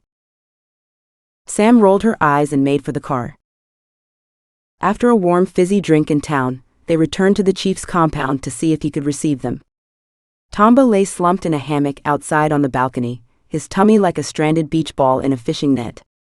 A plump boy whisked flies away with a large fan. "Hi Tamba. We're back. Can you get us in to speak to the boss?" said Fergus. Tamba looked up with a mixture of irritation and concern. "What's so important?" he said. "The chief doesn't like to be disturbed in the afternoon." "I don't think he'll mind this time," said Fergus. "We've come about the terrace." "Ah yes, the terrace. Wait here." With a mammoth effort, he swung his legs out of the hammock, creating enough momentum to take his stomach with them. The child caught his outstretched hand, braced his short legs and pulled him up in one swift movement before he could fall backwards again. "That's a neat trick," said Fergus. "They've done that before," said Sam. Tamba disappeared inside, huffing. Sam kicked over a couple more of the mosquito breeding pots in the yard. Fergus shook his head at her. She spread her hands to question him, but he said nothing. She shuffled her feet in frustration, making scars in the red dust. Moments later, Tamba reappeared and signaled for them to follow him. To her surprise, he showed them into the family sitting room with the fabled comfy chairs. The chief sat in one with a thin child on his knee. "Sam? Come in," he said, ignoring Fergus. They sat opposite him, sinking into the soft cushions that felt as if they belonged to a carnivorous plant that might swallow them at any moment. "How can I help you?" said the chief, depositing the child on the floor where he was swept up by a harassed-looking young woman. "It's a delicate matter," said Fergus. "Isn't it always?" said the chief. "We have a saboteur, sir." The chief blinked. His whole manner changed and he seemed to inflate, his body straightening in the chair. Sam could see the military man inside him, straining to escape his useless body. "What on earth do you mean?" he said, his voice crisp with rage. "Someone doesn't want us exploring the river terrace. They have twice destroyed the grid and last night they knocked out the guard." "Is there any reason they might try to stop us?" said Sam before Sese could answer. "Reason? No, I don't think so. What reason could they have?" "I'm sorry if it's upsetting. It's just that we come back to square one every morning, and I can't make any progress. If we shouldn't be working there, perhaps we could move across the river. There is a nice terrace there too." "Maybe she is right, sir," said Tamba, "that terrace is bad luck." "Don't contradict me. I'm the paramount chief. No one decides what happens in my territory except me. Do you understand?" He quivered with indignation, and Tamba lowered his head as if to avoid imaginary blows. "Yes, sir, I do. I'm sure Mr. Fergus and Miss Sam will carry on the good work with your support." He didn't look sure, though. A sullen look had taken residence on his plump face. The chief stood up. "I will make certain this doesn't happen again. You may go back tomorrow. No one will disturb your work. Please leave me now. I am tired." "Thank you, Chief Sese. We're sorry we disturbed you," said Fergus. Shaken by the chief's violent reaction to Tamba's interjection, Sam hung back. Her suspicions about the terrace were confirmed. The chief turned to Sam and, seeing her body language, modulated his tone. "Before you go," he said, "I understand you spoke to my daughter yesterday." "Yes, sir," said Sam. "I would like you to speak to her again. She suffers from a deep sadness and I'm at a loss. She might tell her secret to someone who is not local. I'd be grateful if you could talk to her about it and tell me how it goes." Sam had no intention of telling Chief Sese any of Adana's secrets. "I will, although I'm not sure she would confide in me. I'll tell you anything important," she said, crossing her fingers behind her back. "Thank you, my dear. I knew I could count on you." "What was that about?" said Fergus at dinner. "What was what about?" said Sam, blushing. She couldn't lie to save her life. "Don't act all innocent and rosy-cheeked with me, Missy. I'm not stupid, and there is something you aren't telling. Am I right or am I right?" I've no idea what you're talking about. We discussed girl stuff, women's problems. Fergus blanched. Sam guessed right. He wouldn't pursue that topic. You need to tell me if you talk about anything else. It could be important. Pass me the rice, please. They ate in silence. Fatty Mata had cooked a goat curry which had so much chili in it that Sam struggled to eat. Fergus wolfed it down with great gusto, but when he sat back after cleaning his plate he was sweating. "Hot ha," said Sam. "I thought you were macho." Fergus stared at her as if surprised to find her there. His eyes were unfocused and he got unsteadily to his feet. "Fergus? Are you all right?" "I don't feel so good." He swayed. Sam jumped up and ran around the table in time to steady him. "Okay," she said. "Let's get you to bed." He leant on her, and she staggered under his bulk as she tried to get him down the passageway. Opening the door with her left hand, she maneuvered him into the room and left him leaning against the wall. She pulled back the sheets and grabbed him again as he slid down it. "Come on, you can make it." Fergus fell flat on his back in the bed, moaning with fever. Sam noticed his hand. It was red and puffy, with a scarlet line of inflammation etched across the back. So the viper's teeth had been dirty? Fergus flapped out his arm and wrapped it around Sam's waist. "Are you coming to bed?" he said. "No, not right now." "That's a shame. You have nice boobies." Sam giggled to herself. "Thanks," she said, "now go to sleep." There were no puncture wounds and a scratch wasn't dangerous. His forehead felt clammy, but he didn't appear to have a high fever, and he must be lucid if he could focus on her breasts. She pulled off his shoes, debating taking off his trousers, but as she reached for the belt, she realized she wasn't that brave. Once she had covered him in a sheet, she went to look for Fatty Mata to minister to him, but she had vanished. The wound needed cleaning before she let him sleep it off, so she got the first aid box from the kitchen. She returned to Fergus's bedroom to find him asleep, snoring between the sheets. After wiping the graze clean, she sprayed it with antiseptic and covered it with a plaster so he couldn't scratch it. Then, closing the door carefully so as not to wake him, she crept down the passage to her bedroom and entered. She did not see Fatty Mata watching her from the entrance hall, her face dark with rage. Chapter 17. The next morning, Fergus was already eating breakfast with his normal gusto when Sam came to the table. "Morning. You feeling better?" she said. "Better? Then what?" "I don't remember what happened, to be honest." "You got viper venom in that scratch." "Ah, the Band-Aid. I wondered where that came from." "Fatty Mata? Can you bring us more toast, please?" A crashing sound emanated from the kitchen like pots being slammed down or oven doors being shut with force. Fergus shrugged. Fatimata's tantrums were common. "Are we okay to start again this morning?" "Tamba didn't seem very enthusiastic yesterday." "I can't help feeling he may be involved somehow," said Sam. "Tamba? Why would he help us with one hand only to sabotage us with the other?" "I've no idea. It's just a feeling. And I've a feeling I need more toast. Where is Fatty Mata?" The kitchen door opened, and she burst into the room carrying a plate loaded with toast, which she dropped onto the table before sailing out again like a recalcitrant tanker. The toast was carbonized. Fergus picked up a piece and examined it. "I like my toast well done, but this is ridiculous," he said. "What did you do?" said Sam. "Who knows? The woman is a complete mystery." They finished breakfast in silence. Before they set out for the terrace, Sam visited Dembo the parrot and gave him a cashew. "Sam's the boss," she said, holding a cashew just out of reach of the sharp beak. "Sam's the boss." The parrot twisted its head to one side as if listening. "Sam's the boss," she repeated, waving the cashew. "Where are you, goddammit?" "We're leaving." Fergus' voice. Exasperated.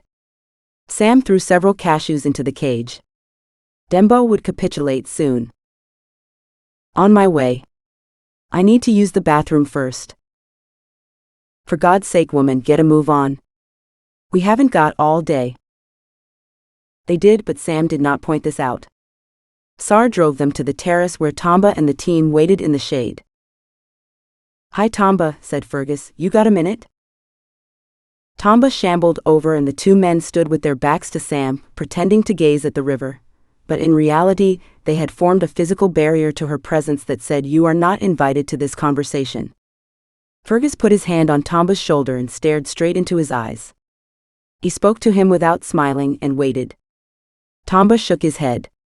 Seemingly convinced by what he read there, Fergus let go and returned to the car. Everything all right? Said Sam. Perfect, said Fergus and jumped into the car beside Sar. He stuck his arm out of the window and grabbed onto the roof. The muscles in his forearm and bicep flexed as the car bounced its way back to the road. He glanced back at her and flashed her a big smile with teeth that looked like they would eat her at one sitting. A lion personified. Sam could not pretend to be totally immune to his brand of charm. Annoying and bossy, he was as handsome as a film star on safari. What a pity he knew it. She wished that Ned would hurry and come back from Njahili. She coped better with them both there. Fergus always lost compared to Ned. She sighed and put her hair in a bun before stuffing it under her floppy hat. Okay then. Let's try again, said Sam. Tamba seemed subdued, but he got to work organizing everyone. Sam sat in Adana's chair to watch proceedings from the shade. She emerged to make notes and take photographs. She took handfuls of pebbles to measure and identify. The warm stones lulled her into a state of relaxation, and she had nodded off in the humid warmth of the morning when there was a rustle in the trees. She spun around in a panic, imagining a ferocious animal stalking her. Too many Tarzan movies. Adana appeared in the shadows, carrying a parcel wrapped in palm leaves. A peace offering, she said, giving it to Sam. Gosh, thanks. What is it? Lunch. Do you want to eat together? Isn't it early for lunch? I'm always hungry. Me too. Rice, fried plantains, chewy chicken and spicy tomato sauce, all eaten with fingers, licked clean with tongues vibrant with chili. Sam wiped her mouth with the back of her hand and patted her stomach. That tasted delicious, thank you. I'm glad you liked it. I can't cook many recipes. My father has people who prepare his food, and they don't like me interfering in the kitchen. Didn't your mother teach you to cook? Mine forced us to learn the basics before we left home. Sam didn't add, so we might find a nice husband. Ned had already told her that Adana's mother had died in childbirth, so she was acting dumb to see if she could find out more about the Ice Princess. My mother, said Adana. No, she died giving birth to me. I'm sorry. Nobody told me. Sam blushed at her bad lie. Oh, now I've embarrassed you. You shouldn't worry. My father's done a good job on his own. But he never married again. His heart broke when she died, and he's never recovered. Didn't the elders oblige him to produce a male heir for the chiefdom? Why do you think that? We're not savages. I'm the heir, or at least the first in line. They may choose someone else if there is a better candidate. I apologize.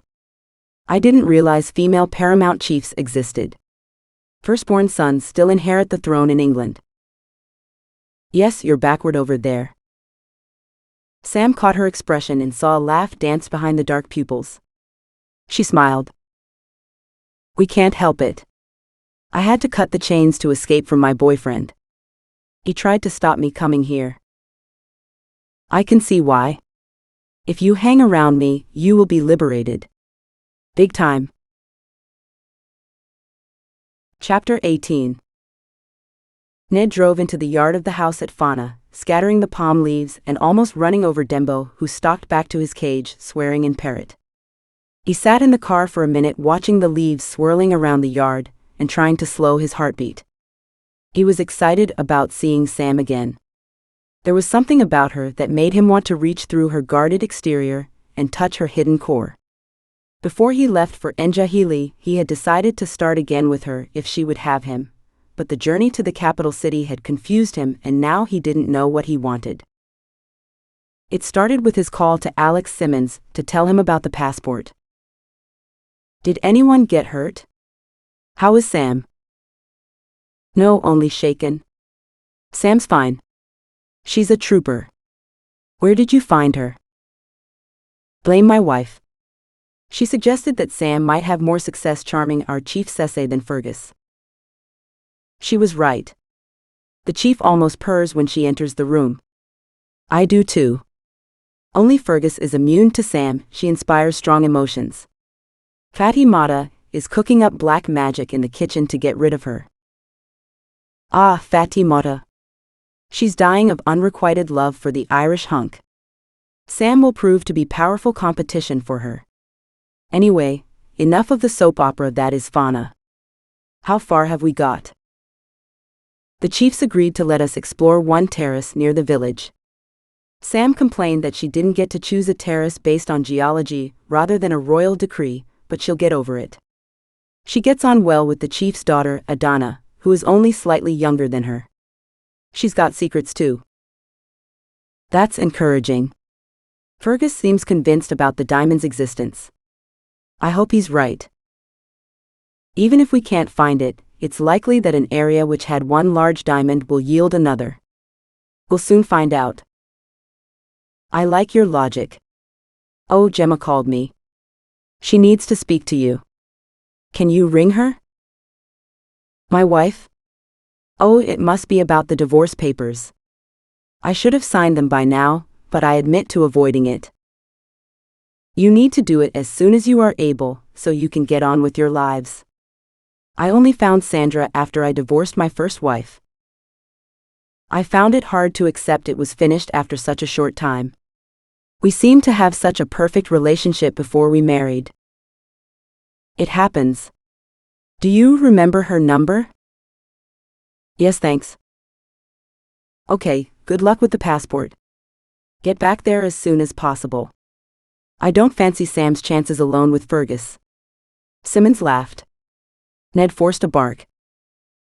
Sam can look after herself. We'll call soon from there with news. I'll visit before too long. See you in Fona. Bye then. Call Gemma. Alex liked to give advice. The divorce from his first wife had been a success due to the mutual loathing they both endured. Neither of them could wait to get away and start again. It was different for Ned. He still loved Gemma, even though she had chosen someone else. The initial hurt and confusion had dissipated, but he still hoped it might be a mistake. Meeting Sam had made things worse though. Now he doubted his original feelings for Gemma. Did their student romance just peter out? Was Sam just light relief? He felt a connection with her that night in the bar, but what if it was drink and coincidence? He rang Gemma. Hello? Hi, Gemma. It's me, Ned. Alex told me you wanted to talk. Ned, how are you? I was expecting to hear from you. Sorry about the divorce papers. I promised to sign them the next time I'm in Britain. Oh, I didn't mean about that, although it's something I wanted to discuss. What's the problem? Hadn't we agreed to go 50-50 on everything? We had. That's not it. It's just what? Are you sure you want to go ahead with the divorce? Me? You did this. You didn't give me a choice. It's not me who went shopping for something better. Don't be angry. I'm the one in the wrong. You spent a long time away though. I got lonely. Lonely? What about me? You had plenty to do. It's different. I don't believe it is. You chose someone else. How am I meant to accept that? There was a silence. He heard birds in her garden, and he imagined the wild roses in the hedgerows, the smell of honeysuckle in the evening. The perfect home for the perfect couple. What a cliché. I'm not seeing him anymore. Now it was his turn to be speechless. Was it a trap? Was he on candid camera? What happened? He couldn't risk a longer sentence in case his voice quavered. He went back to his wife. She blackmailed him with the children. Should he say sorry? Because he wasn't.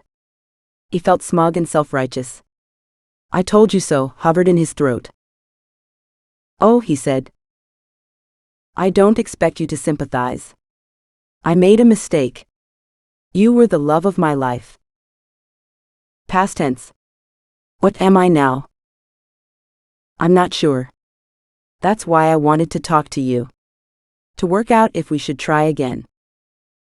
Ned didn't remember saying anything else. He mumbled something to give himself an excuse to put down the phone. How did he treat this offer? He had longed for her to say this, dreamt about it for months, even though he assumed it was hopeless. And now, out of the blue, it happened. It seemed like redemption. What about Sam, though? A knock on the car window startled him out of his reverie. Mr. Ned? Are you all right? Fatimata loomed across the sun like an eclipse. Yes, thank you. You should come indoors. It will rain soon. Ned peered through the smeared massacre of insects on the windscreen of the Toyota, and saw only a blue sky that stood out like a color on a paint chart. There was no point arguing with Fatimata, who considered herself to be an authority on the local weather, but his stubborn side won.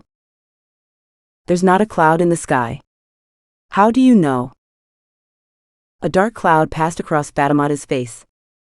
She didn't like to be contradicted. I know a lot of things.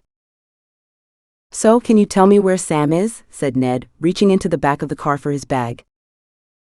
That woman is digging the terrace with Tamba. I wish you wouldn't call her that. Her name is Miss Harris and she is our guest. You should treat her with respect. Like Mr. Fergus does? Ned considered his answer. He sensed an ambush, but he shouldn't let her get away with this attitude. Yes, just like that. So, are you going to invite her to your room tonight? What are you talking about? How dare you speak to me like that? Fatimata gave him a smug glance. You told me to treat her like Fergus does. She came out of his room one evening. You should be aware who you are dealing with. That woman is a whore and mine is a Christian household. Ned examined her face, trying to discern if she had lied, but he only read a look of triumph. He had walked right into that one. I'm not discussing this with you, he said. Make me some tea, please, the drive has tired me out. Fatimata glided off into the house, her prodigious backside disappearing after the rest of her, leaving Ned winded and shocked. Chapter 19. Mr. Ned is back, said Sar as they pulled into the compound and stopped beside the Toyota.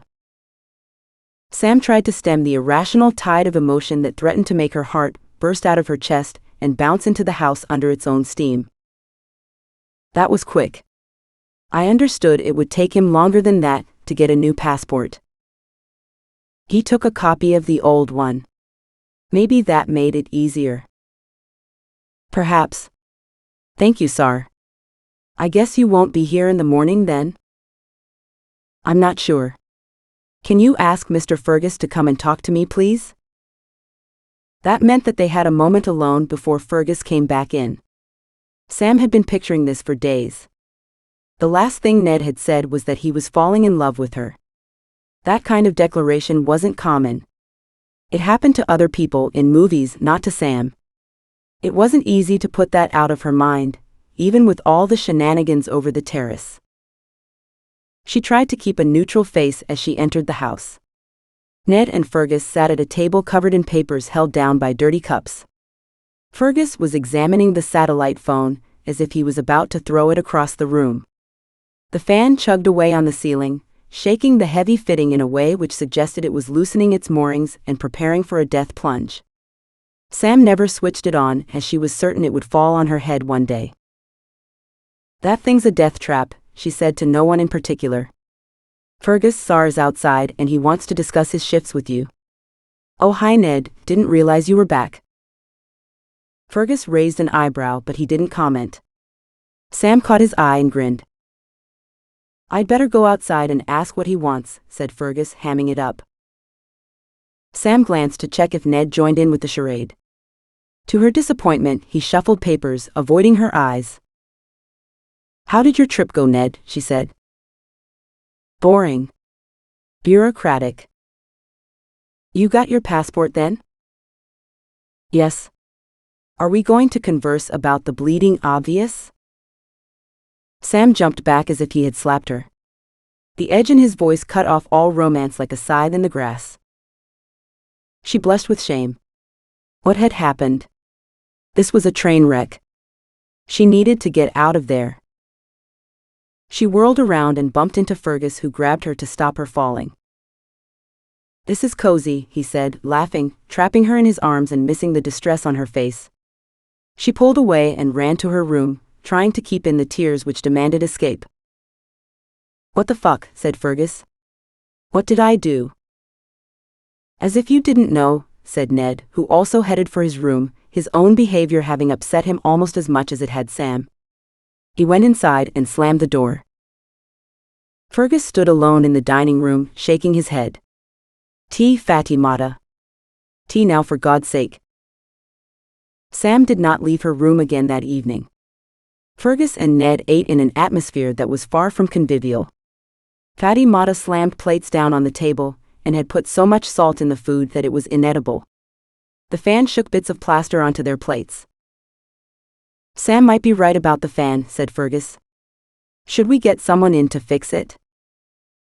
"Why don't you ask her?" "I'm asking you. What on earth happened in Njahili? It must be bad because I've never seen you like this before." "It's not about Njahili. Don't act innocent with me. How could you do it? I realize I'm your employee, but I imagined we were friends too, since we've known each other 30 years. Ned, I still don't understand what you're talking about. Did you fight with your wife? I can't believe you're trying to blame Gemma. Did you sleep with her too?" "Steady on there. There's no need for that," said Fergus, perplexed. "There is." Ned stood up, white in the face. "You had no right. Stand up." "Jesus, what the hell's going on? Are you going to hit me?" "You deserve it. Why did you take her from me? Did you even try to resist it? Hasn't your family humiliated us enough yet?" "Who? Your wife? What are you talking about?" His bewildered expression stopped Ned in his tracks. "Don't deny it. Fatimata told me." "She told you what? Are you crazy?" "She noticed Sam coming out of your room one night." The light dawned. Fergus put his hand on Ned's arm and spoke softly. "Neddy, listen to me. There's a good reason for it." Ned whipped his arm away as if scalded. "Oh, I bet there is. What was she doing in there?" "I got bitten by an adder and fainted at dinner. She dragged me to my room and cleaned the wound. Look." He proffered his hand, which shone pink and inflamed at the edge of the graze. "I didn't even sense her in my room, but Fatimata must have seen her coming out after she was finished and drawn her own conclusions. That woman is a vicious gossip machine." "A snake bite? Do you swear?" "Come on, Neddy, do you imagine I'd touch your precious Sam? She wouldn't even put the shorts on for me." He ducked just in time. Later that evening, Ned advanced down the passageway and stood outside Sam's door. He whispered her name, but she didn't answer.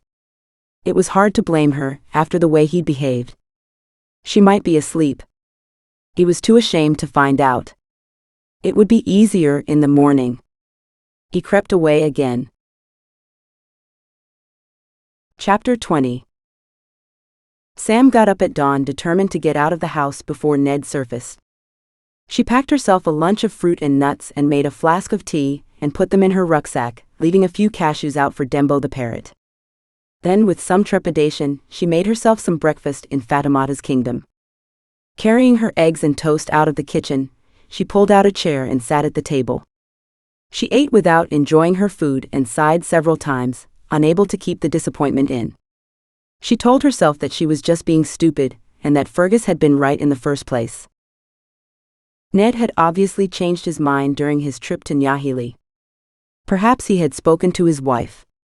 Whatever the reason, she was not in the mood to see him and experience the quiet humiliation of the rejected under the scathing gaze of Fergus.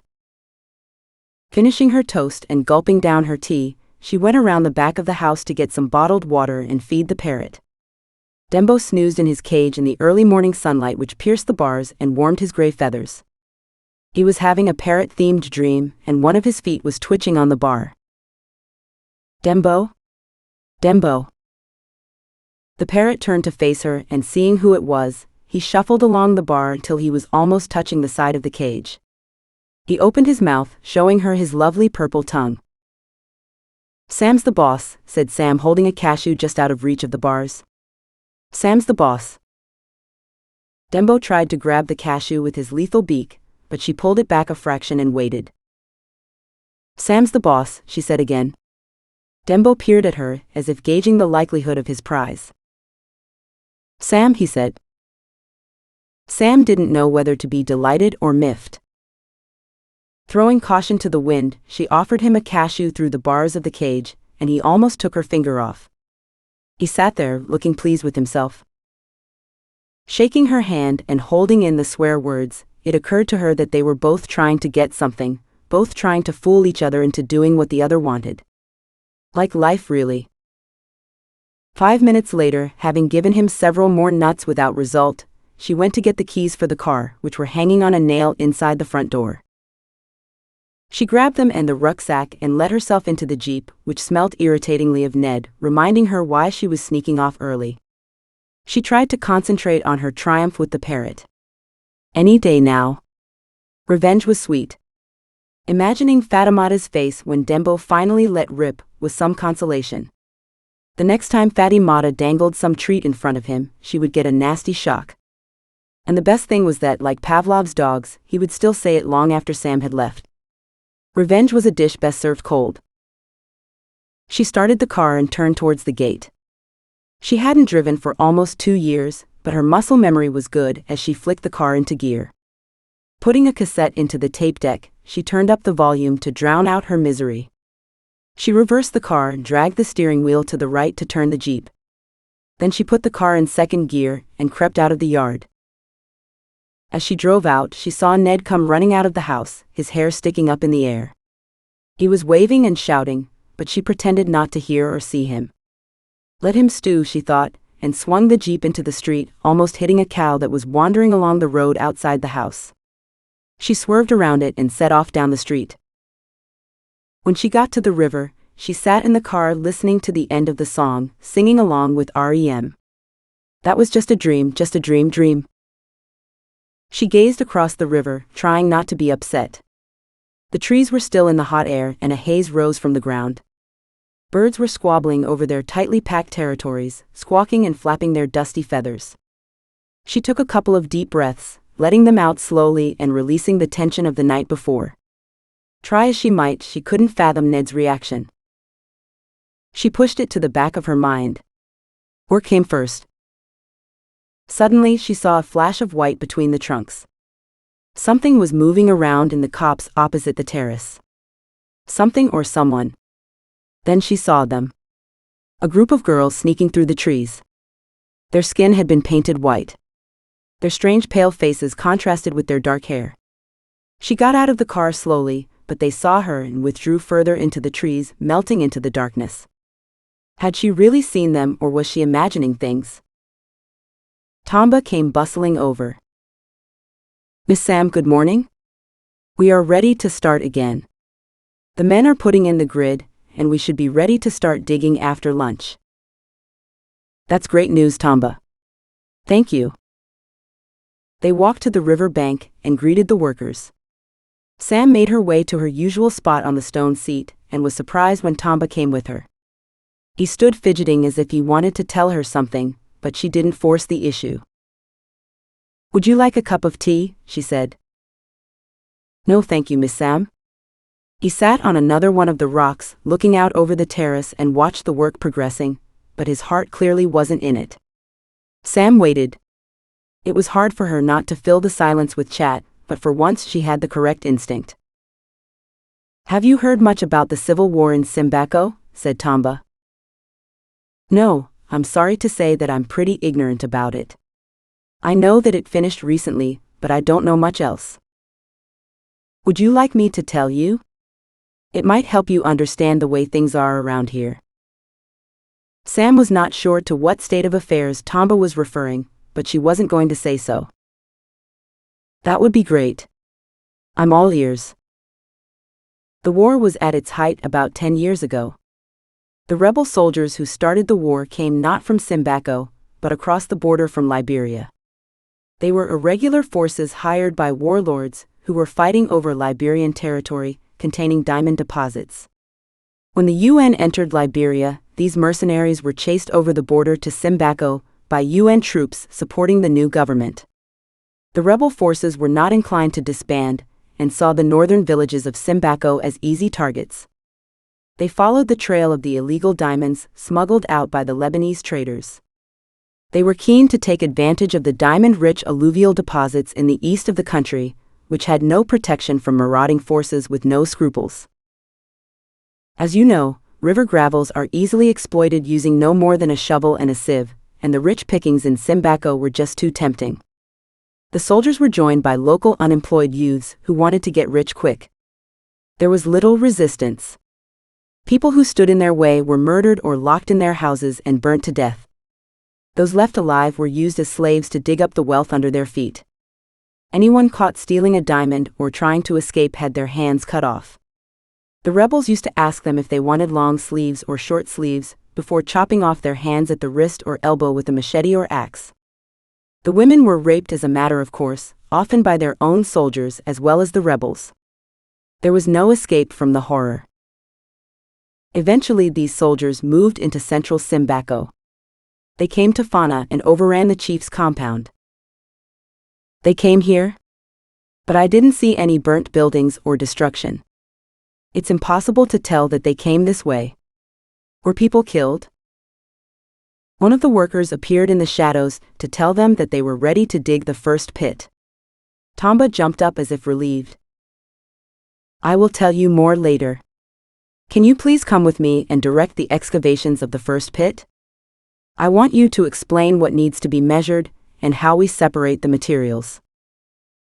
Saved by the bell. Sam frowned. "I'll be out in just a minute." Intensely frustrated, she took a couple of deep breaths before following him to the edge of the trees. She wanted to find out more about the raid on Fona, but she wasn't sure if Tamba would tell her the truth. And as if on cue, she saw the painted girls again. They were on the other bank, gesticulating at her. She stood up and they all faded into the blackness again. Standing very still, she waited. One of the girls peeped around a tree and smiled at her, beckoning to her using a white hand with a black palm. Sam smiled back and shook her head. Some of the other girls joined in, making her giggle. The white paint made them look like dappled tree trunks undulating in the wind. Suddenly they all disappeared. Tamba emerged at the edge of the glade, his round silhouette sharp against the light. "Are you ready? I need your help." "Of course." She peered into the trees, but the girls had gone. "Did you see them?" she said. "See who?" said Tamba. "There is no one over there." But there were some girls in the trees who had been painted white. At least I think that's what I saw. The Sowe are performing their initiation into womanhood. Who are the Sowe? I think you would call them wise women. But why are they in the forest? It is a sacred place. The Bondo is hidden from the eyes of men. We are forbidden to enter or look into it. The Bondo? What is that? I can't tell you. You must ask a Sowe. But why? Don't ask me again. I may not speak of it. But I don't know a Sowe. You live with one. Ask Auntie Fatu to tell you about the Bondo. She knows everything about it. Sam could not imagine that Fatty Mata would be very forthcoming after recent events. She was not exactly on speaking terms with the living battle cruiser. Can I ask Adana? Tamba laughed. A nasty sound that caught in the back of his throat. You may ask her, but she can't tell you about it. She's not been to the Bondo. She is unclean. This description shocked Sam, who felt completely out of her depth. What did he mean by unclean? It felt like a betrayal to ask Tamba about Adana. For some reason he seemed to despise her, and Sam was not prepared to feed his wrath by asking him why. I will ask Fatty Mata. Let's go and see this gravel then. Tamba shrugged and headed for the terrace. Sam followed him into the sunlight. Chapter 21. There was no escape once Tamba and the men had gone. Try as she might to drag it out, she had to go home and face the music. She hated conflict of any sort and would normally have done anything to avoid it, but this was different. Work was work, and she had to be professional. Nevertheless, she stopped on the way home for a warm 7-Up, hoping to delay the inevitable scene. She pulled the car off the road and got out, jumping over the puddles on the mud road onto the wooden boardwalk. She pushed through the swinging half doors into the local grocer's shop wearing her metaphorical cowboy hat. She should have tied the car to a hitching post. Then she saw Ned sitting on a stool at the counter with his back to her. She patted her sides automatically, as if looking for a weapon. Wasn't it Doc Holliday who was shot in the back while having a sarsaparilla at the bar? She wanted to leave, but she was too slow. Ned glanced back over his shoulder and his face lit up. Sam, you're here. Thank goodness.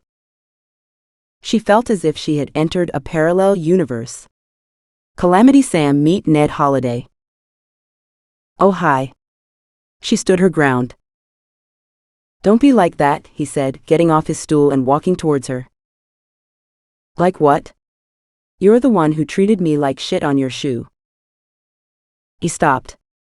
His face fell, he held his hands out helplessly. I did. I know. I'm an idiot. I'm so sorry. I'm pond scum. No, it's worse. I'm the mold on pond scum. Enough about you, said Sam, trying not to laugh. What on earth was that all about last night? What did I do to get that reaction? It wasn't you. Fatu told me you slept in Fergus's room while I was away.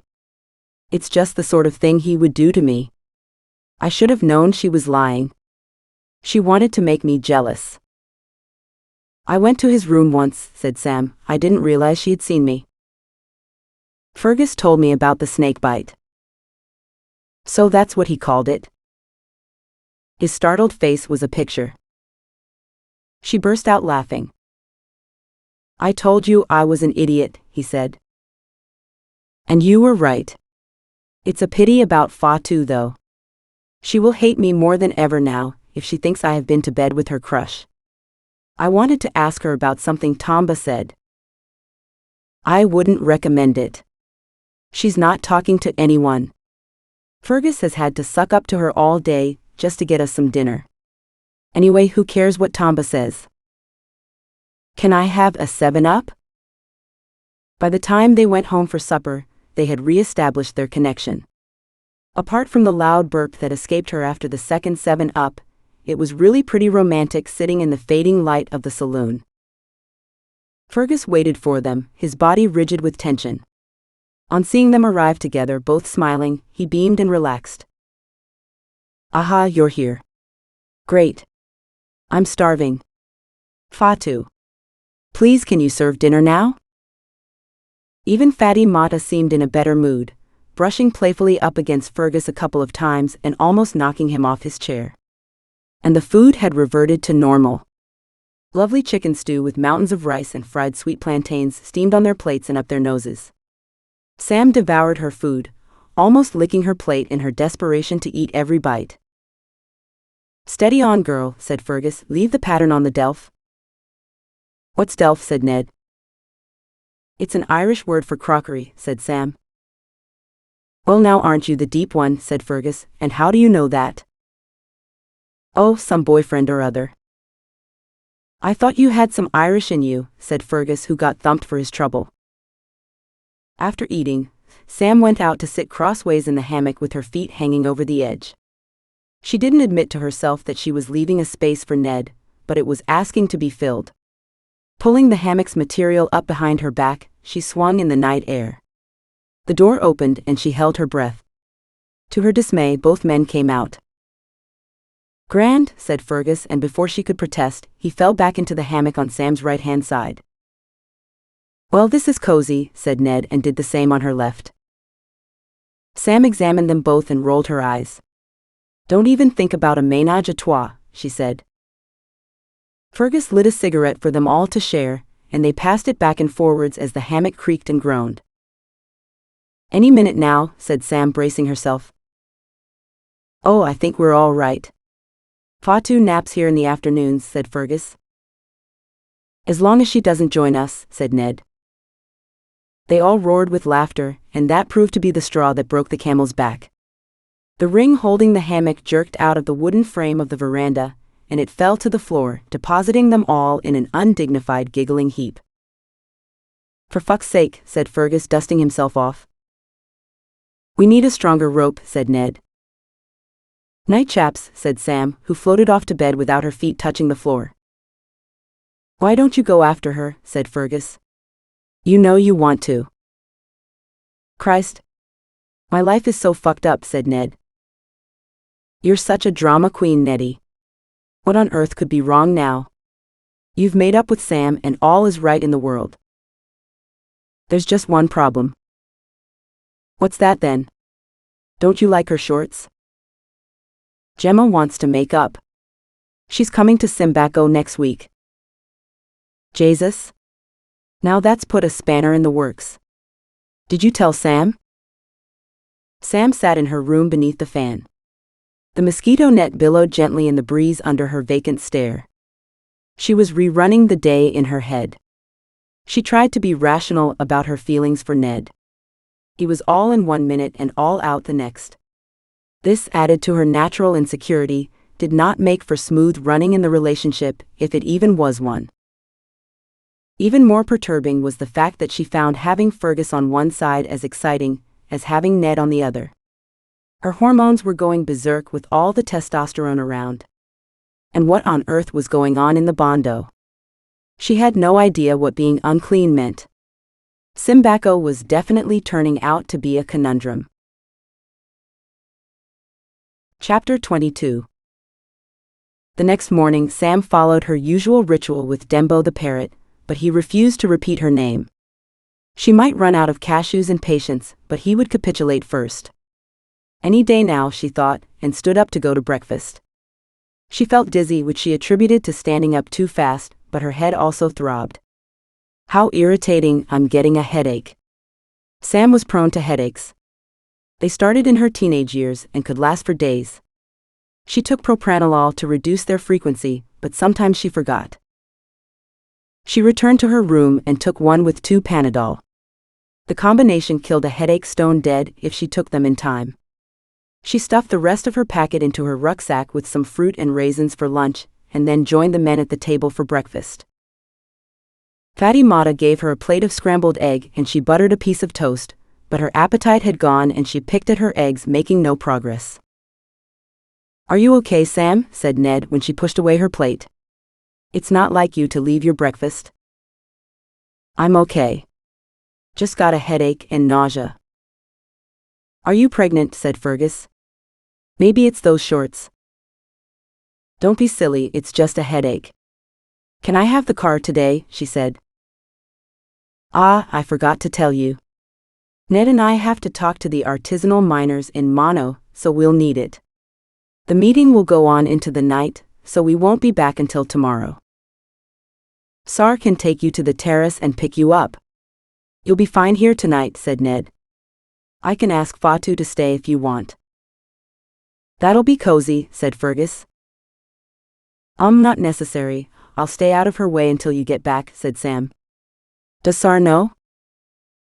Yes, I told him yesterday. He'll be here soon.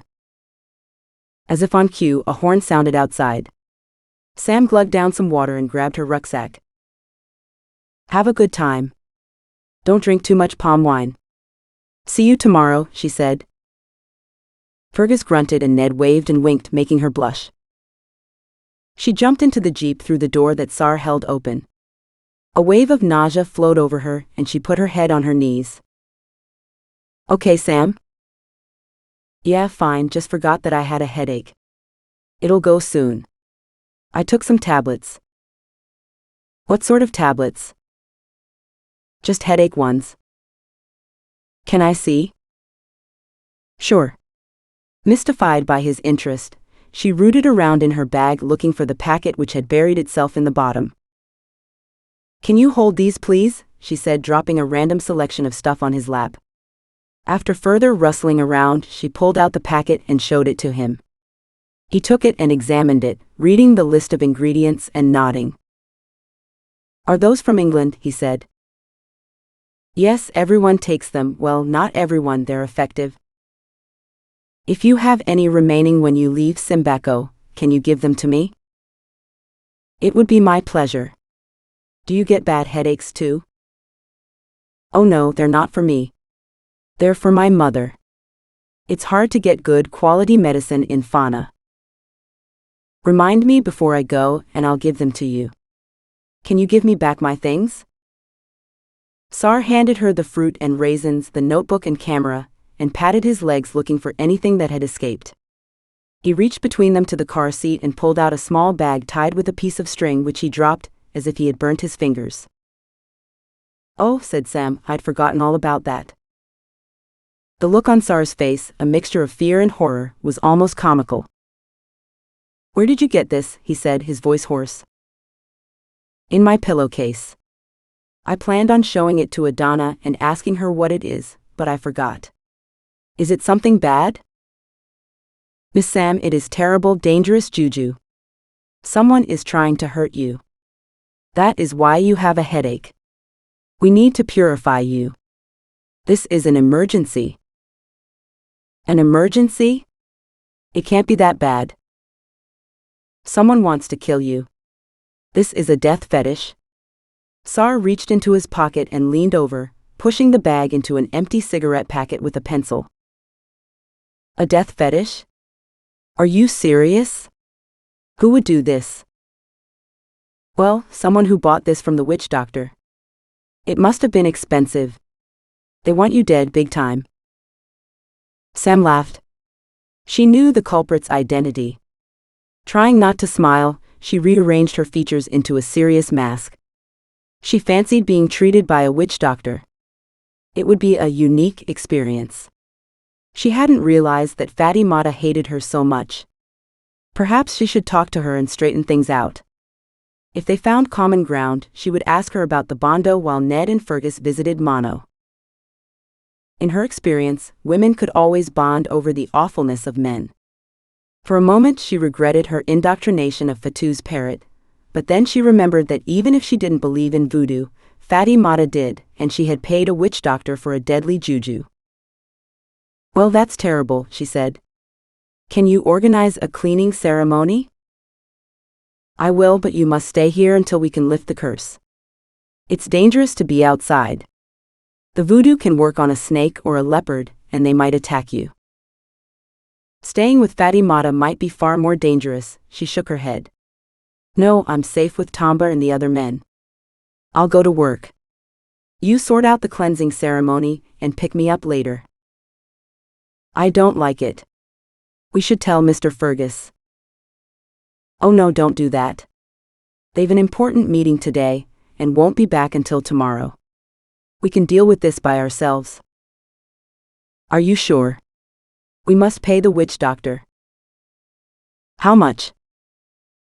About $50. $50? Are you sure? Yes, perhaps more. Okay, you sort it out. Let me have the bag. The bag? No. Listen. If what you say is true, you might get cursed too. Give it to me. Sar looked at her with new respect and handed her the cigarette packet, which she zipped into an empty side pocket of her khaki trousers. You're as brave as a leopard, Miss Sam. Let's go, Tomba will be waiting. Chapter 23. During the day, they excavated the first pit down to bedrock and panned and recorded the results from the gravel, finding no diamonds, but plenty of bright red garnets and green chromite grains in the bottom of the pans. This indicated their origin from kimberlite, the rock which transports diamonds from Earth's mantle. Sam wrote careful notes of the procedures they followed, and placed the contents of the concentrate resulting from each cubic meter of gravel into small plastic bags, which she knotted and placed in her rucksack. Tomba watched her and asked questions about the notes she took, as if resigned to his fate and accepting that he was stuck with her. She tried to be gracious despite the thudding in her head. The heat did not help matters. Sweat poured off her in rivers, and no matter how much she drank, her thirst did not diminish. She mixed some dehydration salts into the liquid and stayed in the shade all day so she didn't suffer from sunstroke. One man, observing her distress, stuck 4 thin posts into the ground and made a shelter with palm leaves. She sat on a log and waited for them to bring her the samples. Tomba asked her if the men could leave early because they had a festival in the village. He suggested that she sit in the shade on the rock chair and wait for Sar. It was a relief to stop work, and she retired to the relative cool of the glade. The warm rock comforted her, and her eyelids grew heavy. Soon she slept, tossing and turning with fever in the late afternoon. The next thing she knew, twilight was approaching. But where was Sar? She stood up, soaked with sweat, and stumbled to the river. It looked very inviting, and she needed to cool down.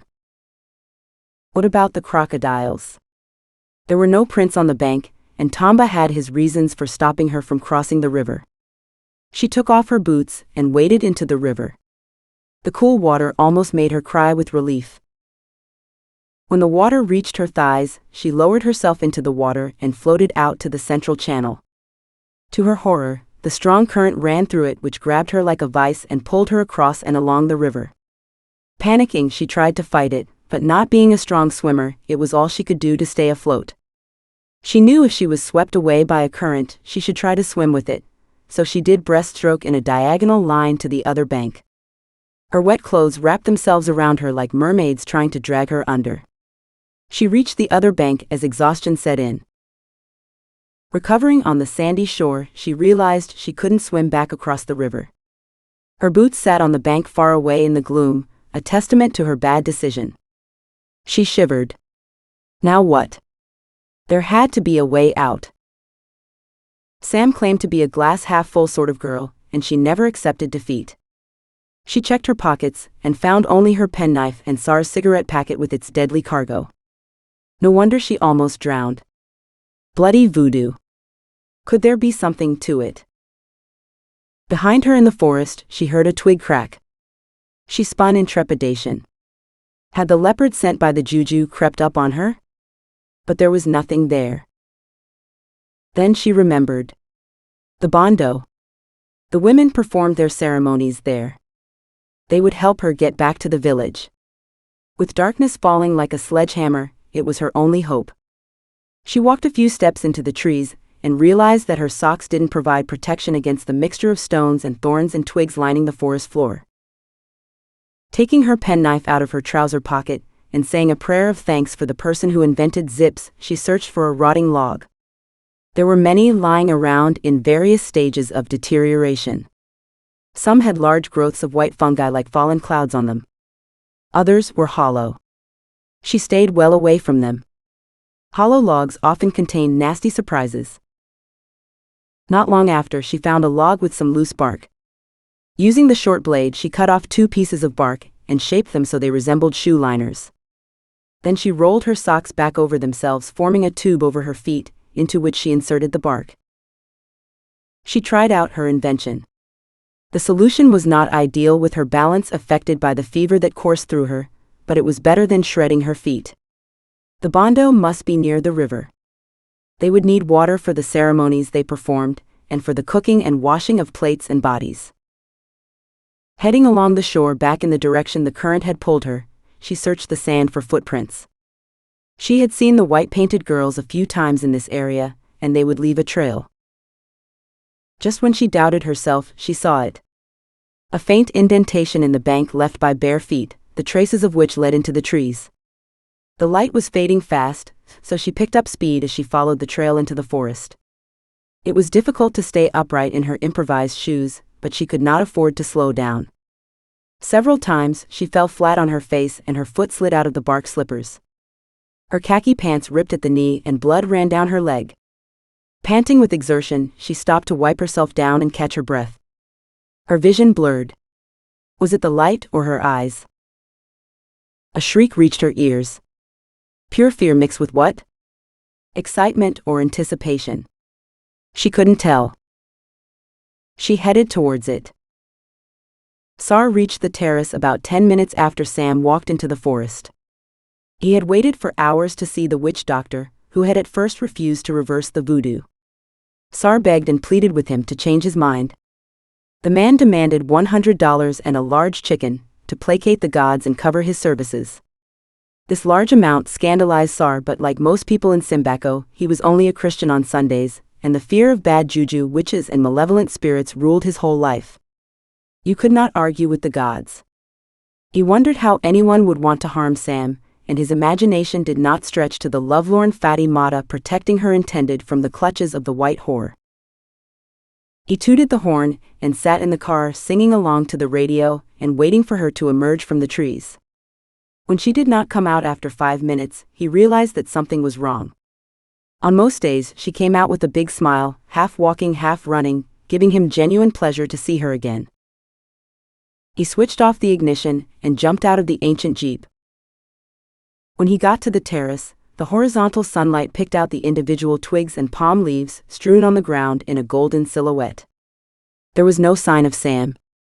He searched the glade and found her rucksack beside the rock armchair, and this gave him momentary hope. He called her name, but only birds replied. Coming back out onto the flat terrace, he walked to the pit they had dug during the day, his heart in his mouth in case she had fallen in and broken her neck in the gloom. There was no sign of her, just tools stored under a tarpaulin. Then he saw them, a pair of walking boots sitting on the bank above the river. Running towards them, he shouted for her again. Sam, where are you? The boots sat alone with no clues as to the whereabouts of their owner. He couldn't see any other clothes, but her footprints led into the river. His heart was in his throat. He knew all about the currents in the central channel, which had swept unwary children to their deaths in the past. Could Miss Sam have drowned? Was it the voodoo? Perhaps a wild animal had taken her. She had insisted on taking the juju with her, and he cursed himself for his cowardice in not keeping it. He screwed up his eyes and gazed at the opposite shore. The last vestiges of the sunlight crept through the trees, and a golden shaft showed up some footprints in relief on the sand. They must be hers. There was hope at least. She had survived, but where was she? Why had she crossed the river? He could not follow her. The Sowe had filled the bondo with young women, and men could not approach it, no matter what disaster had befallen. He felt frantic, but he knew what to do. He grabbed Sam's boots and her other belongings and set off for the car. Running at top speed through the trees in the half-light, he reached the Jeep and wrenched open the door. Chapter 24. The Jeep screeched to a halt outside the chief's house, just as the servants closed the wooden shutters to keep out the insects. Sar ran up the stairs and banged on the door. A flustered Tamba came to see who had arrived, walking jerkily to the door and fumbling with the catch. For God's sake, man. How dare you disturb the chief so late? Can't it wait until the morning? It's Sam. Miss Sam. She's crossed the river into the forest and disappeared. What? Disappeared? Why didn't you pick her up? I had to wait at the witch doctor's house because of the juju. What juju? Explain yourself, man. I must speak to the chief. It's urgent. She may die. Adana appeared behind Tamba, a concerned expression on her face. Did you say Sam was missing? What's going on? Madam, please help me. Sar put his hands over his face, his shoulders heaving and tears dropping on the floor. Adana's eye widened with empathy. She put a gentle arm around his shoulders and led Sar into the house and through into the sitting room where her father sat holding a large glass of palm wine. Sar strangled a sob and stood waiting to be greeted. Sar, you are welcome, said Chief Sese, regarding the sobbing youth with his head hanging low between the shoulders.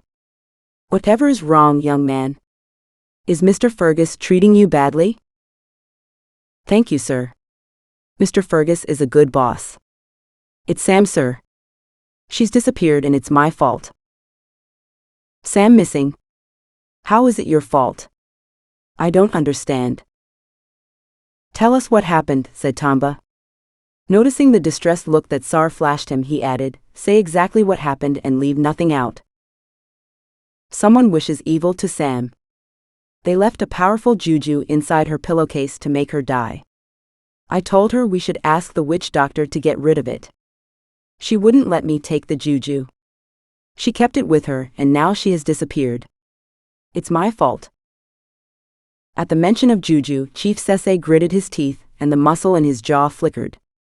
Tamba, aware of the British-educated soldier's low opinion of all things voodoo, tried to steer the conversation away from the subject. But where is she now? I saw footprints going into the forest near the Bondo. She swam across the river. She had a bad headache this morning caused by the juju. She could die in there. The Bondo? We can't get her back if she's gone in there. Only women may enter. Adana, can you go? Said Chief Sese. Father, how can you ask me that? She can't enter the forest because she is unclean, sir, said Tamba. We need someone else. Can no one free me from this superstitious nonsense? What about Fati Mata? She used to be a Sowe until the rebels came, said Sese. If you are looking for a culprit for the voodoo, I doubt you need to look much further than Fatu. She's jealous of Sam because of Fergus, said Adana. What's Fergus got to do with this? Said the chief, exasperated. Nothing really. He doesn't notice Fatu is dying of love for him, but I suspect that Fatu is trying to get rid of Sam because she wants Fergus for herself, said Adana. Well, in that case, she must help us. If she's responsible for the voodoo, she must rescue Sam. I won't hear any excuses. She won't do it, said Tamba. She is also unclean now because of what happened with the rebels, and she can't enter the forest. They may kill her. The chief rose to his feet in fury. I don't care how bloody unclean she is. She must rescue Sam. And that's an order. Tamba flinched. Caught between loyalty to his chief and the fear of breaking all the taboos surrounding the Bondo, he vacillated, but not for long. Superstition ruled his life, but the paramount chief could not be crossed. I'll talk to her, he said. Sar, take Tamba to the compound, and tell Fergus to help you with Fati Mata. Sar, who had been mute, lifted his head. Mr. Fergus and Mr. Ned aren't here. They left for Mono to speak to the artisanal miners. When will they be back? Tomorrow, sir. Okay, we must do it without them. Take Tamba and go now. Tamba, report back to me if she refuses. We can't do anything tonight anyway, as it's too late and it would be dangerous to go into the forest now. There may be leopards hunting in the dark. Auntie Fatu is a stubborn woman, said Adana. I wish you luck. The Bondo floated in the forest, surrounded by a rim of light created by dozens of candles merging into one. It resembled a spaceship hovering in the gloom. It was much larger than Sam had imagined, and the cracks in the walls between the dried-out planks spoke of its age. Light and noise leaked out of these cracks like water out of an old gourd. Loud cackling laughter escaped from the Bondo too. It sounded as if a coven of witches were partying inside. She staggered and fell as she reached the hut. The door was bolted, but something stopped her from knocking. She sat on a bench under a window, trying to make sense of the sounds coming from within. She shivered and sweated at the same time. A shriek came from inside. Unable to resist, she knelt on the bench and peered through one of the wider cracks in the wood. The painted girls sat opposite her on a long bench. They were naked, except for the white paint covering their bodies and faces. They were enveloped in a cloak of terror which made Sam feel ill. In the middle of the room stood a table with an old woman at each corner. The women had dressed in traditional robes. They sang in Creole, their voices rich and harmonious. An older woman took charge, calling a small girl forward. The child whimpered in fear, but instead of comforting her, the adults laughed and made comments and poked her with their fingers. Nervous laughter floated from the bench. One girl banged on a leather drum with a large, well-worn stick, and the other girls clapped and stamped in time with the drum. As the noise reached a crescendo, the Sowe lifted the girl onto the table. The women took the child by the hands and feet, and bore down on her limbs so she could not move. She wept with fear. The drumming made Sam feel dizzy. She couldn't focus her eyes. Was she hallucinating? She rubbed her eyes and pressed her forehead to the cracked plank. The woman in charge of the ceremony reached into a hidden pocket and took out a box cutter, its blade catching the light as she raised it high in the air. All the other women cheered. The girl on the table screamed, her voice becoming ever higher and higher pitched as her terror increased. The woman turned her back to Sam and thrust her hands between the girl's legs. A scream emitted by the child was so piercing Sam's eardrums almost split. On and on she screamed while all the women laughed and sang. The sound pervaded Sam's fevered body and scarred her forever. Nothing she ever did could rid her of that memory, although it would become less prominent in time. She would keep it hidden as something she couldn't bear to remember, but could never forget. She did not see the wound being sealed with thorns, or the child being placed in a back room as she had fallen from the bench in a faint. Chapter 25. Sar drove Tamba to the compound where Fatty Mata worked with Fergus and Ned. The lights blazed on the veranda, illuminating the housekeeper who was lying in the hammock which now almost touched the floor. "Come on then," said Tamba, getting out of the jeep. "No. I won't go near that woman. She's evil. I don't want the bad juju to get me too." "Don't be silly, that's not how it works." "I don't care. I won't go in." Tamba shook his head in resignation. Then he walked to the house, climbed the stairs to the porch, and addressed the colossus in the hammock. "Good evening, Auntie Fatu. How are you?" "Tamba? What a surprise." She pulled herself up and out of the hammock with surprising agility by using the porch fence. Proffering her hand, she bowed her head so that her forehead touched his. "You are welcome to this house, unlike some people," she said, looking around. "Where is Sam? Did she not come home with Sar?" "She's late. The dinner has dried out." "Sam's missing, perhaps she is dead." Fatty Mata struggled to contain her emotions. She had never expected the juju to work so fast. In reality, she had not been expecting anything. Voodoo coursed through her blood, but she had only gone to the witch doctor for comfort. She had seen death up close, and you didn't kill people with bags of salt and chicken blood. "But she worked at the terrace today. Didn't you see her?" "Yes, but we left her waiting for Sar, and when he got there she had gone." "Gone where?" "It seems as if she crossed the river to the forest where the Bondo is." "Why did she do that?" "I don't know. She was sweating and had a bad headache today. Maybe she got in the river to cool down." "Sounds like malaria." "Whatever happened, she got swept across the river. You know what the current is like. She's lucky she didn't drown." "The girls are being cleansed. No one may enter the Bondo. They will send her away." "I doubt it. She has bad juju in her pocket. The Bondo has been defiled by an unclean foreigner. They'll do anything to save it from evil. They will kill her. Where is Sar? Why didn't he come in? He's afraid because he thinks you put a curse on Sam. Did you? Fatimata could not hide her guilt. She stood up shouting. What if I did? She deserves it. That woman tried to steal Mr. Fergus from me. Are you mad? Do you imagine an old woman like you would interest Mr. Fergus? It is not Sam's fault she's young and attractive. Fatu sank back to her chair.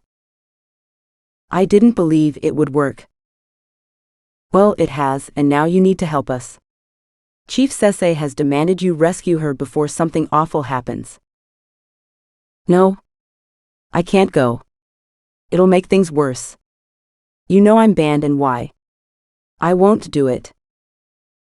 But the chief orders you to go. You don't have a choice. I won't go. You can't make me. Fatimata crossed her arms and turned away from Tamba. He would not persuade her. The chief would have to summon her himself if he wished to force the issue. Please Fatu, that young woman will die if you will not help. Only a Sowe can enter the Bondo. I will not go. Tamba stood up and stumbled down the stairs in the dark yard. Sar saw his face and started the jeep. They drove back to the chief's compound to impart the bad news. Ned and Fergus got to their hotel in Mono just in time to eat dinner. The food was a delicious potato leaf stew with goat on a bed of rice.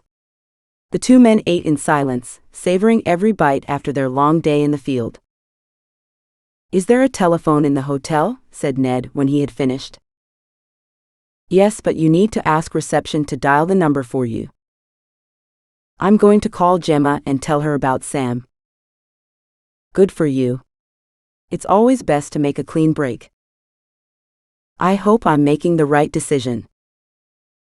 Neddy, all decisions are right, it's indecision that is fatal. Ned got up from the table and walked over to the reception desk to book his call. Fergus smoked a cheroot and drank a glass of brandy of dubious origin. A big cloud of moths had invaded the dining room and collided with the cheap chandeliers before taking swallow dives onto the floor and tables. Fergus put a beer mat over his brandy glass to discourage their swimming. He wasn't able to avoid hearing Ned's contribution to the conversation that followed, carried out at full volume due to the poor connection. Gemma? It's me, Ned. Hello, sweetheart. I'm so glad you called. I have something important to tell you. Me too. Can I go first? The line buzzed and crackled. The line is terrible. What did you say? So the doctor said. Isn't that wonderful? I don't understand. Can you say it again? Pregnant. You will be. Pregnant? Is it mine? The doctor says. Sorry, what did you say? I didn't say anything. Is the baby mine? Yes. The line cut off. Ned dropped the receiver and it swung there, banging into the reception desk. He turned to look at Fergus, who stared at a moth crawling in slimy potato leaf gravy. Did you hear that? Said Ned. Sorry? I wasn't concentrating. She's pregnant. It's mine. Jesus, Ned, how did that happen? Don't tell me you had a final shag when you saw her in London? He saw Ned's face and didn't need an answer. When Sam came to, the girls had gone, but the women stood over her. She felt strange. Her skin was tight and dry, and she wasn't wearing any clothes. She lay in a tiny cot with a basic foam mattress. Fever raged in her body, but she shivered. She opened her eyes wider and saw she had been painted white. Then she remembered the blood. She tried to scream, but no sound would come out. The women talked among themselves, but she couldn't speak any Creole, so she did not understand what they said. She was tired, dog-tired, dead-tired. Closing her eyes, she tried to pull herself into fetal position, but they had tied her limbs to the frame of the bed, so she lay still, sweat pouring off her body into the damp mattress, trying to become tiny. She did not know what they wanted, or if they were even real. Perhaps she was still on the terrace. Or even at home in the compound. Even in her confused state, she realized that she had malaria. She had little time to escape and take her medicine before it got a lot worse, but she didn't have the strength of a newborn baby, and sleep tempted her with oblivion. The hairs on Ned's arm had brushed hers then, and she jumped, but he disappeared. Fergus laughed at her. Why was he so mean? She never understood. Her eyes became heavy and her breath rasped in her chest. Just 5 minutes sleep and she would try to escape. 5 minutes would be enough. Is she sleeping? I think so. She has a high fever. It may kill her. What are we to do? She has brought bad juju into the bondo and she's not clean. The maximum sanction is required. But are you sure the sanction applies to her? She's not one of us. And she's ill. I doubt she even knows where she is. You know what the traditions say. I'm more worried about what the police will say. If we kill this woman, they will come for us. Being Soe will not save us anymore. The world has changed. What's wrong with you? Have you lost your beliefs? This is no time to wilt like old jungle flowers. We must save the forest from outsiders. Whether she knew it or not, she brought a voodoo curse into the bondo, and there is only one way to lift it. How should we proceed? We must prepare the hut for the sacrifice. Tomorrow night, we will carry out the ceremony. She must die. It's the only solution. Chapter 26. When Fergus and Ned got back to Fona the next day, Tomba was waiting for them in the sitting room of their house. He plucked at his robes as he perched on the edge of the uncomfortable sofa. His usual bumptious exterior had been replaced by a deflated melancholy. He had the air of someone who had been waiting a long time, but he did not look pleased to see them. His stomach rose and fell as he breathed out an extended sigh. There was no sign of Fatty Mata. Hi Tomba. This is a surprise. Are you seeking refuge from Sam? She's a real devil, isn't she? Said Fergus, taking in his bedraggled state without comment. Tomba did not smile. He looked at the ground and drew in a deep breath. I have bad news, he said, about Sam. What sort of news? Is she hurt? Said Ned. She is missing. What do you mean, missing? Didn't she come to work yesterday? Said Fergus. Oh yes. She came, but she wasn't well, she had a headache. Do you know what voodoo is? Yes, said Fergus. Not really, said Ned. Voodoo is a mixture of the beliefs of various ethnic groups from Africa. We use it to make sense of events and to influence life in our favor by using a healer or witch doctor to intercede for us with the spirits of our ancestors, said Tomba.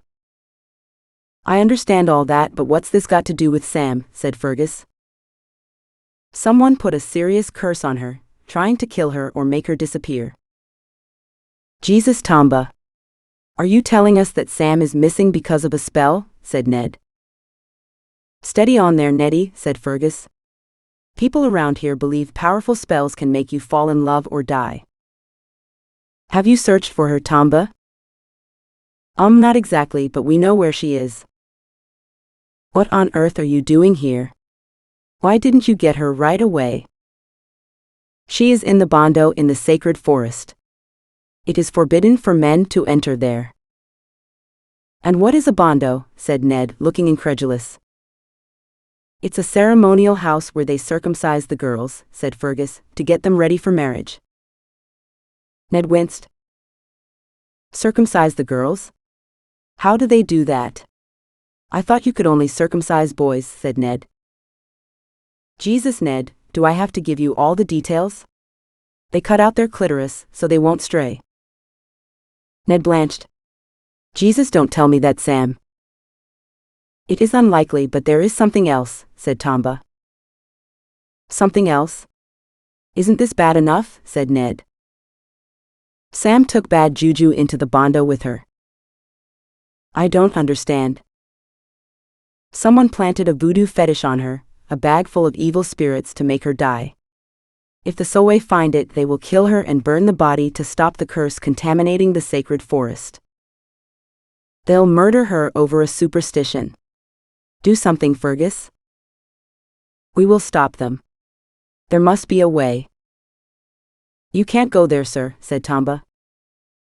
I understand, said Fergus. What are you talking about, Fergus? We must go there now and save her. No, we can't. I'm sorry, Ned, but they would kill us too. It is their most sacred place. So we let her die then? For God's sake, man. Ned whipped around and grabbed Tomba by the shoulders. Tomba, help us. How do we save her without violating your beliefs? There is one person who can go because she used to be Sowe, but she has refused. Adana? Why won't she go? No, not Adana. Fati Mata. Fati Mata is a Sowe? Why isn't she in the bando for the ceremonies? She's not gone since the soldiers came here. She's no longer a Sowe after what happened. What happened? Said Ned. Oh God, did they rape her? It's not my business to tell you. She will come back soon from the shop. You may ask her, but she will refuse to go. Thank you, Tomba. This can't be easy for you, said Fergus. Mr. Fergus, I've become fond of Sam. She's kind and brave. Please save her. Tomba's bottom lip wobbled, and he brushed his eyes with the corner of his robe. Okay, don't worry. We'll think of something. How long do we have? If they found the juju, they will kill her at sunset and burn the bando with her inside. Leave it with me. I'll persuade Fati Mata as soon as she gets here. Sam woke with the dawn. A chorus of birds sang and tweeted their ownership of the forest, like a crowd of chattering children. She tried to shush them, but her lips were dry and her tongue felt like it belonged to somebody else. Her limbs had been tied down and she thrashed around, unable to work out what was wrong. Then she realized her eyes were still shut, and she forced them open to find she was bound to a bed made of logs in a tiny bedroom with no window. Light streamed in through the wood's cracks and illuminated her chafed wrists where the cords that bound her had rubbed her skin raw. Fear flooded her body. What was going on? She couldn't remember anything about the night before and she felt awful, cold and hot at the same time. Why couldn't she piece together past events? Had she been drugged? She stopped moving and listened for a moment. Someone crept around outside her room. She forced a whimper. The door opened a crack and a white face peered into the gloom. Help me, said Sam, please help me. The face disappeared. She heard frantic whispering on the other side of the door. It creaked open again, and more faces swam into view. Suddenly, the small room filled with girls giggling and poking her. Water, said Sam. I need water. One girl disappeared and came back with a wooden bowl. They all crowded around and supported her head while one girl poured water into her mouth. She gulped it down. The cool liquid was the best thing she had ever tasted, quenching her thirst and lubricating her throat. She forced out another word, why? Tugging her wrist to show she couldn't get up. One girl, older than the others, came forward. They pushed her towards the bed. You bring bad juju to Bondo. Bad juju, said Sam, struggling to understand. In the cigarette packet. But it's not mine. The Bondo is now cursed. The Sowe will burn it. And me? You will die. A rising panic broke through her fevered consciousness, followed by a growing realization. These girls were her only chance of escape. She couldn't let them leave or she would die. Somehow they must be persuaded to free her. She shook her head.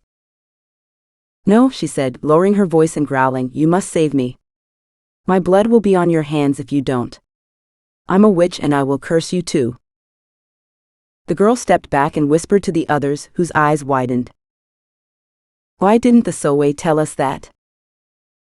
The Sowe do not understand. They found a juju in my pocket I made for someone, didn't they? I can transfer it to you if I want. If you don't save me. But they will punish us if we free you. I won't tell them how I escaped. Please, I don't want to curse you, but I will. White women are powerful witches, that's why we are white. It's the power of our spells that does it. Even Sam amazed herself with this lie, but it seemed to have an effect. The girls withdrew from the room, but they did not leave the hut. Sam could hear them next door giving water to someone else, the newly circumcised girl. Resisting the temptation to beg, she listened to another whispered argument. She must have convinced them. Superstitious people afraid of witches wouldn't risk a spell from a white witch, would they? They were young, likely to be gullible. The discussion continued. Sam got more nervous as time passed. The girl who spoke English put her head around the door. She wore a triumphant look on her face. If you are a witch, why can't you use a spell to escape? When she spotted Fergus and Ned sitting on the porch, Fatty Mata stopped halfway across the yard and tried to sneak back out of the gate. There was something pathetic about a person in a dress that could have served as a circus tent, trying to be inconspicuous in a yard with no cover and a couple of chickens. Fergus stood up and beckoned her to join them.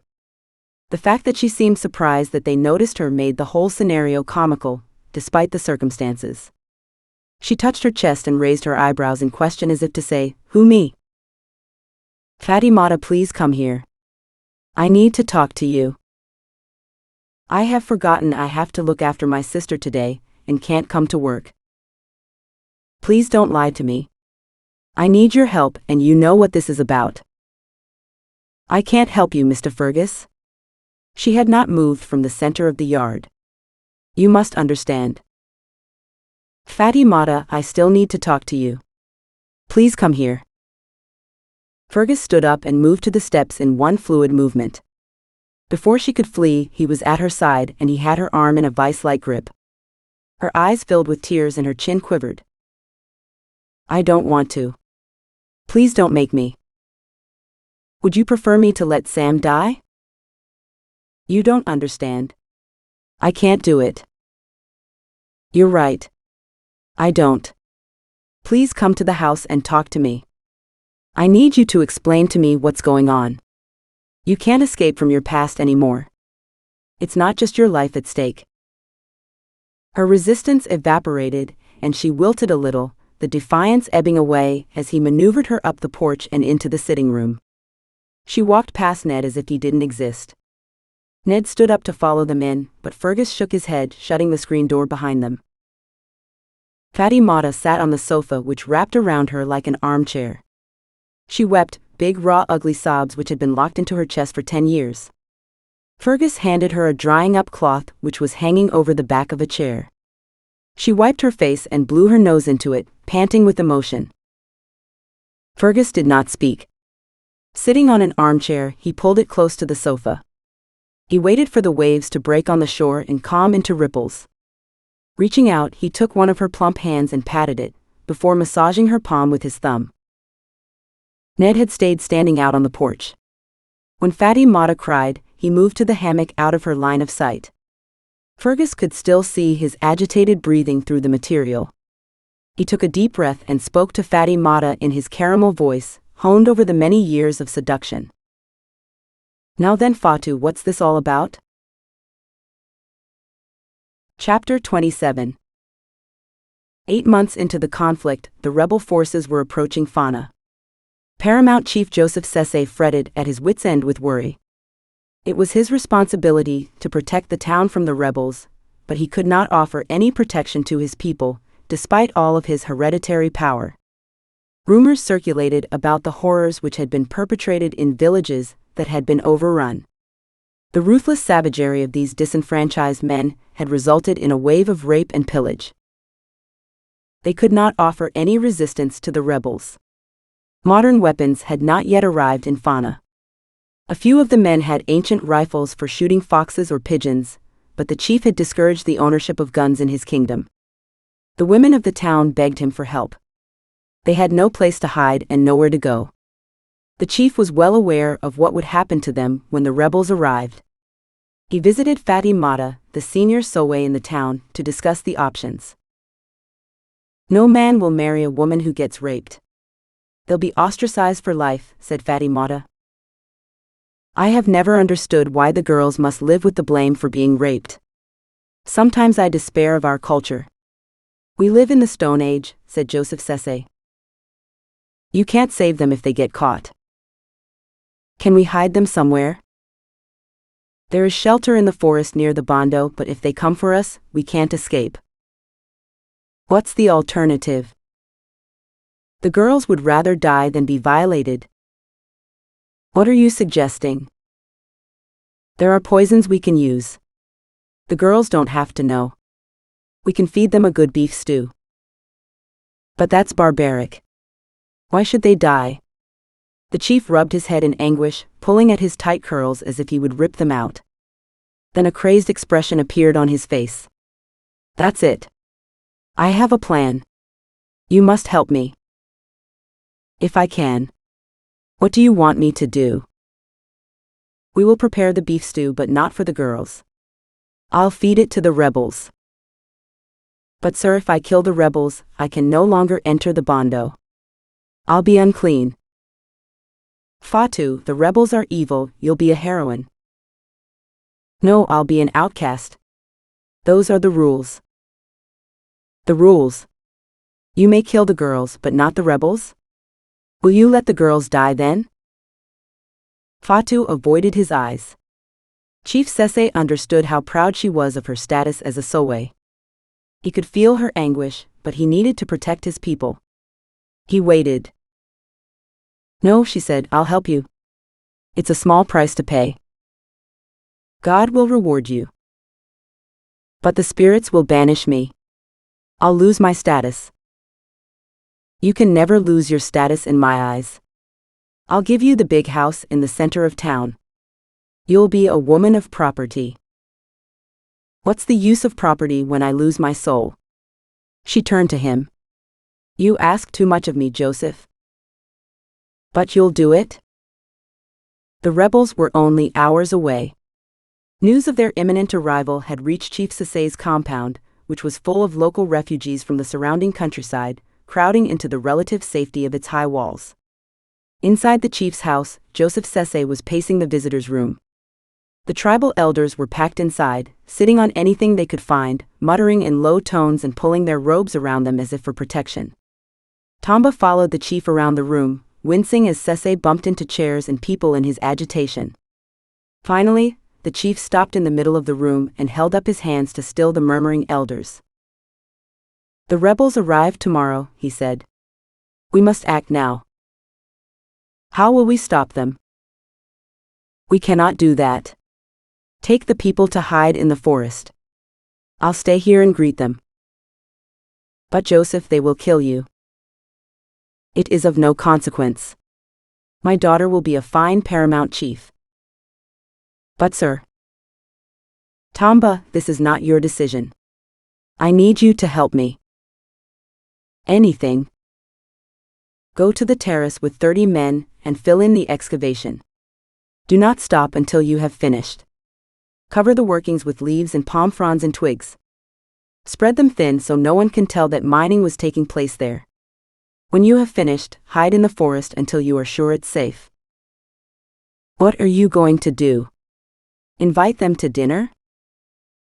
That's exactly it. Now get organized. Father, I won't leave you here. Adana stepped out of the shadows and clung to him, shivering. You will, I have Pakute here. He will help me. But father? Do not defy me. You must go.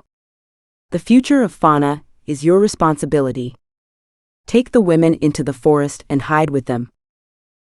Adana tried to hold on to her father, but Tamba pulled her away. You heard your father. Save the women before the rebels get them. You know what will happen if they get captured. It is your duty. Adana nodded and left the house with the rest of the elders. Chief Sese turned to Pakute. I need you to lay the ceremonial table with a feast for the rebels. There is a large beef and chicken stew already prepared. Make a big pot of rice and a basket of fried bananas. Place all the food on the table after you have covered it with one of the red tablecloths. When you finish, come to find me. Yes, sir.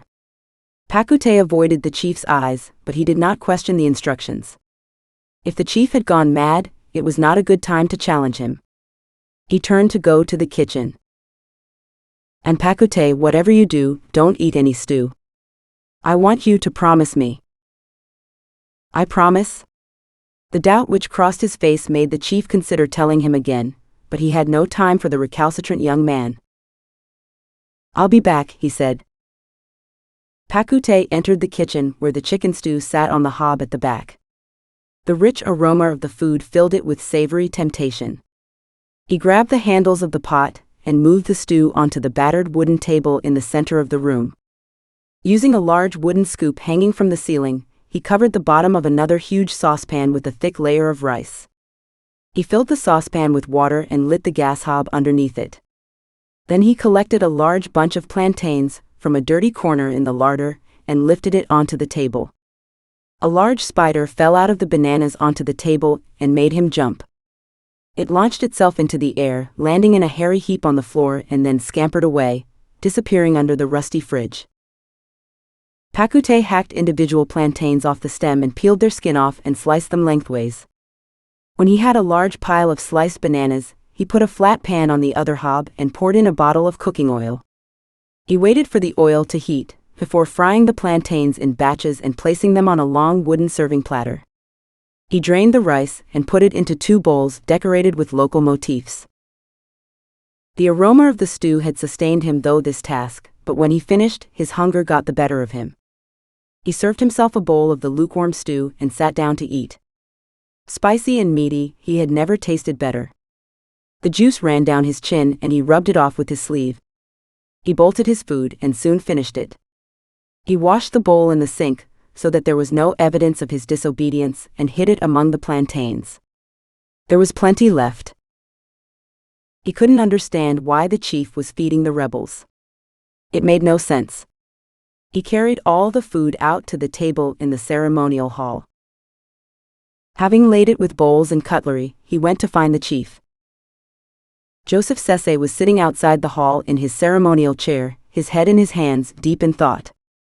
When he noticed Pakute come out, he stood up and gestured to the chair beside him, which belonged to his wife but was still pristine. Ah, Pakute, my boy. Sit down. I need to talk to you. Pakute's face betrayed his alarm.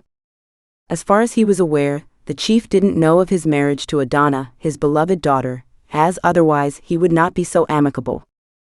He sat down on the edge of the seat, as if ready to flee. Shouldn't we be going, sir? They'll be here any minute. I'm not going. Someone has to stay for the plan to work. But they'll kill you. I doubt it. Anyway, that's not what I wanted to talk to you about. There's the small matter of my daughter. Your daughter? I heard about your marriage. You can't keep a secret in this village. And while I don't approve, what's done is done. I love her. I know, and that's why I want you to take her away. The longer she stays, the worse it will get for her. They won't ever let her be chief, because I stopped her going to the Bondo. Pakute was speechless. Where will we go? He said. Anywhere you want. Pakute was about to protest when the chief stretched out his arm. Put out your hand, he said. Trembling, Pakute offered his hand palm up and the chief dropped something heavy and warm into it. Pakute gasped. Is that what I think it is? He said. The Star of Simbako, said the chief. The biggest diamond ever found at Fona. I want you to take it and run far from here with Adana. Never come back. What about you? I've a date with destiny. The gods want their pound of flesh in exchange for your freedom, and I will give it to them. But what will I tell Adana? Tell her I love her. Go now. Quickly. Fona village was empty. The whole population had left, fleeing before the ferocious reputation of the rebel battalion. The sound of wood splintering at the edge of the compound heralded their arrival and destructive mood. A lone chicken pecking the ground was swooped up by one rebel and its neck wrung before it could squawk in protest. The chief could hear them getting closer, and he steeled himself for the coming confrontation. He intended to keep them occupied until the deadly stew had its effect. The double doors of the ceremonial hall burst open, and a tall, muscular man barged through. He had a belt of bullets slung over his body like a deadly sash, and his skin shone from the evening drizzle. A newly healed scar was visible on his arm. He scanned the room for something to break. His gaze fell on Chief Joseph Sese, who was sitting in the shadows in full ceremonial dress, with a leopard skin cloak over his shoulders. He sneered. "Who the fuck are you?" he said. "Chief Joseph Sese at your service." "And you are?" "They call me Black Death." Despite the awful danger represented by this muscle-bound thug, Sese had to fight a smile. Another of the rebels caught his smirk. The butt of a gun hit him in the guts before he could react. He fell to his knees where he was hit again, this time in his face. His world shrank to a pinhole and disappeared. When Sese came to, he was tied to a chair in the dining hall. The rebels sat around the table, stuffing themselves with stew and rice, making sounds of noisy appreciation. "Ah, you are back with us," said Black Death. "I want the Star of Simbako, and you'll tell me how to find it or you'll die." "What's that?" said the chief through his swollen mouth. "Where is the Star of Simbako?" "There's no such thing." Black Death gesticulated, and one of his men came forward. Swinging his rifle over his shoulder around his body, he slammed it against the chief's shins, causing the chair to pitch sideways and to tumble on the floor with the chief still attached. "What are you waiting for? Pick him up, you fool," said Black Death. The man grabbed the chair back and pulled it upright. Sese slumped over. He was bleeding into his shoes and dark pools crept over the floorboards. "Where is it?" "It is a myth. I have never seen such a thing." Black Death stood up and approached the chief. In his hand he carried a ceremonial cudgel. "You will tell me." The gate of the compound hung from one hinge, and bits of splintered wood covered the ground. Tamba and Adana pushed their way past it, and into the deserted yard which shimmered in the heat. "Where are the rebels?" said Adana. "They've disappeared." "It makes no sense," said Tamba. "It's my father I'm worried about. Why did he stay behind? I thought he was coming with Pakute." "So did I. He wouldn't tell me the plan. He sent me to fill in the diamond pit." "And Pakute?" "He left." "What do you mean left? Isn't he coming back?" "I don't think so. He said he was going to South Africa to work." "South Africa? He can't have." "Look, let's discuss this later, okay? We must look for the chief." They edged across the yard towards the ceremonial hall, but there was no sign of life anywhere. The door of the hall fell open, and the metallic smell of blood hung in the air. The sound of blowflies buzzing became audible. Their presence was an awful clue. "Oh God. I can't face going in," said Adana. Tamba shoved the door with his foot, and it swung open to reveal a tableau that was almost unbelievable in its horror. There were 30 or 40 bodies, most of them still sitting at the table. A few had fallen to the floor. There was an odd white foam emerging from some of their gaping mouths. Adana gasped. Tamba used his foot to flip over one body. It was rigid with rigor mortis and had both hands clasping its neck as if choking. Tamba vomited. "Sorry," he said. "For what?" said Adana. She was scanning the room with panic in her eyes, trying not to breathe the air which was thick with death. Then she emitted a cry and ran around the table to where a brightly colored body was tied to a chair, the face smeared with dried blood. "Daddy? Oh my God, Tamba, it's my father." She held out her hand and touched his dear face. It was still warm. "He's still alive," she said. Help me. He can't be. Look at him. Help me for God's sake. Tamba undid the cords lashing Sese to his chair and laid him on the floor. His robe fell to one side, revealing his crooked, battered shins. Adana flinched. She pulled the robes back over his legs, grabbed a jacket off the back of the chair and put it under his head. Tenderly stroking his face, she sobbed, and a large tear fell onto the chief's lips. The tip of his tongue poked out and licked the tear. Daddy? He's alive. Tamba, get the doctor. Quickly. Chapter 28. Fergus's upbringing in Simbako meant everything that had happened so far made perfect sense. Fona relaxed him and he felt at home, despite the local shenanigans which drove Ned mad. But then he had grown up in the English countryside and did not understand how life happened in a town ruled by superstition and black magic. Chief Sese was a skeptic, but his respect for the tribal elders and the Sowe meant that he tolerated most of the goings-on as normal. And then, there was Adana. An enigma wrapped in a cool coating. Her calm exterior was as much a mask as any of the examples on the walls of the chief's house. What made her so sad? The biggest surprise was Fatty Mata.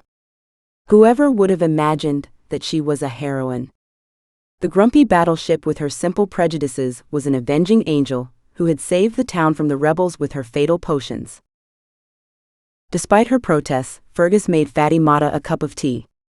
As he waited for the water to boil, he leaned back against the wooden table in the kitchen and tried to get his thoughts together. The revelation about the poisonous stew had shaken him. Alex never told him about Fona's brush with the Civil War. Perhaps he wasn't aware of the town's troubled history. It explained why there were still diamonds in the terraces around the town, even though the nearby terraces had been exploited. How did Alex know these were virgin? Sam seemed to think the one they were given had already been exploited, but she wasn't sure. The sabotage only made sense if diamonds waited to be discovered at the bottom of the terrace. He was no wiser as to who orchestrated it. Tamba was his main suspect, but he couldn't say why, and now that Tamba cooperated with Sam and even appeared to enjoy working with her, the interference has stopped. This surprised him. He had expected complaints from her about the basic conditions in Fona, but nothing seemed to faze her. It was a measure of the effect she had on everyone. As far as he could see, the only person who was taking everything in her stride was Sam. His initial scorn turned to admiration and something else, something he couldn't admit to himself. That he might also find Sam attractive hadn't crossed his mind when Ned had laid claim to her. He appreciated the sensibilities of interfering with his fiery friend's desires. The chip on Ned's shoulder sometimes seemed to weigh on his good sense. Ned committing himself to Gemma would be a bitter blow for Sam, but maybe she would need comfort. Fergus was good at that. Many women had fallen victim to his charms when looking for solace from a bad romance. They never stayed long, he didn't encourage it, but they adored feeling attractive again, and he accepted their affection, giving nothing real away.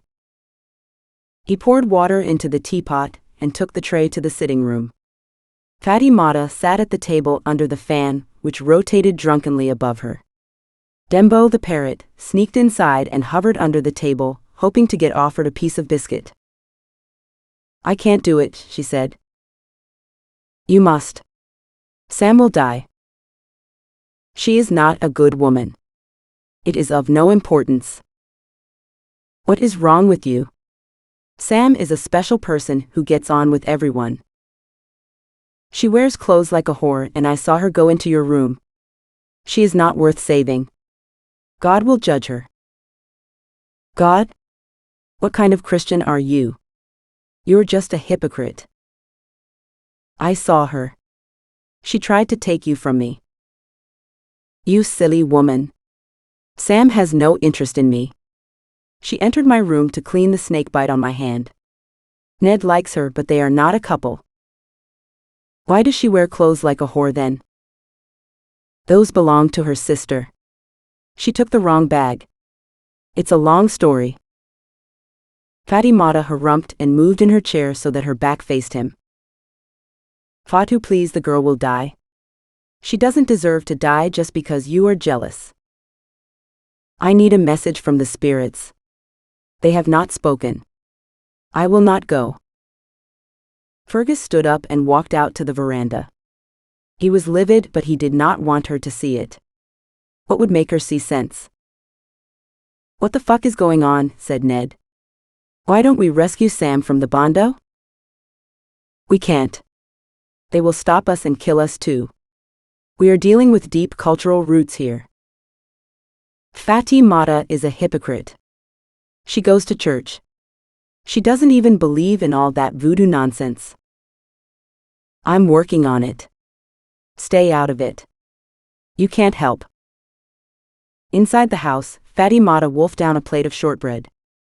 Dembo pulled himself up the curtains with his beak and claws and dropped onto the table. He walked to the plate and put his head to one side, pleading. Fatimata almost smiled, but she stayed where she was with the last biscuit between her fingers halfway to her enormous mouth. Dembo's head followed the biscuit which she waved in front of him, just out of reach. He tried to grab the morsel with his beak, but she lifted it to her mouth again, provoking panic in the parrot who jumped up and down flapping his wings in distress. He squawked in frustration and then as clear as a bell said, "Sam's the boss, Sam's the boss." Fergus, who had been smoking outside to compose himself, burst back into the room. What did he say? He said, astonished. Sam's the boss, Sam's the boss, Sam's the boss, said Dembo, desperate for his biscuit. Fatimata's eyes bulged out of her head in fright. She dropped the biscuit onto the plate, and Dembo pounced on it. He bounced off the table and scampered away with it. That's not possible, she said. I won't do it. I won't. She pushed her chair backwards and it creaked ominously. Fergus put out a hand to steady her, but she brushed it away. Suddenly, a splintering sound filled the room and before anyone could move, there was a loud crack. The ceiling fan crashed onto the table inches from her face, collapsing it onto the floor. Dembo screeched in terror and fell over himself trying to get away, ending up in a heap of dust and feathers at Fergus' feet. In the moment of silence that followed, big lumps of plaster fell into Fatimata's lap, but she did not move. She sat petrified like a pillar of salt in the face of the gods. What the fuck was that? Said Ned, jumping out of the hammock. Fatu's spirits just gave her a sign, said Fergus. Sam woke with a start. She had been shivering in her sleep and tried to curl up, forgetting she was tied up. One of her hands jerked free and hit the wall, giving her a fright. Hardly daring to look, she opened her eyes and peered at her hand. She couldn't see well, but the string had been cut and hung from her wrist. Relief flooded her body.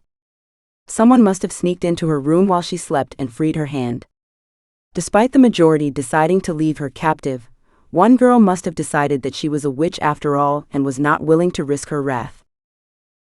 She pulled at the string binding her other arm to the bed. Her fingers felt like bananas on the tight knot. She didn't have any nails to speak of, and the string kept slipping through her sweaty digits. Finally, she got a good grip and pulled the knot apart.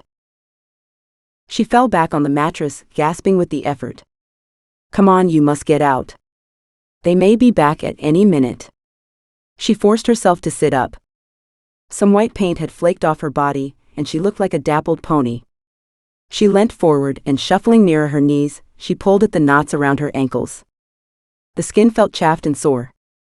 She winced as she pulled the string free of her legs, but it was a relief to move again.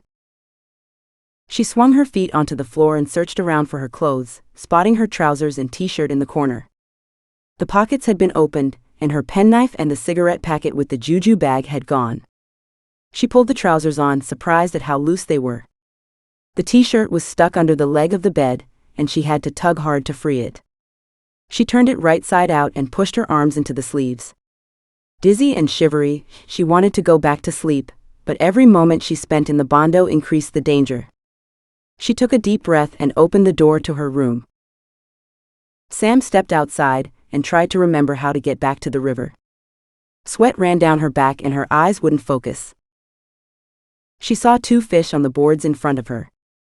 Cautiously, she tested them with a toe. Flip-flops. She slipped them on.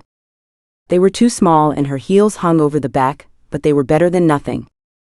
Her clothes were catching the white paint on her skin, and she resisted the urge to rub some of it off.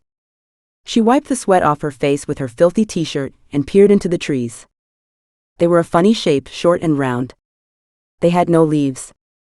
Was it winter? Confused and disorientated, she wobbled her way down the short staircase and stood swaying at the bottom. One tree moved towards her with its branches out. She shrank backwards and tripped over a root. A violent shiver overcame her. She needed to leave, but her legs would not function. Had she been drugged? And then she remembered the mosquito bites. Malaria. If she didn't escape, she would die. She almost wailed. Screwing her eyes up, she tried to spot the path she had used to get to the bondo. But the trees were blocking it. She wavered uncertainly. The trees seemed to surround her, their branches closing in as she whimpered. Her legs would not hold her, and she crumpled to the ground. The light was fading when Ned and Fergus arrived at the entrance to the forest, bringing their reluctant passenger. Fatimata sat like a stone in the back seat, showing no inclination to get out. She had dressed herself all in white. Underneath the white turban that swathed her head, she had put streaks of white paste on her cheeks. They sat in silence, waiting her out. Long shadows reached out to their car as if trying to pull it into the gloom. Fatimata sighed, filling the car with resentment. Finally she pushed the door open and stepped out onto the hard-baked mud.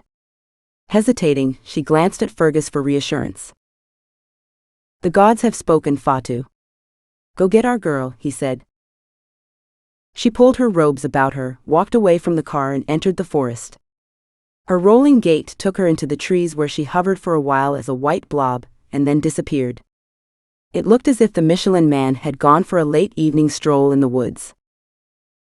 "Will she arrive at the bondo in time?" said Ned. "Of course. Sam will be fine, you'll see." Bloody stupid superstitions. Many hands were touching her like clumsy moths, bumping into a light bulb. They painted her again. The cool liquid on her burning body gave her some relief, but when it dried, it tightened hot on the skin. They pulled her arms away from her body and tied her wrists with string to the struts of the table. She was too weak to struggle. She wasn't even convinced this was really happening. Malaria had taken over her brain, and her confusion was absolute. Suddenly the women drew back from the table, leaving the head Sowe standing at her feet. She had the box cutter in her hands. The other women stamped and clapped, shaking the bondo to its foundations. They chanted and sang. Sam shut her eyes, letting the sound rattle her bones. The woman with the box cutter held up her hand for silence. The other women came forward again and pressed her to the table. An awful memory pierced her blurred consciousness, and she struggled. As her fear increased, she could hear a strange keening noise filling the room. Someone put their hand over her mouth and it stopped. The Sowe approached the table. Her knees were forced apart and she bit the hand holding her mouth, screaming with fear and fury. The Sowe lifted the knife. The women held Sam down. Fatimata had pushed her way through the forest, cutting corners on the path, increasing her pace as darkness fell. Her heart was thundering. Unused to exertion, she was desperate to rest. She slowed down, gasping for breath. A strange wailing noise floated through the trees. Was she too late? Picking up the pace again, she almost ran now, losing a shoe but not stopping to pick it up. The lights of the bondo shone through the undergrowth. There was a chilling silence. She burst through the trees into the clearing and ran up the steps. She took a lungful of air. The door of the bondo burst open and slammed against the wall. A piece of bark fell to the floor. The group stood open-mouthed, and they backed away from the entrance. The head Sowe still had the blade in the air. She hardly had time to turn around before she was swept aside by Fatimata's enormous arm. She hit the ground hard, and the other women went to her assistance. "Untie her," said Fatimata. "How dare you come to the bondo? You're unclean. Leave now." The head Sowe, still being supported by her fellows, had recovered her poise. "I will not. Have you forgotten that I saved all of you when the rebels came?" Fatimata glared at the other women who avoided her eyes. "Why am I unclean? I am a hero, not an outcast. The gods decide who is permitted, not you." You're defiling our culture. Ha? You call this culture? Murdering an ignorant stranger? She brought a death fetish into the Bondo. No, she didn't. Not on purpose. Fatimata sighed. I planted it in her room. She doesn't know what it is. If she's ignorant, why were you trying to kill her? Because I'm ignorant too. I was jealous of her. I wanted her out of the way because I thought my boss fancied her and not me. The head Soe tutted. And did he? The only person Mr. Fergus fancies is himself. This is all about your hurt feelings? Yes. I'm an idiot. I admit it.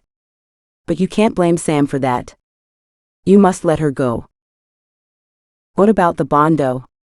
Where will we purify the young women? We can burn it to the ground, and that will purify it. We don't have to kill the foreigner. The fetish has no power in here. Let us consider it. The Soe grouped together in a corner of the hut, and there was some heated muttering. Fatimata walked up to the end of the table, holding Sam's head. She stretched out a hand to wipe the hair off her face. Jumping backwards, she faced the group again. Holy Jesus, she shouted. The girl is burning up. You will kill her anyway. Let me remove her for God's sake. The head Soe turned to face Fatimata. She was shaking with anger, and her face was a picture of conflicting emotions. Take her. Fergus leaned against the car, looking up at the sky. Scattered stars twinkled in the deepening blue. He lit a cigarette to give him something to do, and blew the smoke into the clouds of mosquitoes that hung in the warm early evening air. Ned sat in the car, his head lowered to the dashboard. We're too late, he said. What makes you say that? She's been missing for days. If she has malaria, it will kill her. Don't say that. She'll be all right, she's strong. Ned sighed. Your glass is always half full. Hope is what you have when there is nothing else left. You're such a corny idiot. They turned towards the forest. As if on cue, a large white shape loomed into view through the trees, staggering under the weight of its burden. Fergus ran towards it. Ned started the jeep and drove to the edge of the trees, overtaking Fergus, who waved him on. Fatimata emerged from the gloom. She was carrying a limp body. Before Ned could leave the car, Fergus had caught up and rushed over to Fatimata. Is she alive? He said. Yes, I am, muttered Sam, who would not speak again for days. I'm alive, but why am I floating? Chapter 29. Someone had tried to darken the room by pulling flimsy curtains across the window, but rays of light shot across the room and illuminated the whitewash. The doctor finished his examination of Sam as she lay on her back with her lank hair spread over the pillow. She was porcelain white. Beads of sweat stood out on her forehead.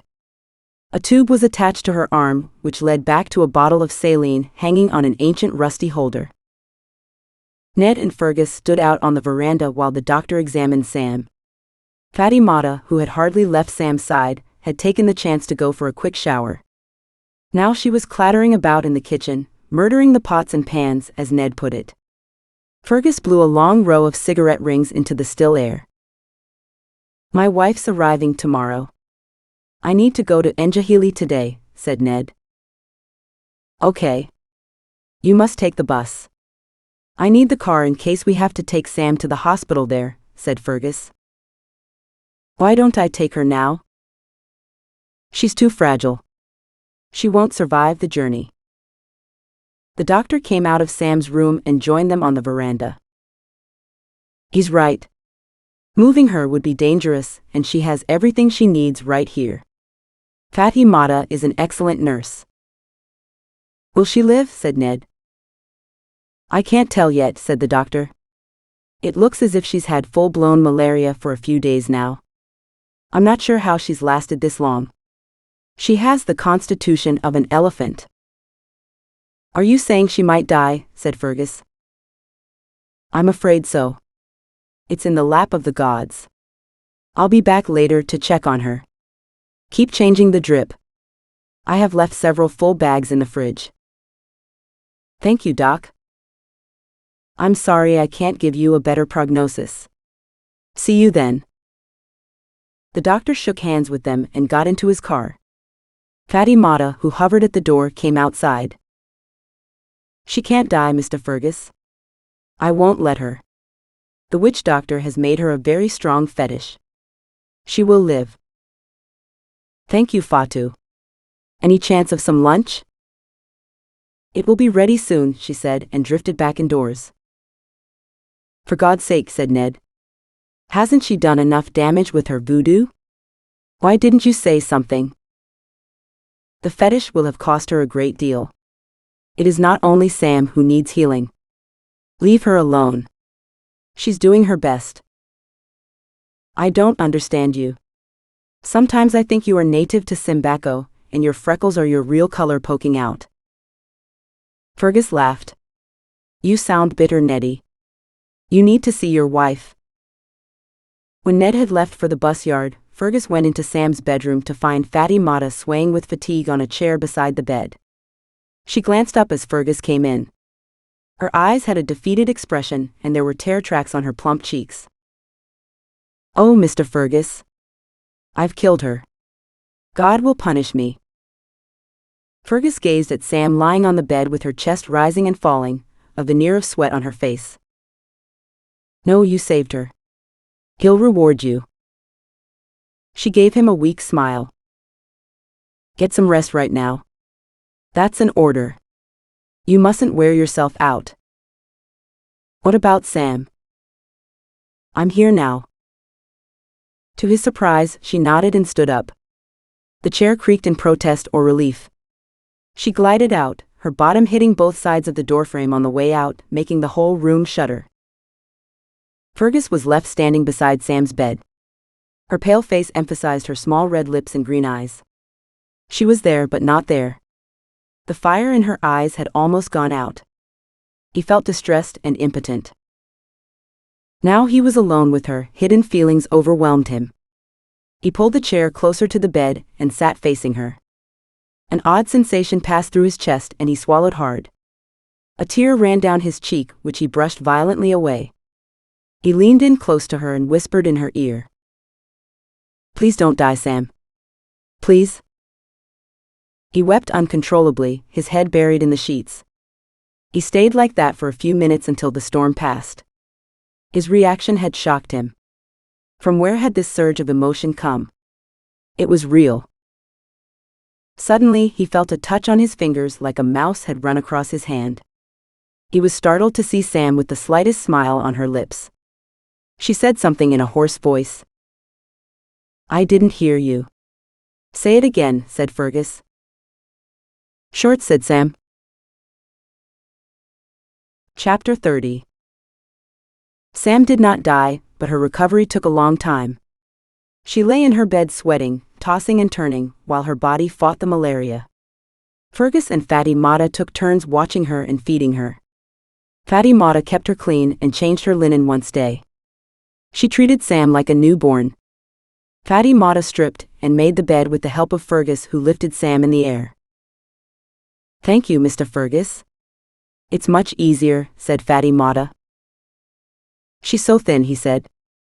It's shocking. That's the fever. We'll make her fat when she is better. Like a good Fona girl. I hope so. They both left the room, carrying the dirty sheets and various items of cutlery and some glasses to the kitchen. The door was only ajar for a minute, but Sam had a visitor.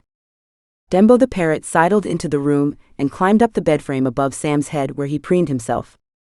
When this produced no reaction from Sam, who was dozing between her clean sheets, he jumped down onto the pillow and pulled her hair with his beak. She opened her eyes. Sam's the boss, squawked Dembo. Her eyes opened wide. Sam, Sam, Sam. She laughed, almost gurgling. Fergus, who had returned to pick up the rest of the used things, stood in the doorway, open-mouthed in amazement. Sam? Are you awake? Dembo, she said. What is that animal doing in here? Said Fatty Mata, stamping her foot in indignation. Get him out now. You get him out. He bites. Dembo had retreated to the frame of the bed and lifted his beak ready to strike. He's not doing any harm, said Fergus. Dembo, said Sam. My good lord, said Fatty Mata. She spoke. It's a miracle. Get the doctor. The doctor took the thermometer out of Sam's mouth. He held it in the light of a sunbeam and smiled. Her temperature's going down. She's not out of the woods yet, but she may pull through, he said. Thank goodness for that. She was in such a state when we rescued her that I thought we were too late, said Fergus. Me too, said the doctor. She's as tough as they come. Tell Fatty Mata to keep her hydrated and to call me if she gets worse. He zipped up his bag and sighed. Can't you chase the parrot out? It really shouldn't be in here. He gesticulated at Dembo, who was sitting on the iron railing at the foot of Sam's bed, scratching the feathers on his head with a long claw. He preened himself in the spotlight of the physician's glare. Sam's the boss, he said, and went back to his grooming. He's vicious, Doc. I've almost lost a finger several times. He doesn't bother us, said Fergus, reaching out to touch his shiny back and having to leap backwards as Dembo lunged at him. I can't imagine when she taught him to say that, but it seems to cheer her up. I'm loath to remove him. Well, it's irregular, but I don't suppose it'll do any harm. See you tomorrow. Thanks, Doc. Fatty Mata appeared at the door with a tray on which were balanced a jug of fresh lemonade and some glasses. Would you like a glass of lemonade, Doctor? That would be great. Perhaps out on the veranda?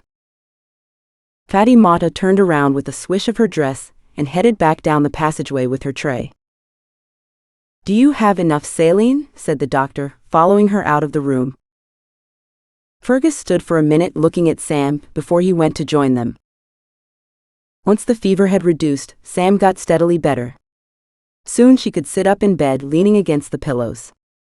Too tired to talk much, she spent a lot of time dozing. Fatty Mata brought her nutritious soups and boiled eggs, which she toyed with but couldn't face eating. Most of her nutrition came from the drip. Fatty Mata came into Sam's room one morning and found her on the floor. Sam, what are you doing? I need to wash. I tried to get up, but my legs don't work. Please, Fatu, help me. I am filthy. I will help you, but you must get back into bed. Fatty Mata produced a large tin bath from one of the sheds at the back of the property, and after washing out all the cobwebs and hairy inhabitants, she put it in Sam's room. Fergus helped her to half fill it with lukewarm water. You must leave now, said Fatty Mata. When Fergus had reluctantly left the room complaining he was missing the best bit, Fatty Mata helped Sam take off her t-shirt and underwear and lifted her off the bed into the tin bath. Sam leaned back in the water, an expression of bliss on her face. Help me stand, Fatu, she said. She stood on wobbly legs with Fatty Mata hovering while she soaped her whole body. I'm ready to sit down again, she said. Fatty Mata took her arm and lowered her back down into the bath. Dembo, who had been observing these maneuvers with interest, tried to climb up onto on the edge of the bath, but fell to the floor, which made her giggle. His dignity in tatters, he shuffled off to his usual perch on the end of the bed. Put your head back, said Fatty Mata, and she poured water through Sam's filthy hair. She put a dollop of shampoo on her hands and massaged it into Sam's head. You've still got paint in your hair, she said. I haven't thanked you, said Sam. For saving my life. I'm so sorry I misjudged you. I'm the one who was judging. It's my fault you nearly died. I'll never forgive myself.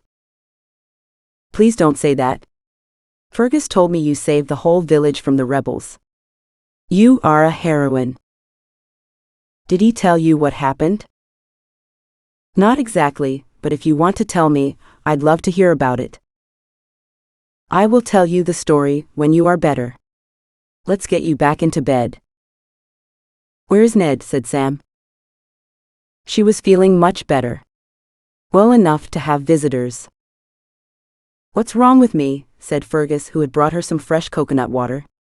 "I'm here, aren't I? If you don't know by now, I'm not sure I can help." "How can you be so mean when I haven't left your side for days?" "I thought that was pretty mean. You've cut me to the quick." "I'm sure you are. Can you answer my question now?" "Ned's in Njahili with Alex." "When will he be back?" I'm not sure he will be. His wife is also there." "Gemma? But I thought they were getting divorced." "There's been a hitch." "What sort of hitch?" "I'm afraid it's the big sort. Gemma's pregnant. And Ned's the father." "Oh. I see. Or rather, I don't. I thought he'd left her." "Yes, he had, but they met in London before he came out to Simbako and they had break-up sex." "Break-up sex?" Sam was crushed. "I'm sorry. I had no idea. He's an idiot. Can you go now, please? I need to be alone. I'm tired." "Sam?" "No, just go. Please." She couldn't even cry. It was like she had a hole in her chest full of misery. So much for her dreams. She had fantasized about Ned taking her in his arms and making love to her ever since that first night in the bar. He had been leading her up the garden path and with a pregnant wife in tow. She was the idiot. Chapter 31. Sam did not have time to recover from the news about Ned. Rumors of her recovery had spread, and a few hours later, she received a visit from Adana. "Are you better?" said Adana. "We were so worried about you. My father is distressed. He blames himself." "Why on earth does he do that?" "You gave him your repellent in the airport." "I'd forgotten about that. But I had more repellent in my luggage, so tell him not to blame himself. I'm fine now." "Thank goodness. Fatimata told me that you were dying." "Reports of my death are greatly exaggerated." "I can see that. You are too thin. I hope she's feeding you." "If she could fatten me up like a foie gras goose using a funnel down my neck, she'd be ecstatic." "She's overcompensating for trying to kill you with voodoo." "It nearly worked. I was lucky." "You look sad though. Is something wrong?" "Ned has gone to Njahili to be with his wife." "Ned? I didn't realize that you liked him. I thought." "What? Tell me." "I thought Fergus was more your sort of man. He's handsome and funny. And he really likes you." "Oh God, no. How can you even say that? He doesn't like me." "Forgive me, but according to Fatimata, he sat beside your bed for days willing you to live. He hardly ate or slept." "Don't be silly. I don't remember that." "How?" But suddenly she did. She remembered his voice in her ear asking her not to die. She blushed to the roots of her hair. "What's wrong?" said Adana. "Is it the malaria? Shall I call Fatu?" "No, don't call her. I'm fine." Shocked. "Don't tell him that I know." "Now why would I do that?" "Thank you. It's a lot to take in right now." "When will you be able to get up?" "The doctor tells me I can sit on the veranda or lie in the hammock from tomorrow morning." "Tamba will be pleased. Fatimata isn't the only person who's been feeling guilty." "Will he come and see me? I'd like to talk to him." "Yes, I'll tell him. I've got to go now, but I'll be back soon." Fatimata brought Sam some fresh mangoes which she had cut and peeled fresh from the tree. The first of the season, they were small and sweet, with an addictive odor. Dembo had to be shut in his cage with his own supply of fruit to prevent him inflicting sharp pecks with his beak when he didn't agree with his share of the spoils. "My favorite," said Sam. "Thank you, Fatu. I love mangoes." "You're welcome." Fatty Mata pulled an old armchair up to the bed and sat down. "I will tell you about the rebels now," she said. Sam was surprised, but she tried not to show it, making a show of rearranging her pillows so she could sit up in the bed facing Fatty Mata, whose face showed her conflicting emotions. "I am listening, Auntie," she said. Her colloquial term for respected local women had the required effect. Fatu's face lit up. "The chief came to see me when the rebels were planning to pass through Fona. I shared a small house in Fona with my sisters. I was a Sowe despite being young for the honor. He told me the rebels were coming, and he asked me to make them a stew." "A stew? I don't understand." "He wanted me to put poison in it." "Poison?" "We couldn't fight back any other way. The rebels were looking for diamonds, and they were ruthless. They killed everyone in their path." "What about the Simbako army?" "They were defending the capital. We were alone." "But how did you know about poisons?" "My father was a witch doctor. He taught me about many herbs and potions." "What happened?" "I agreed to help the chief in return for this house. By killing the soldiers, I broke a sacred rule, meaning that I'm now unclean and may not attend the ceremonies at the Bondo." "But you rescued me there." "You may thank Dembo for that." "Dembo? What's he got to do with it?" "I was prepared to let you die. I could not defy our culture without a sign from the gods. Fergus tried to make me go, but I refused. Then the fan fell down and Dembo told me that you were the boss." Sam blushed. "What? I can't believe it." "Everything happens for a reason." "But what happened when the rebels came?" Chief Sese waited alone for them in the ceremonial hall. He intended to delay them long enough for the poison to work. "Wow, he must be so brave." "It's a pity you didn't know him then. He was so tall and strong and handsome. A real leader." "So why is he in a wheelchair?" "Has no one told you? They tortured him and left him for dead. The feast distracted them and they failed to confirm that he was dead. The stew poisoned them and he survived. Just bastards. Serves them right. Where did you bury them?" "Somewhere they won't be found." Fatty Mata stood up. She had an expression on her face Sam recognized. No more information will be forthcoming. When Fatty Mata had gone, Sam sat in bed and tried to digest the day's events. The fortitude shown by Joseph Sese amazed her. The rebels had broken his body, but not his spirit. A true hero. Without him, the village would have been burned to the ground. She had seen some of those ghost villages on her way to Fona. Blackened walls and trees standing testament to the savagery. Listless people sitting on the side of the road, their faces blank with suffering. The news about Ned was a body blow though. All of her fond imagining was shown to be just wishful thinking. Had he lied to her? It was unlikely. They were both looking for a distraction after their partners had dumped them. Perhaps it wasn't real at all. Oddly, she was struggling to remember what he looked like. That must be the malaria. In fact, whenever she wanted to daydream about Ned, Fergus intruded on her thoughts. Big, blonde and handsome like a human lion, no wonder he was distracting. Ned didn't have that animal magnetism, but he was nice. Fergus was not nice. He had dismissed her out of hand when she arrived. The only time he noticed her was when she wore Hannah's shorts. But now that had been turned on its head. She remembered all too clearly. He had cried for her. She couldn't unhear it. He may even have saved her. Please don't die. Was it even her he was crying for? "How's Sam?" said Alex. "She'll live," said Fergus. She wants to get back to work. Is that going to be possible?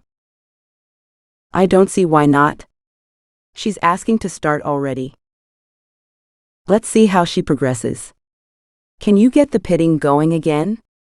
I'd like to be sure that we are digging in the right place. Okay, I'll speak to Tamba to see if we can restart operations. How's Ned? Shell-shocked, to be honest. Neither of them has taken this in yet. Gemma vomits a lot and Ned stands around looking helpless. Will they stay together? No idea. I'll tell him you were asking after him.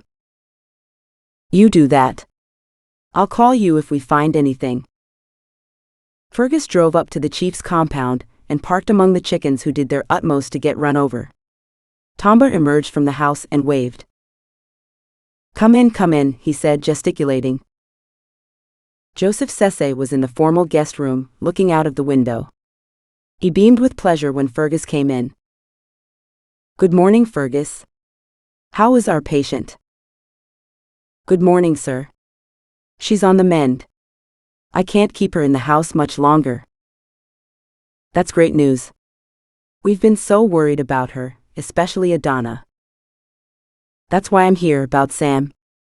We'd like to start work on the terrace again, as soon as possible. Tamba can start tomorrow if that is not too soon. But don't you need a geologist on site? She has taught me a lot about sampling, so I can carry on with it and just show her the results when she is better, said Tamba. Okay, we agree. I'll work with Tamba until Sam is ready to start again, said Fergus. If we turn up any surprises, we can show her what we find. Tamba winced, but he said nothing. Fergus noticed the tiny movement but ignored it. Tamba was difficult to fathom at the best of times, but he had been a lot more cooperative since working with Sam. Let me know how it goes, said the chief. Chapter 32. As Sam recovered, she became frustrated that Fergus had taken over her work on the terrace. This gave her all the incentive she needed to get better as fast as possible. She ate everything Fatty Mata prepared for her, especially fried food. Batter-covered sweet plantains were her favorite. She was regaining some weight and growing stronger every day. One morning she heard Fergus in the hall and called out to him. He came in and sat on her bed instead of the chair beside it, and the unexpected closeness of his body radiating health and warmth caused her to blush bright red. You okay? You're flushed, he said. It's the malaria. Aren't you getting better? Much better. I should go back to work soon. Work? Oh, I'm not sure. Maybe we should ask the doctor. I'm sure he won't object. Perhaps you could ask Tamba and his men to build me a shelter with a chair on the terrace?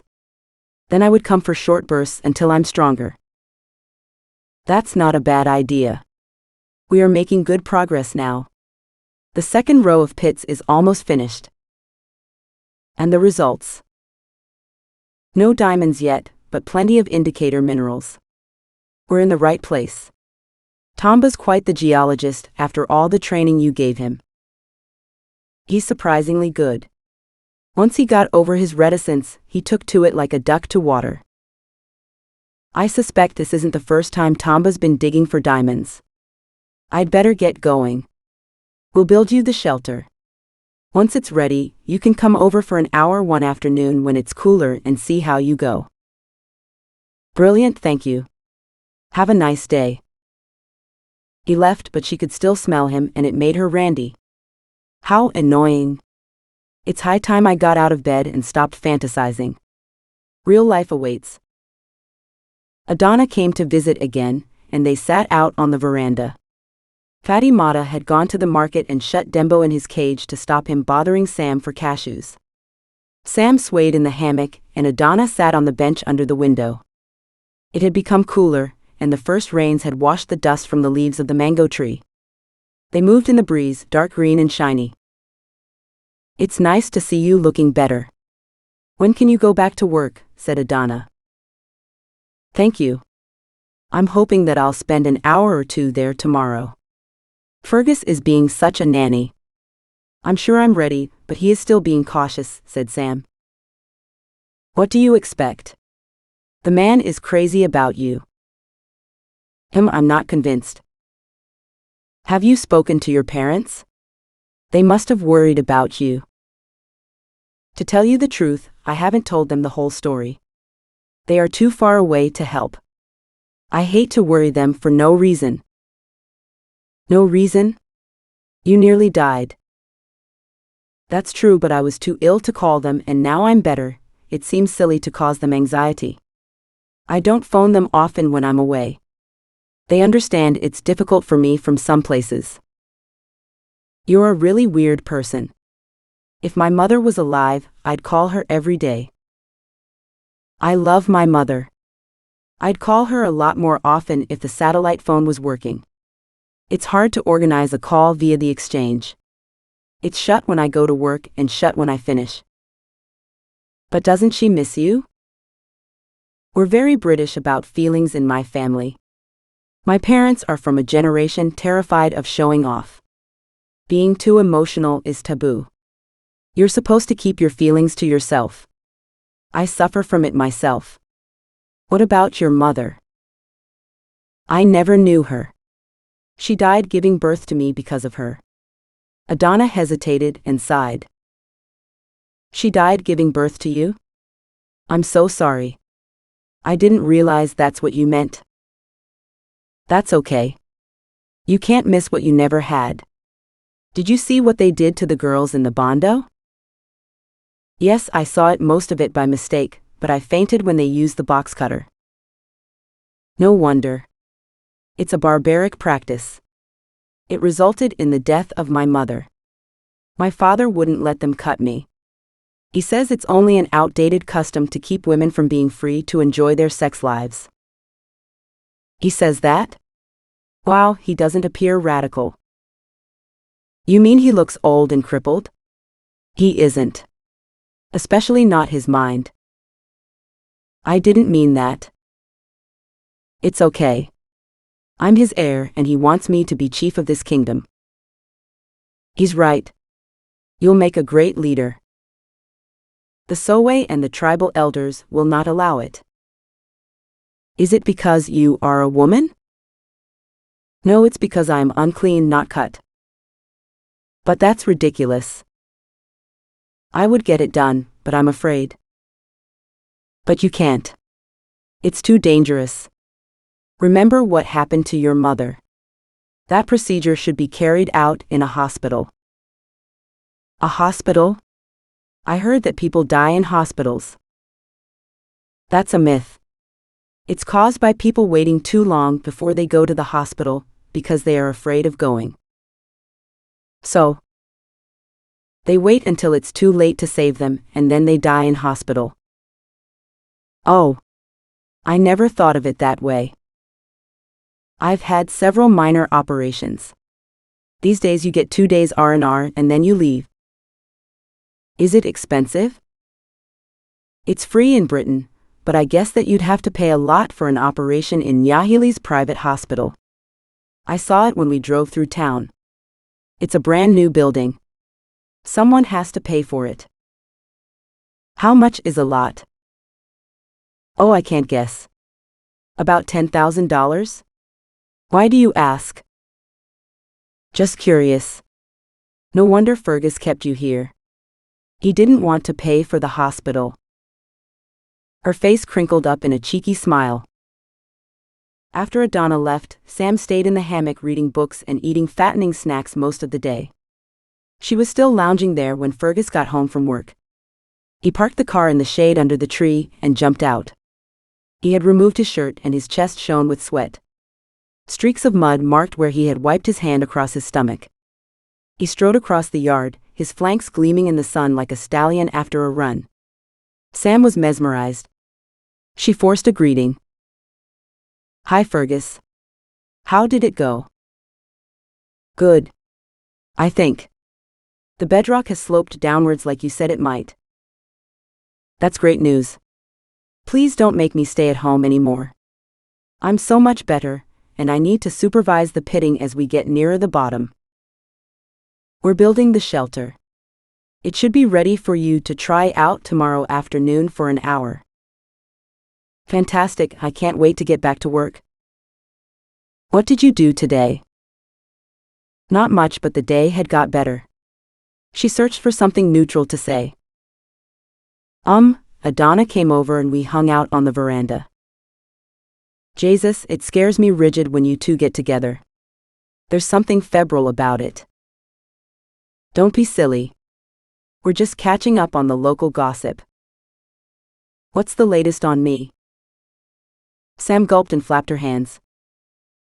Oh, they say you are planning on proposing to Fatty Mata. Ha? Your sources are drunk. And with that he leapt up the stairs and disappeared into the house, leaving her ill with lust. She blamed Ned. If he hadn't got her all worked up for nothing, she wouldn't be drooling over the caveman. The news about the terrace was illuminating though. She had expected the sides of the pothole to be barren. They had pitted on the thinner end of the terrace, and as they progressed the depth to the bedrock would increase, augmenting the likelihood of a bonanza. She needed to get out there and inspect the pit walls in the deeper parts of the terrace. Chapter 33. To her great relief, Fergus allowed her to come to site the next afternoon. He sent Sar to pick her up in the old jeep. She sat on the steps of the veranda feeding banana to Dembo, who had taken quite a shine to her, and clicked his purple tongue at her for more. Sar pulled up in a cloud of dust and came over to see her. You are well now, said Sar. You worried everyone, even the doctor. I'm much better now. I'm so sorry about the voodoo. The fetish contained evil power. I should have realized it would get you. Sam did not believe in malevolent forces. The mosquitoes that bit her in Fona on her first night in town had caused her malaria, but there was no point saying so. Thank you, Sar. You saved my life by guessing I had gone to the Bondo, so I think we are even. He smiled and helped her into the front seat. Her legs wobbled, and she had to pull herself into the car. Are you sure you're ready for work? He said. There's only one way to find out. Can you do me a favor? Of course. I must call my parents. Can we stop at the exchange? The satellite phone is rubbish. Sure. They drove up to the telephone exchange, and Sar made her wait in the car while he booked a call and organized a booth for her. He came outside when the connection had been made. Your call is through, he said. I think it's your mother. A surge of emotion hit her. Despite her phlegmatic attitude, she was still a child where her mother was concerned. She struggled up the steps and entered the booth he pointed out to her, shutting the door behind her. Hello? Sam? Is that really you? Hannah. Sam panicked. Should she hang up? Hannah's voice quavered. Please don't hang up. I need to talk to you. Okay, I need to talk to you too. Are you all right? You sound funny. Just tired. I've had some long days in the field. I was so worried when you didn't ring. You can't imagine how sorry I am about the whole Simon thing. It's my fault. I should have told you when you got back from Sierra Mar. You should. It's a little late now. Are you still with him? A long silence. Yes. Sam considered this and realized that she didn't care anymore. Simon was history. Life was too short to waste on him. She sighed. Don't feel bad. The discovery that you had both betrayed me hurt me a lot, but you are my sister. That's more important than a failed relationship, even if you are a rubbish sister. I've decided I deserve better than Simon. I won't be going back. You can have him. Thanks a lot. That's not what I meant. Well, it is a bit. Anyway, I'm so over him. Is there someone else? Yes and no. What does that mean? One says yes, and I'm not sure about the other one. I've created a monster. Hannah hesitated. I'm such a bitch. You deserve a nicer sister. Forgive me. Give me time. I will. She changed the subject. How are Mummy and Daddy? Both out playing golf. I'll tell them you called. Is there something you wanted to tell them? No, not really. I will call them another day. Just tell them that it's amazing out here, and I'm having lots of fun. I will. Thank you, Sam. I don't deserve you. True, but Sam didn't need to rub it in. Bye then. Bye. Sam hung up. Telling her about the malaria wouldn't help. Her parents would only worry.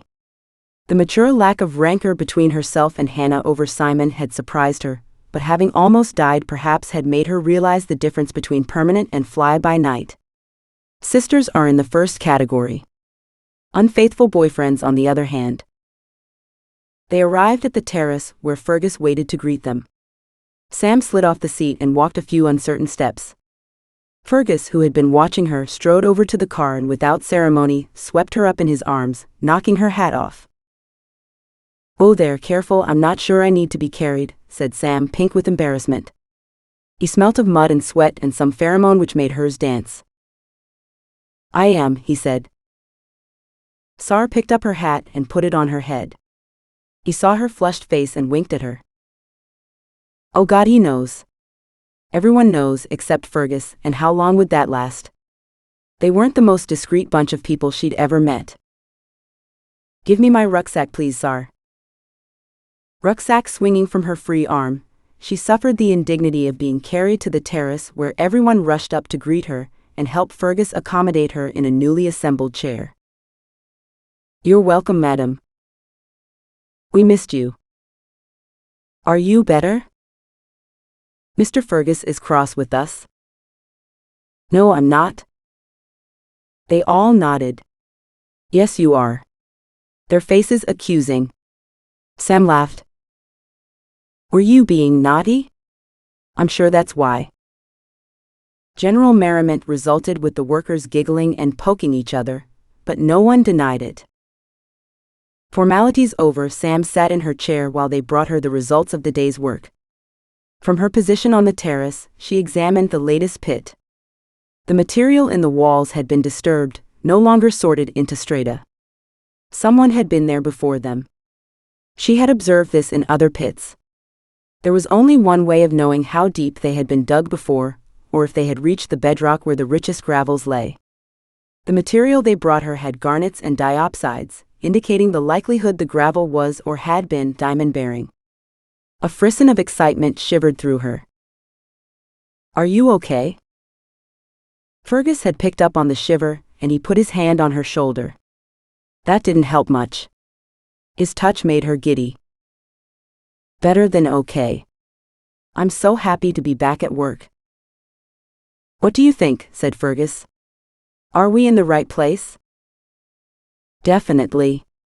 We need to keep digging. Excellent. Tomorrow's another day. With that, he held out his arms. She didn't protest. Hauling herself to her feet, she allowed him to pick her up again, and they headed for the vehicle. With the pretext of helping him to carry her, she put her arm around his neck and snuggled up to his chest. Perhaps she would feign weakness for a few days. It had its perks. Sam's recovery picked up pace though, and before long she had to walk from the car, being unable to pretend that she needed to be transported. Fergus had been very willing to carry on, but it would be too obvious that she enjoyed it. After all, she claimed to be a tough, liberated geologist. They spent the evenings chatting and listening to music and making notes on the day's labors. His presence was comforting and therapeutic, and she never wanted to go to bed. Chapter 34. After a long day in the sun, Sam sat with Adana in the shade in Pakute's chair, while Fergus had retreated to the shade of Sam's shelter. The women were drinking coconut water to stave off dehydration. What was he like? Said Sam. Who? Pakute. Yes, I mean, what did he look like? Was he handsome? Oh yes, he had the body of an athlete, and the face of an angel. The amusement in her voice alerted Sam to the exaggeration. No, really, I want to know. Adana leaned back and closed her eyes. He was skinny with bony knees.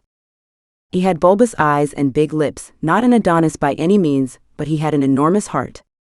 Everyone else avoided me because I had not been to the Bondo. Pakute didn't care. He sounds nice. You must miss him. I used to. More than a limb. But it's become harder to remember his face. What was so special about him? Adana paused and a laugh rumbled in her chest. She creased up with mirth and giggled until tears ran down her cheeks. Sam stared at her in amazement. She'd never seen Adana laugh like that before. She was mystified. Finally the giggling died down and Adana explained herself. He had an enormous thingy. Almost down to his knee. And she fell back on the rock, her chest heaving. Sam's mouth fell open in shock.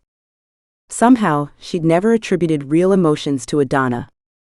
Hyper-controlled, she was almost alien in her aloofness, yet here she lay, laughing her heart out.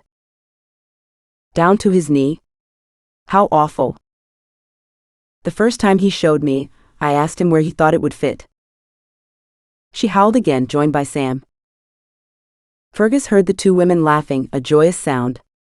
He headed over to the trees to see what the joke was, but suddenly a worker yelped and jumped out of the pit like he had been bitten by a snake. Everything okay? Said Fergus, walking over. Tamba peered down into the hole.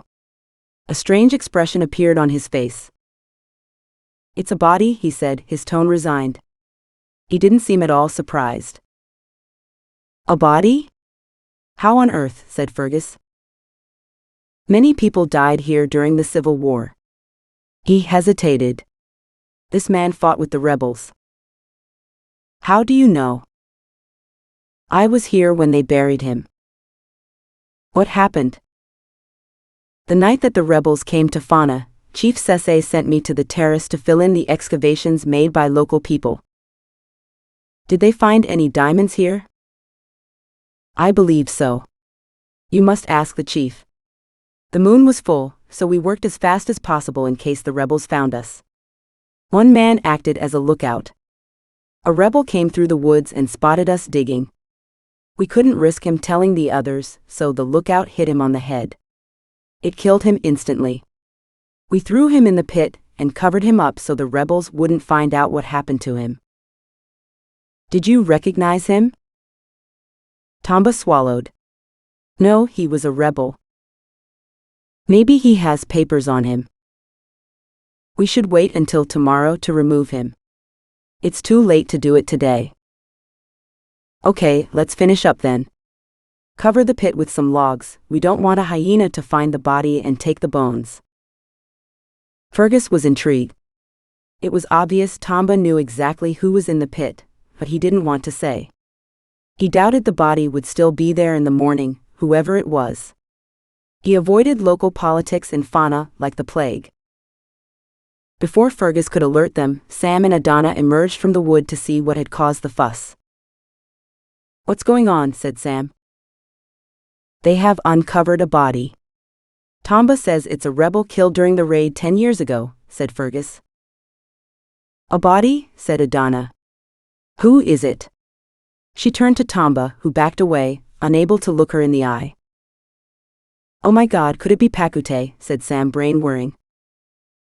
Adana pointed an accusing finger at Tamba. Her expression changed to one of fury. You killed him. My poor husband was murdered. You bastard. Tears coursed down her cheeks and she tried to grab him. Your husband. But? No, you don't understand, said Tamba. Oh yes, I do. You hated him because I loved him and not you. You took advantage of the rebel raid to kill him. We killed him, but by mistake. He was sneaking around in the woods, and the lookout hit him from behind. You can ask him yourself, he's over there. Tamba pointed at a man standing at the edge of the group. He dropped his head when singled out. We didn't realize it was Pakute. But you let me think he had abandoned me. I have spent a decade thinking he ran away and left me. How could you? She was beside herself. Fergus had to hold her to prevent her attacking Tamba. I'm sorry. I planned on telling you, but the assault on your father had distressed you to the edge of reason. It might have been too traumatic for you. I meant to tell you later, but as time went on, it seemed better to keep it a secret. A secret, said Adana. From me? Does my father know? No. I've never told anyone. Tears coursed down Adana's cheeks, but she was mute, her slim body trembling with fury and misery. Sam's distress was increased due to the contrast with their laughing fit only minutes before. She put her arms around Adana, but it was like hugging a fence post. Tamba stood apart with his fists clenched and his eyes shut tight. When the storm had receded, Fergus offered to take Adana to the compound. Tamba was left to seal off the pit with his team. He cut a lonely figure in the gathering gloom. Chapter 35. What did you say? Said Joseph Sese, blood draining from his face. We found Pakuta's body, said Tamba. Where did you find him? Tamba swallowed. He's buried in the terrace where Sam is working. But how did he get there? I don't understand. He got killed by mistake. He was spying on us when we filled in the terrace. The lookout hit him from behind, thinking he was a rebel. He's been dead a decade? Why didn't you tell me? Because of Adana. If she thought he had abandoned her, she might come to love me instead. But they were married. She couldn't be with anyone else until she had confirmation he died. No one told me that. It's hard to accept that she's been miserable for years, and it's all my fault. I'll leave the village. I can't stay here. The chief put his hand on Tamba's shaking shoulder. You've made a serious mistake, but you're not the only one in the wrong here. There's something I haven't told Adana either. What more is there, sir? Pakute ignored my orders and ate a bowl of the poisoned stew intended for the rebels. He would have been dead by morning anyway. Killing him was a mercy. At least he didn't suffer. But Adana has had years alone because of me. Tamba, Tamba, Tamba. What shall we do with you? I don't know, said Tamba and sobbed like a child. Joseph Sese insisted on coming to the terrace for the disinterment of the body of Pakute, who was an orphan, his parents having drowned after a ferry coming from Liberia sank on the way up the coast. Pakute's brothers had left town after the rebels disappeared and gone to the capital to look for work, so apart from Adana, no one remained to mourn him.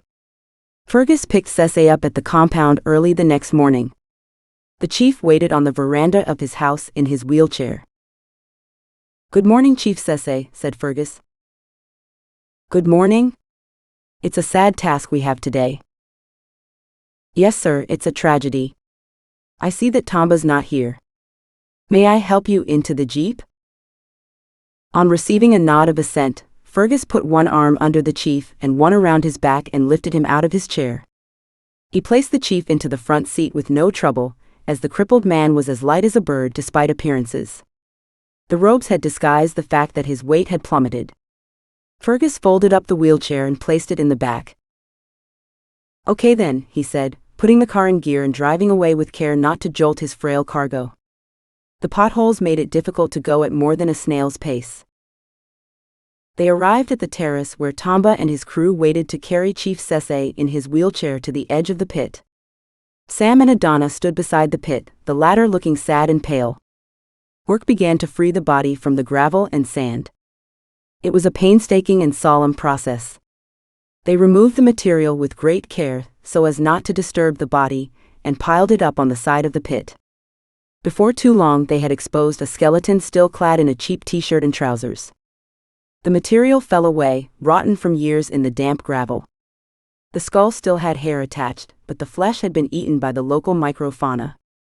A blue satchel lay on top of the body, and they removed it first. Fergus shook the sand from it and took it to Joseph Sesse for inspection. "Can you check the contents please, Fergus?" he said. The satchel was still intact, being made of some man-made fiber that did not rot. Fergus tried and failed to open the zips on the pockets which had rusted shut.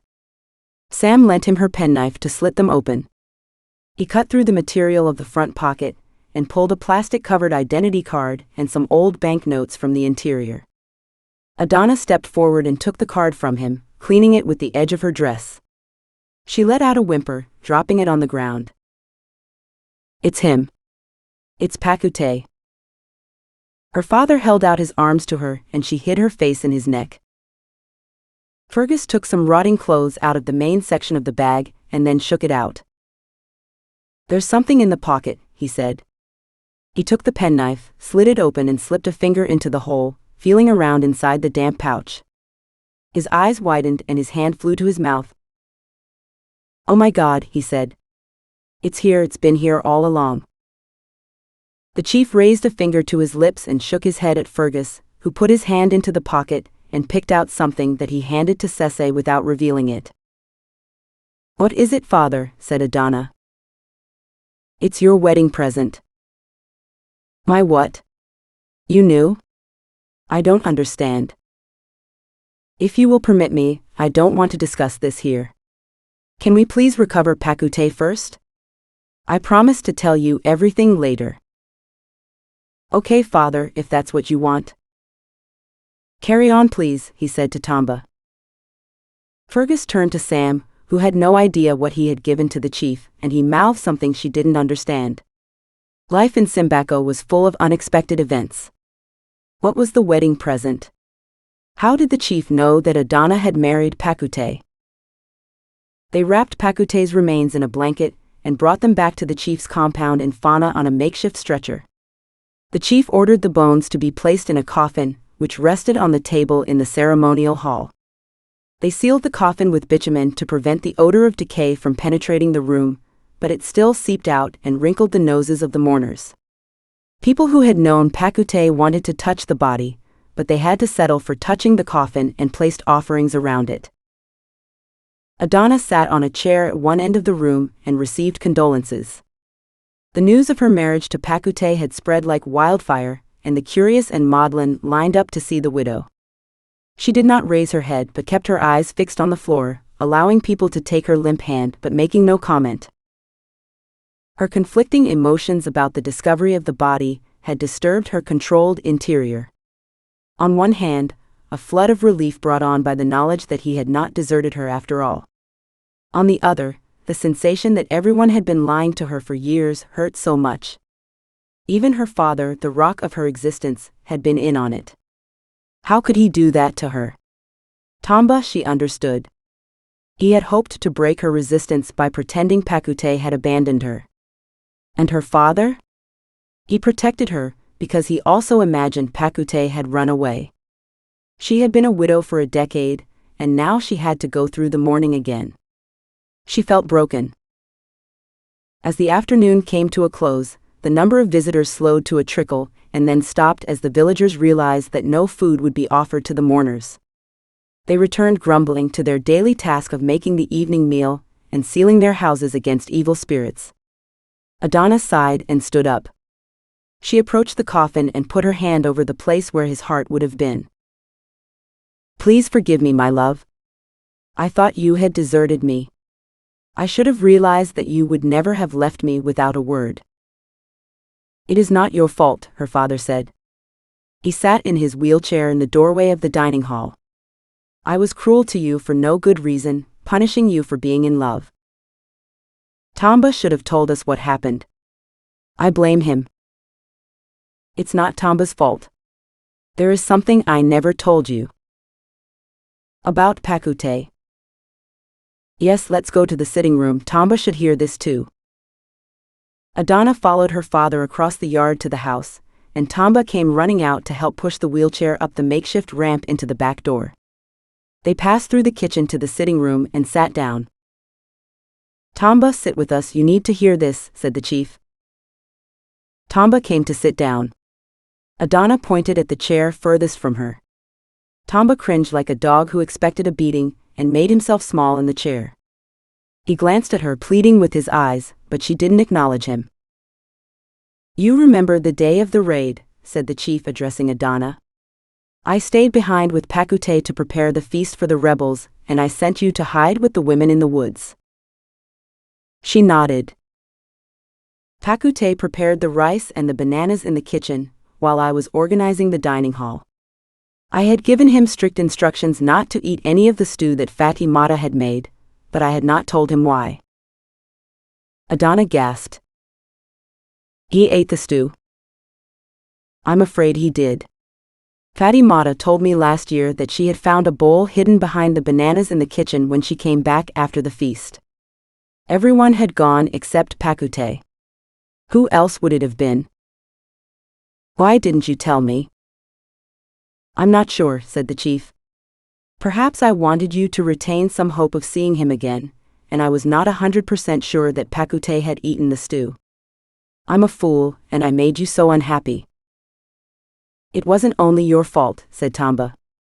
I knew Pakute had died, but I didn't tell either of you. Adana looked from one to the other with real disdain. She walked out of the room. Sweetheart, come back, said the chief, but she had gone. Chapter 36. Tamba watched Adana go. Her beauty still filled him with awe, but she held the keys to the kingdom. She would be vulnerable now, searching for comfort. He had no time to lose. The chief was getting weaker and would not live much longer. He would redeem himself and fulfill his ambitions with one simple move. After taking the chief a light supper, he went to Adana's room and knocked on the door. Are you there? He said. What do you want, Tamba? I need to speak to you. Haven't you said enough? Please hear me out. You have 5 minutes. Adana's door flew open. She stood in the middle of the floor. What? I come to petition you. Petition me? For what? For your hand. Are you crazy? Adana crossed her arms and turned her back on him. Hear me out, please. I have no intention of marrying you. Be reasonable. You're single now. No one will have you because you are unclean. I have always wanted you, and I'm prepared to accept you as you are. We could rule Fona together. How dare you? I wouldn't marry you if you were the last man on earth. With me, you have a chance of being paramount chief. Without me, you are nothing. I would rather be nothing than marry you. She pointed to the door, eyes blazing. You will change your mind. I would rather die. Tears sprung to her eyes. Go now. Tamba went to his quarters to ponder the response. Adana had always been fiery and stubborn. He had planted a seed, though, and now he would wait for her to weaken as her position did. He knew that he would win her in the end. What other choice did she have? He would enjoy her capitulation. Later that evening, the chief wheeled himself to the door of Adana's room and knocked. Please, can I come in? I didn't tell you everything you needed to know. You told me enough. You have every right to hate me right now, but there is something I should give you. Please let me in. The door opened a crack, Adana's sulky face visible in the gloom. Several citronella candles flickered behind her, illuminating her afro which she had freed from its constraints. Okay, but you can't stay long. She sat on a wicker rocking chair in the corner. The chief moved his chair right up to her knees, which he grasped with his hands. He gazed into her troubled eyes. It's been a tough couple of days for you, darling, he said. Now that Pakute is at rest, a can of worms has been opened. You're one of the worms, she said. No one is sorrier than me, but I must tell you something important. What could be more important than finding out I'm a widow, and the people who knew kept it a secret from me for years? I don't deny it, but I want to explain what really happened that night. Tell me. When Pakute had finished preparing the feast for the rebels, I had a chat with him. I told him that I knew you were married. What did he say? He was astonished. Afraid even, but I told him that I wanted him to take you away. Why? This is my home. I was worried that you'd spent too much time surrounded by voodoo and superstition. I thought you should leave Fona and see the world. But how? We had nothing except our clothes. I gave him this. Joseph Sese took his daughter's hand, which she gave unwillingly, and turned it palm up. He dropped the diamond into it with his other hand, its vitreous luster greasy in the candlelight. Adana's mouth dropped open and her eyes widened. The Star of Simbako? I thought it was gone, lost? Yes, I wanted people to assume that. Pakuta kept it hidden all these years. You gave it to him? To both of you. When he disappeared, I worried that he had run off with it and abandoned you. I thought it might be lost forever, leaving you trapped here. I only found out about the stew when Fatty Mata told me, and I couldn't face telling you. I presumed that Pakute had died in the woods or been robbed. Trapped here. But father, I'm not trapped, I want to be here. I love our people and I want to lead them. But they will not let you. That's your fault too. I'm unclean because of you. Maybe I should take this diamond and abandon you. Her father raised his head and looked her straight in the eye. Perhaps you should, he said. Did they identify the body, said Fatty Mata. Or was it a rebel? She was waiting in the doorway when Fergus and Sam arrived back at the house. It was Pakute, said Fergus. Pakute? Oh my God. Is Adana all right? Not really, said Sam. But how did he get there? He died on the night of the rebel feast. Tamba and his men were filling in the diamond pit, and the lookout mistook him for a rebel soldier and killed him by mistake, said Fergus. Can we discuss this tomorrow, please? It's been a long day. Tamba? But why didn't he tell anyone?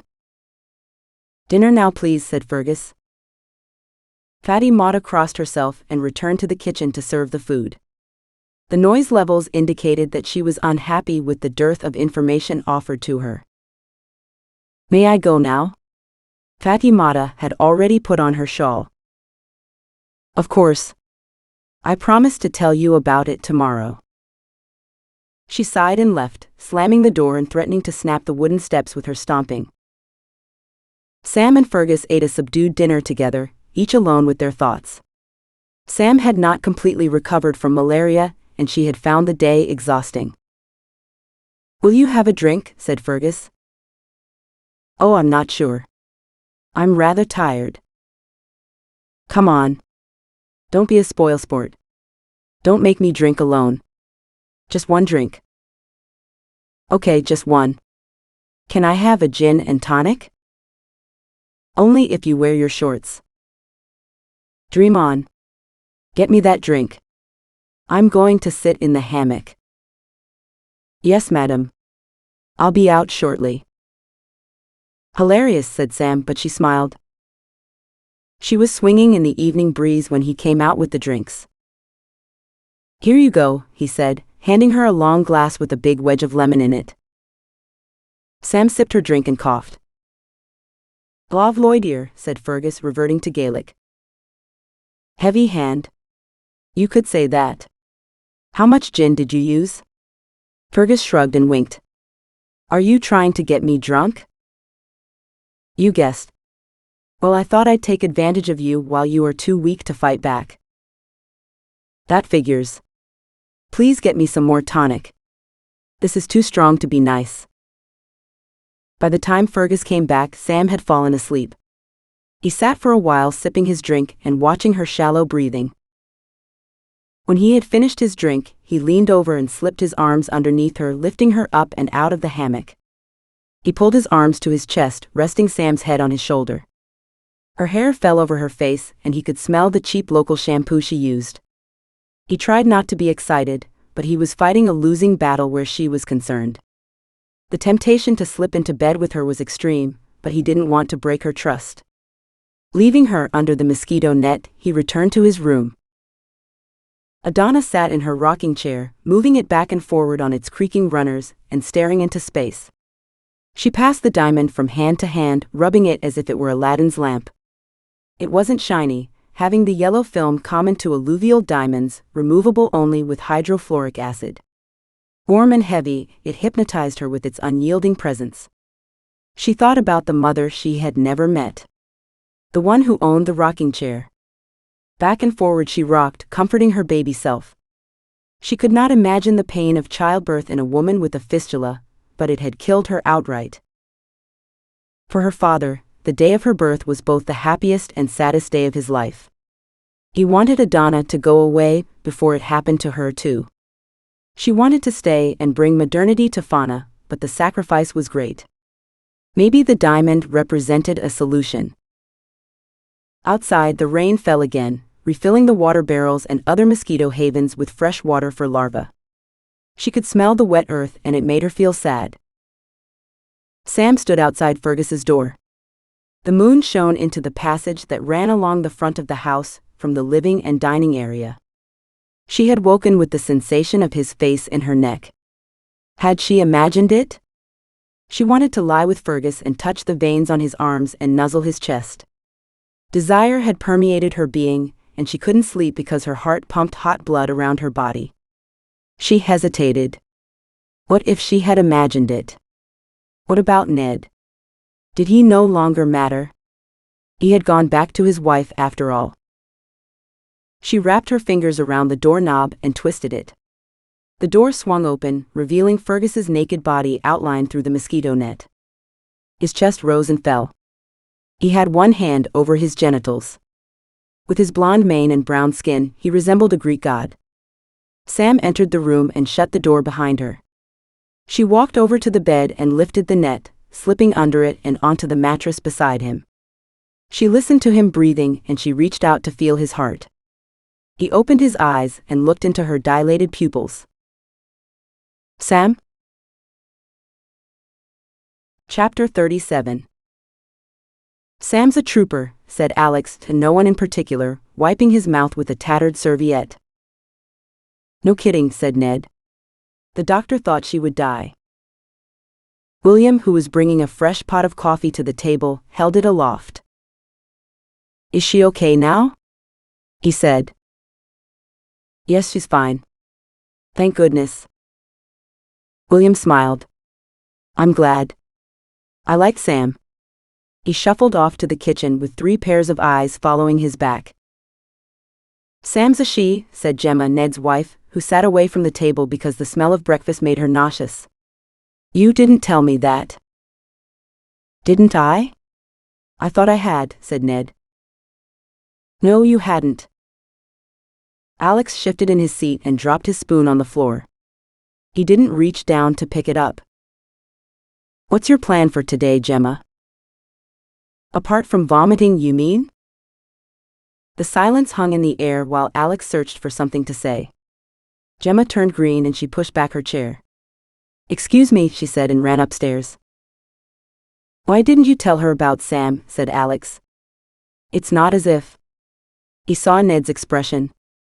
Oh. It wasn't like that. Nothing happened. But you like her. Doesn't everyone? Ned threw a resentful glance at the kitchen. That's all finished now anyway? I hope so. What did Fergus say, said Ned. Sam's back at work and he gave me some surprising news. Don't tell me. Fergus is sleeping with Sam. What? No. You have it bad. They found the diamond. The Star of Simbako. In the terrace where Sam is working. I'm sorry. I shouldn't have said that. I apologize. It's just... Ned swallowed and fiddled with his watch. That's incredible news. You must be thrilled. I'm going up to Fona today. I don't suppose you want to send any messages. Ned shook his head. I'd better check on Gemma. Alex poured himself another cup of coffee and admired the view of the bay through the window.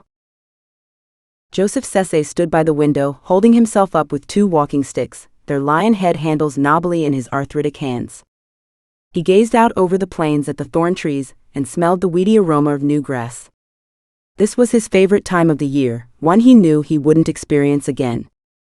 His injuries from the rebels' beating had never healed properly, and now he felt himself weakening and fading. His lungs were filling with fluid, and every breath got harder. Fatimata had loaded him with potions and fetishes hidden in his robes, but he knew that death was stalking him. He could sense its black shadow brush by him in the corridor, and see the glint of a sickle when the sun set.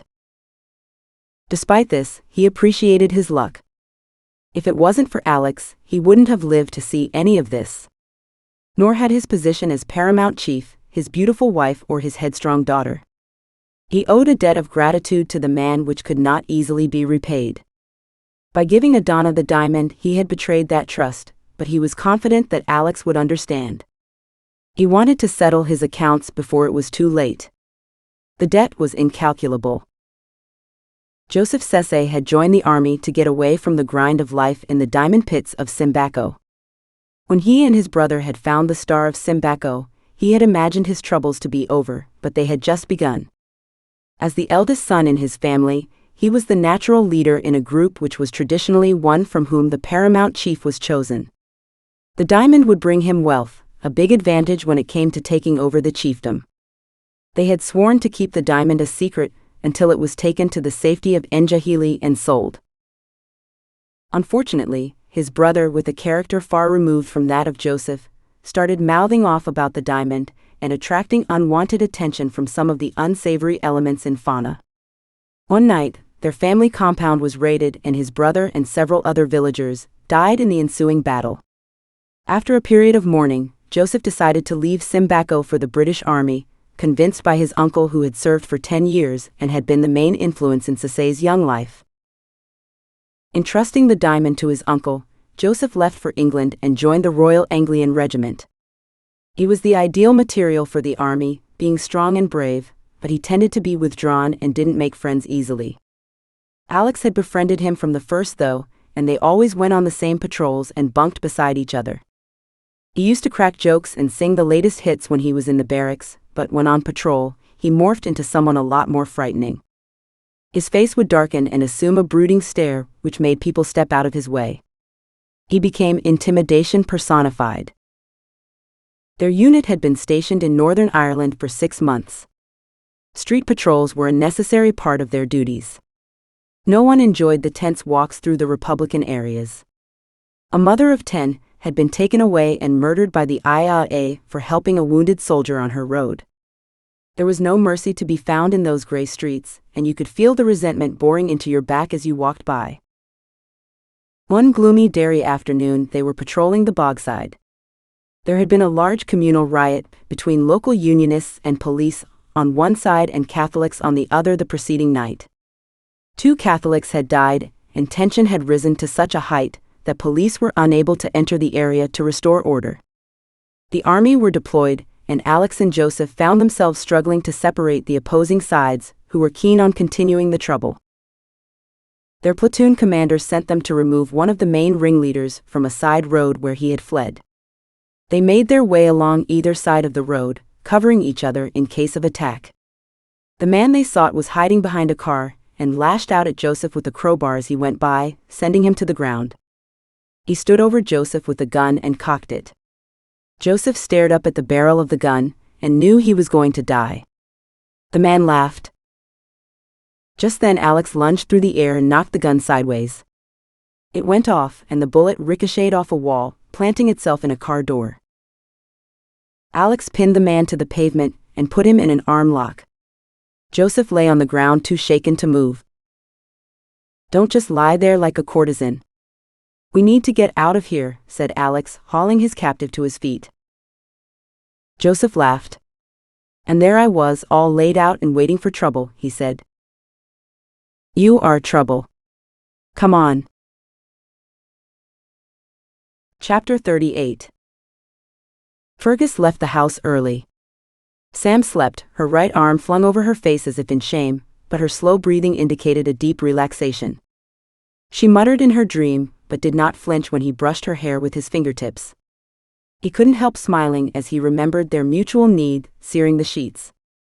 The feel of her skin and the strength of her embrace had percolated through his defenses, and her desire had invaded his being like sugar in his bloodstream.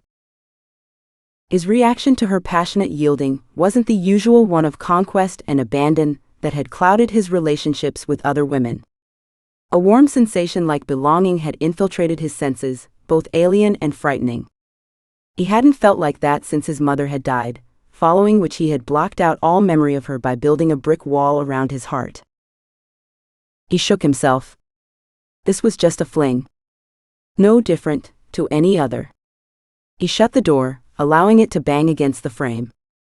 That should wake her up. If she returned to her own room by the time Fatty Mata got to the house, they could avoid another tanker-sized tantrum and some burnt food. Maybe Sam would experience remorse or regret, and blame him for giving her that gin and tonic.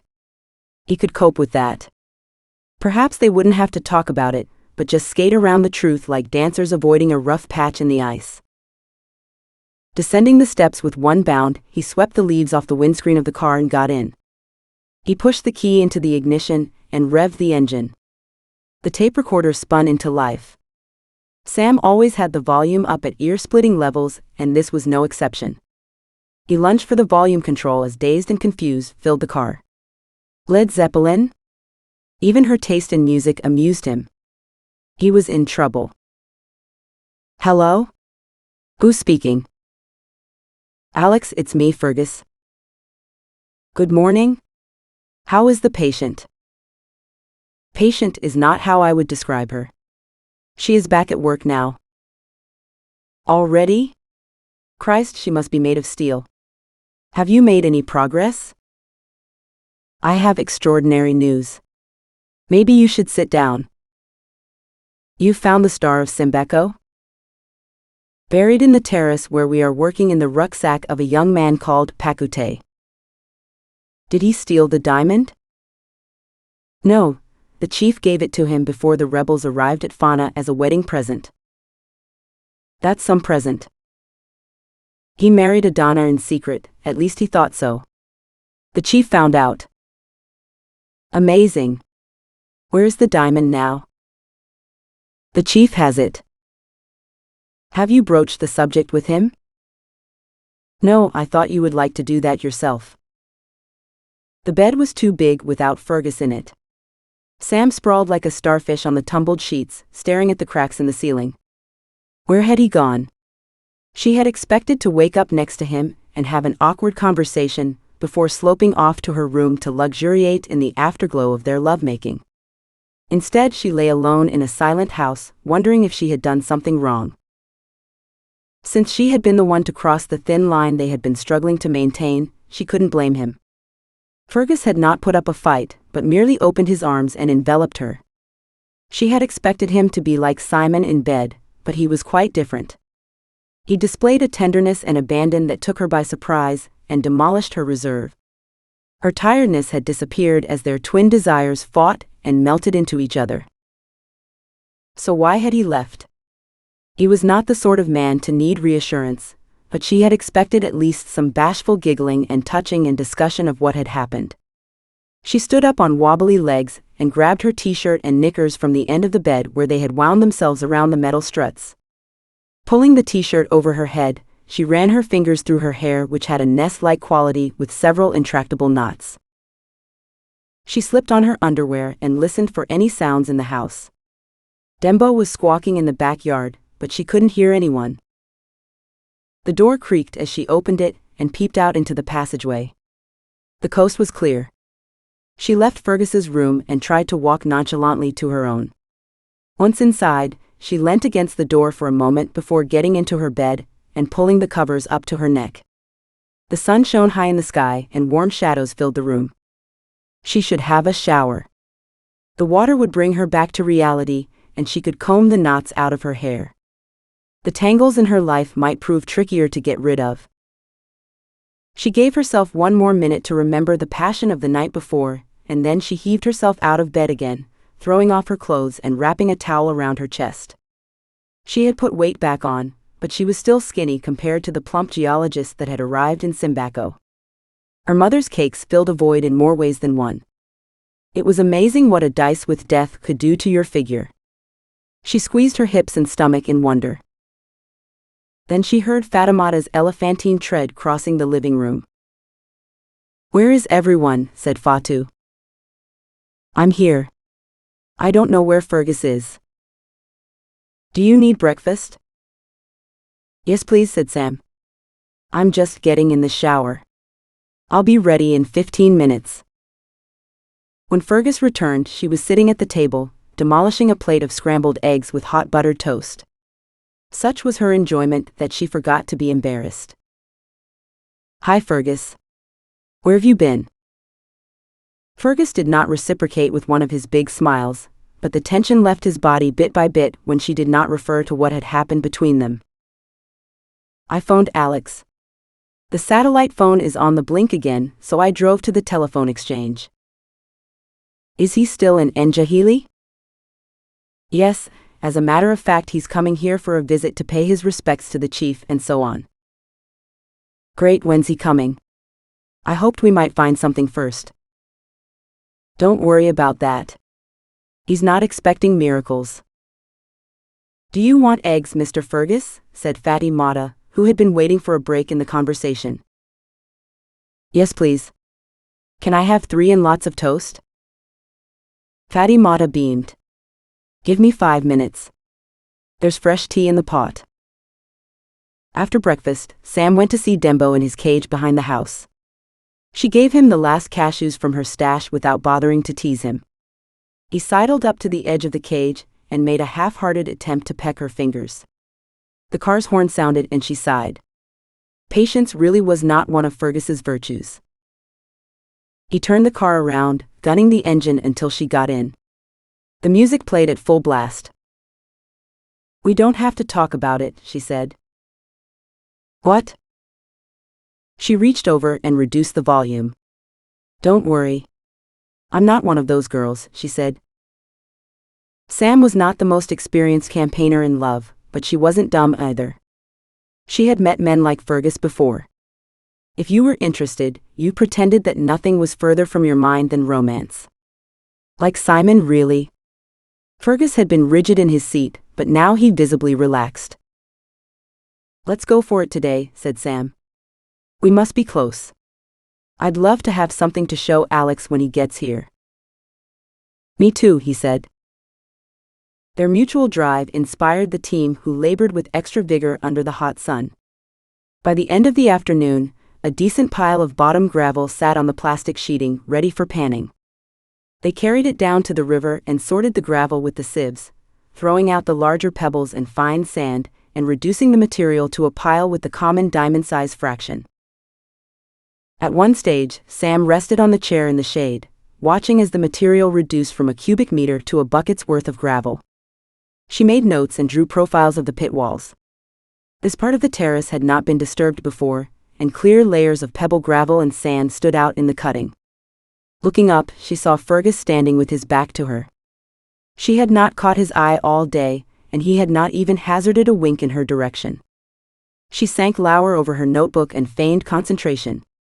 Was it only a one-night stand? How disappointing. They spread the remaining bucket of material over plastic sheets in the sunlight, which now came from low on the horizon. The obvious waste was picked out first and the gravel rinsed and spread again. Sam had not seen rough diamonds before. Squinting in the low light, she waited for something to catch her eye. The search seemed hopeless. All the pebbles looked the same to an amateur. She leaned close to the gravel, trying to focus on each pebble. Then she spotted a small dark stone with an odd shape. She picked it up, put it on her palm and turned it around under her hand lens. The stone was oblong with smooth sides and some obvious faces. "What's that?" said Fergus. I'm not sure, she said, handing the stone to Tamba, whose eyes widened. Do you know what this is? A diamond, he said. Not the best quality, but a good size, nearly half a carat, I think. Let me see, said Fergus, who almost grabbed it.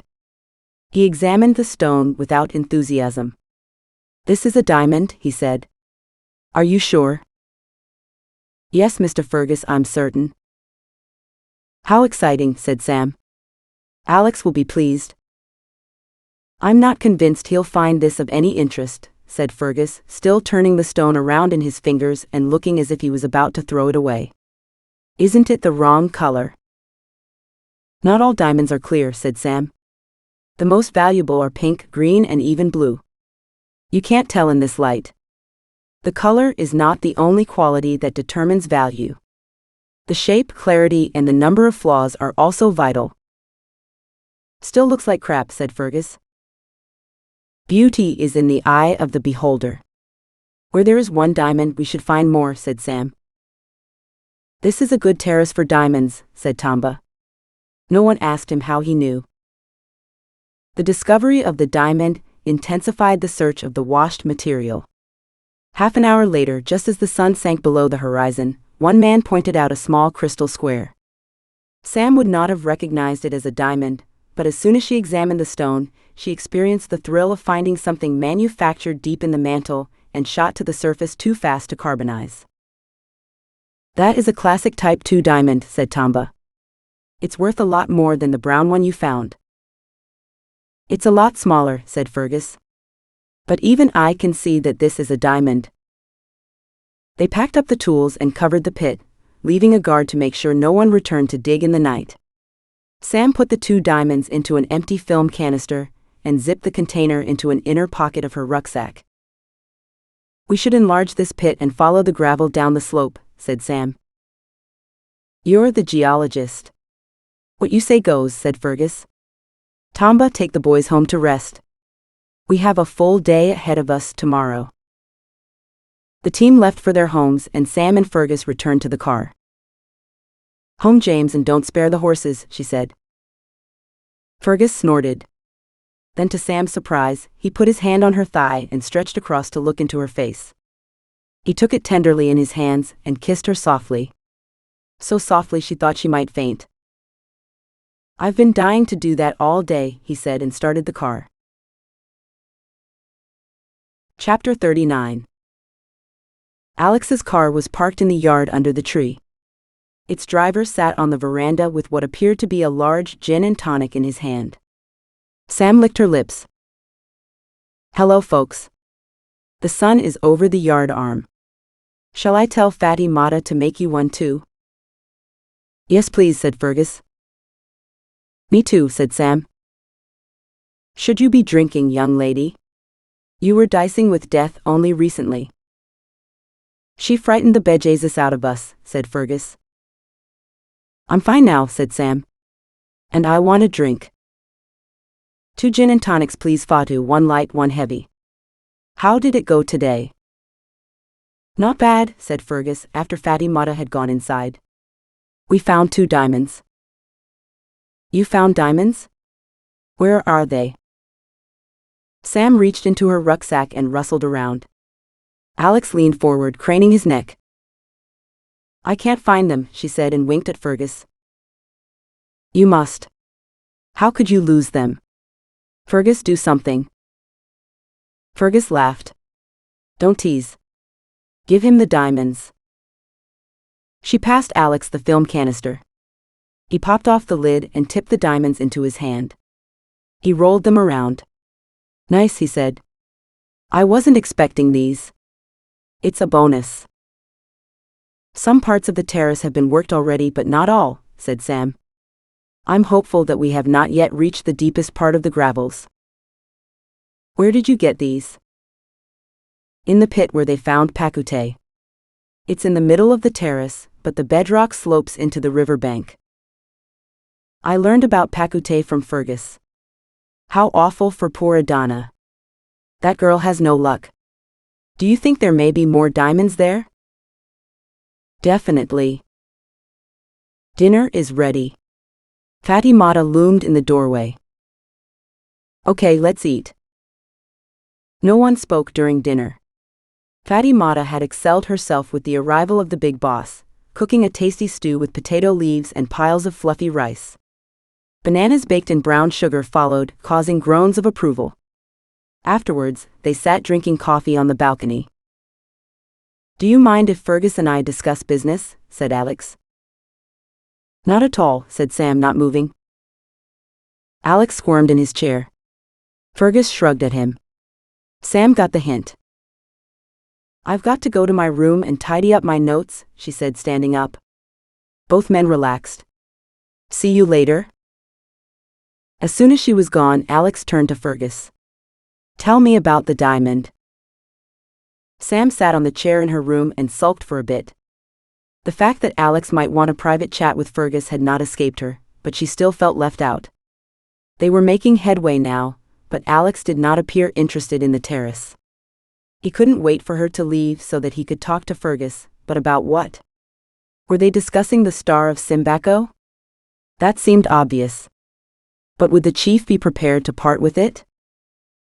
This appeared unlikely, especially since it was now bound up with Adana and Pakute and the history of the village. How much was it worth? She had not got a good look at it, but Fergus's eyes had nearly fallen out of their sockets when he'd found it in the pocket of Pakute's satchel. It must have been 25 carats or more. How irritating that she could not listen to their conversation. Hopefully, they would deem her worthy of an explanation in the morning. Speculation over, her thoughts soon strayed to the kiss. Was Fergus some sort of magician? He was arrogant and grumpy, and said inappropriate things. Not her sort of man at all, in theory anyway. That was the problem.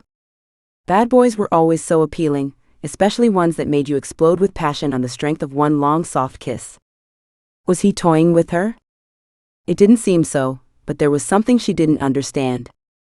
Now she had to go to bed alone, with her blood boiling and her curiosity unassuaged. Bugger. She was none the wiser the next morning. Sar arrived to take her to the terrace and Fergus stayed with Alex. See you later, she said. Perhaps I'm taking Alex to talk to Chief Sese. Let's see how it goes. Sar will collect you if we are busy. Okay, bye then. But they did not answer, having already turned away to resume their conversation. Normally she enjoyed a day to herself with Tamba and the crew, but this was irritating. She had no choice but to get into the car and be driven off by Sar, who was his usual sunny self. Good morning, Sam. Mr. Fergus not coming with us? Not today. We can misbehave. Sar smiled, but his eyes flickered from side to side as if he was unsure of the correct answer to that statement. Let's go then, he said. They stopped in town to buy some fresh bread, tins of tuna, and big bottles of fizzy orange to supplement the lunch brought by the crew. Sam bought a large bag of homemade banana chips, which were her favorite. They arrived at site to find that the crew were raring to start, and had already marked out the new pit borders. Their energy was infectious, and Sam soon forgot that she was sulking and got down to making notes and suggestions. They were enlarging the previous day's pit, along the line of the inclining bedrock. The material was fresh and well sorted into precise layers, some of which contained rounded pebbles of a similar size and others which were more haphazard with a sandier matrix and fewer stones. The layers thickened towards the land edge of the terrace as the slope steepened. They stopped for lunch and the extra provisions disappeared at lightning speed. Sam shared her banana chips with Tamba. Did you find it here? She said. Find what? She laughed. Come on. You know exactly what I mean. He shrugged. Not here. At Mono. So how come the chief had it? He dug it up in his artisanal pit. When he was younger, he used to go there and dig for diamonds. So how did he become chief? His uncle didn't have any children. He died soon after Joseph came back to Fona from the British Army. Chief Sese was elected by the village elders and kept the diamond hidden all these years. I confess I thought it was long gone. Tamba stared at the ground and did not raise his head. He sighed. "Let's get back to work," said Sam. Fergus and Alex drove into the compound, creating a cloud of dust. They sat in the car waiting for it to abate, and Adana appeared on the veranda. She beckoned them in and they got out and crossed the yard. There was an odor of coffee and fat insects bombed across the compound, buzzing and chirping. A vulture sat on the roof, inspecting them with a practiced eye. "I hate those things," said Alex. "They're the rubbish collectors of Africa," said Fergus. "Someone has to do it." They climbed up the stairs into the visitors' room where they hesitated. Adana opened the door, carrying a tray of fruit juice. "Come in. My father's waiting." She ushered them into the family room. "Thank God," said Fergus. "Those chairs outside are murder." The family room was claustrophobic in both heat and smell. All of the windows were shut, and a single light bulb hung on a ratty-looking wire. The chief sat on a wide chair which all but engulfed his frail frame. He did not attempt to get up. The change in his appearance was shocking. Joseph Sese looked as if someone had vacuumed out his insides. His shallow breathing rasped into the ears of his discomforted guests. "Welcome," he said. "Apologies for my appearance. I have been unwell." "Not at all, Chief Sese. I hope you will recover quickly," said Fergus. "I'm glad to see you," said Alex. "It's been too long." "My house will always be open to any of my brothers-in-arms," said the chief, and held out his frail arms to embrace Alex. The two men hugged for several seconds, and when they released each other, both had tears staining their cheeks. Fergus was startled. He had not been aware of any link between the two men that predated their work in Simbako. "My dear friend," said Alex, still holding the chief's hand and patting it with the other. "You saved my life," said Joseph. "I wouldn't be here without you. What can I do for you?" Chapter 40. The team set to work with renewed vigor and, under Sam's instruction, removed all of the material except the bottom gravel. This they transferred onto the plastic sheet at ground level. The gravel was wet, and the pebbles glinted in the sunlight. Sam felt a frisson of excitement. "Careful now. There's no hurry," she said as they edged their way down to the river with their heavy cargo. Once they had laid the plastic sheeting down, the process of washing and sieving the gravel began. Sam took photographs of the work to distract herself from the pounding of her heart. They spread the reduced material onto the plastic. The rest of the team sat on the bank. Tamba and Sam searched, separating the barren gravel with their fingertips. Time stood still as they moved the small pebbles aside. They both noticed it at the same time. A clear stone of about half a carat was sitting half hidden in the middle of the plastic. Tamba reached over and picked it up. "Lovely," he said. "Wow. You can understand why they drive people to war," said Sam. Then she realized there were two more, like bits of glass from a windscreen, lying side by side. Carefully, she removed them from the gravel and put them in her film canister. Tamba handed her the other one and she snapped the lid on tight. They kept searching and turned up one more, a darker diamond of a decent size. "This must be the bottom of the slope," said Sam. "We should follow this gravel tomorrow." "Okay. I'll tell the chief what we've found. Will you bring the diamonds for him to see?" "I expect Alex will do that. I'll come to work as usual." "You're the one who found them. You're a great geologist." "Thank you, Tamba, but we found them together. We're a good team." He shook her hand and turned to direct the men to store the tools and cover the pit. Sam waited for them to finish, and then walked to the car where Sar was waiting. "Good day, Sam," he said. "Not bad." The chief sat motionless, and his shallow breathing made a painful dry sound in his throat. Alex waited. He brushed a large horsefly off his arm and swatted it to the ground with his hat, squashing it to the floorboard with a wet crunch. The bloodstain sank into the dry wood and he watched, fascinated, as it crept along the cracks. A cough alerted him to the fact that Chief Sese was ready to speak. Alex, I must apologize to you. I've broken the terms of our agreement. How so? I no longer have the Star of Simbako, he said. It's now the property of my daughter, Adana. If you wish to purchase it, you must speak to her. Alex thought for a moment. Will she sell it? She has plans for the money. A modernization of Fona, starting with sewers and electricity. I'll pay top dollar if she sells it to me. I know I can trust you to be fair. How will you calculate the market price? I'll take it to the Diamond Exchange in Njahili and get it cleaned. They will set up an auction. That way I can bid on the diamond and win it fair and square. Adana can come with me and witness the whole procedure. An auction might raise the price you have to pay. If the price goes too high, I'll retire from the auction. I want that stone. You're an honorable man, but you must deal with my daughter. She won't listen to me anymore. Is Adana here today? She's in her room, but I don't know if she'll speak to you. Please, can you ask her? I'll meet her at any time that suits. I'll try. She's been in mourning for her husband, and she doesn't come out often. Sorry to hear about Pakute. She must be shocked. We all were.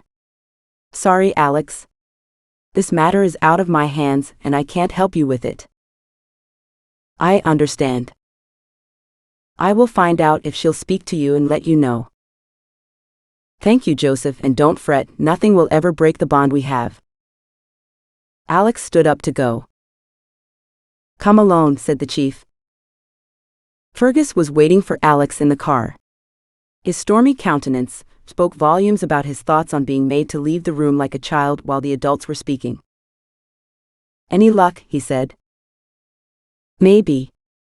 Adana is in charge now. Will she speak to you? I don't know yet. Let's go home. By the time Sam got home that evening, Alex and Fergus were having their second drink on the veranda. She had stopped off in town to have a celebratory soft drink with Tamba and Sar and was now stifling burps. Hi, Sam. Good day at the office? Not bad. Not good, said Fergus. I wouldn't say that. Give me a gin and tonic and I'll show you. Fatu, get the geologist a drink, please. I'll be back in a minute, said Sam, and she slipped through the front door. She went to her room and peeled off her dirty clothes. After a quick rinse under the shower, she took her hair out of its bun and brushed it. As she had hoped, it had soft waves in it after being confined all day. She put on her denim shirt and clean khaki trousers and examined her reflection in the mirror. Almost glamorous, she thought. Both men looked up as she returned. Fergus stared at her as if he hadn't seen her before. Is my drink ready? She said. It's on the table, said Alex. Did you find anything today? Sam gave him the canister, which he shook. That sounds good, he said. After dinner, Sam put on her Walkman and lay in the hammock while the two men examined the booty. Their surprise at the day's haul had been all the praise she needed. The diamonds you have found will cover all our expenses, said Alex. That's good work. Thank you, said Sam. I followed the clues. A car pulled into the yard with its headlights on. They covered their eyes to protect them from the glare. Sam got out of the hammock and leant over the railing. Sar opened the door and half got out of the car. Mr. Simmons, Adana will see you now? Now? Okay, give me a minute. He walked across to the car. I'll be back, he said. Do you want me to come? Said Fergus. No, it's not necessary. I'll fill you in later. Sar drove off as suddenly as he had arrived. Fergus came over and stood beside Sam at the railings. She could sense him close to her, close enough to make the hairs on her arms stand on end, and she suddenly became awkward and unsure. Turning around to say something witty, she felt herself pulled into his arms. He peered down into her eyes and she drowned in his gaze. Did anyone ever tell you that you're as beautiful as a pint of Guinness? He said. He had a strange look on his face. No, I don't think so. Are you some sort of witch, Sam Harris? You have me befuddled. She searched for an answer but was paralyzed by anticipation. How long do you think he'll be gone? Said Fergus. Long enough, I hope, said Sam. Alex knocked at the door of Chief Sasay's house in the compound. It opened almost immediately, and Adana stood there, regal and somber in a loose dark robe. Please come in, she said. Thank you for seeing me, said Alex. Please accept my deepest condolences. That's nice of you. Finding Pakute has been very shocking. I can't imagine how awful that was. I'm so sorry. Won't you sit down? Alex perched on the edge of a chair with his elbows on his knees. Did your father tell you why I wanted to see you? He did. Look, I know it's very early to talk about these things as you are so recently widowed. It's been 10 years. I think I always knew he must be dead. He would have come back for me otherwise. Still, it's difficult for you finally knowing for sure. Adana stood up and crossed the room. She turned to face him. My father told me that you want to discuss the Star of Simbako. Straight to the point. May I see it? Of course. She stood in front of him, reached into a deep pocket on the side of her robe and found the stone.